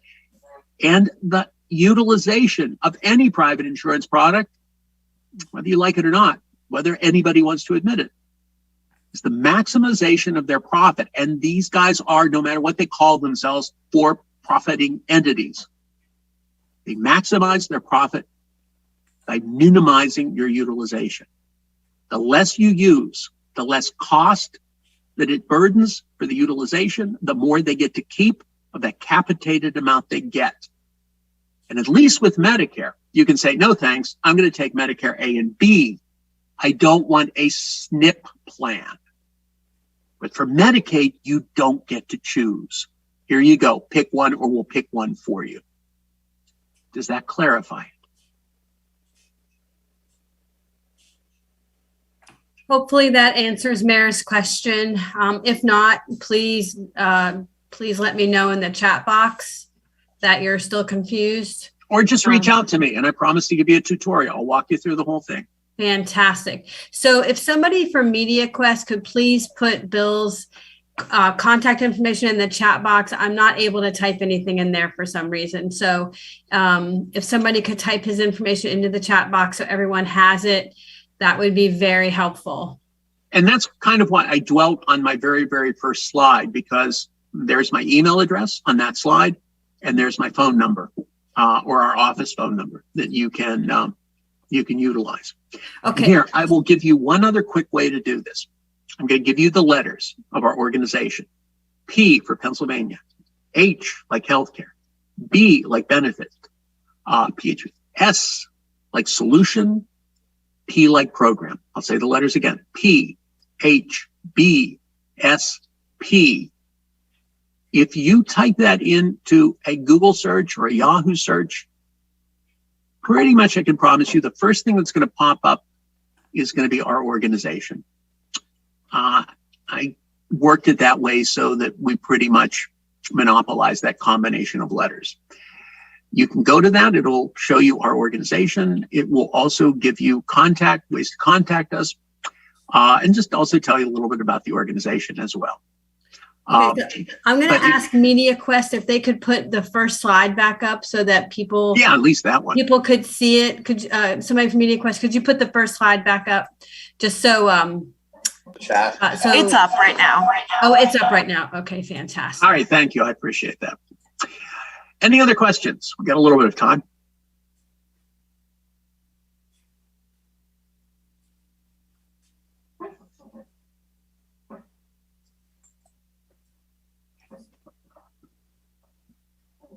Any questions from anybody? Well, and that's okay. Again, a lot of this stuff is, wow, this is so much stuff. Wow, it's like, and that's okay. Let me say it this way. There will reach a point when it's absolutely necessary to make the decisions. It will come at a point where you're now about to go into Medicare. And I would tell any person, as I'm talking to them months ahead, maybe even years ahead, it's like, it's okay, don't worry. This is meted out in baby steps. Each step along the way is a thing to first accomplish before you go to the next one. And an entity like us is designed to understand and take you each of the baby steps. So first step, well, let's make sure you've got enrolled in the Medicare system. That's it. Stop there. And then let's talk about the products that you're going to use to enhance being in Medicare and what dual eligibility looks like. And then let's talk about the enrolling process. And we're good. Later, reach out to us if utilization doesn't work. Well, what about if I'm already in the program? Okay. How's it working? Not very well. Let's see if we can find a better alternative, because you can change your products, not just from year to year. In most cases, you can change them from month to month. There's some limitations with certain of the products, but essentially, if you feel like you've made a terrible mistake or this option isn't working, there's ways to correct it. There's ways to look for another alternative. I can't promise they're going to be absolutely better, but at least it's worth examining, and we'll walk you through that process, or find someone like us that can unbiasedly, objectively walk you through the process of saying, what else is out there? Or when it fails, I have my SNP plan and it says, oh, we don't have enough providers in my area to make sure that somebody comes to the house. It's like, that's the whole point. Or, okay, the problem is with the MCO. They're saying, oh, I'm sorry, we don't have enough contractual programs that we can send somebody to the house. Now what do we do? Give us a call. This is the new battle.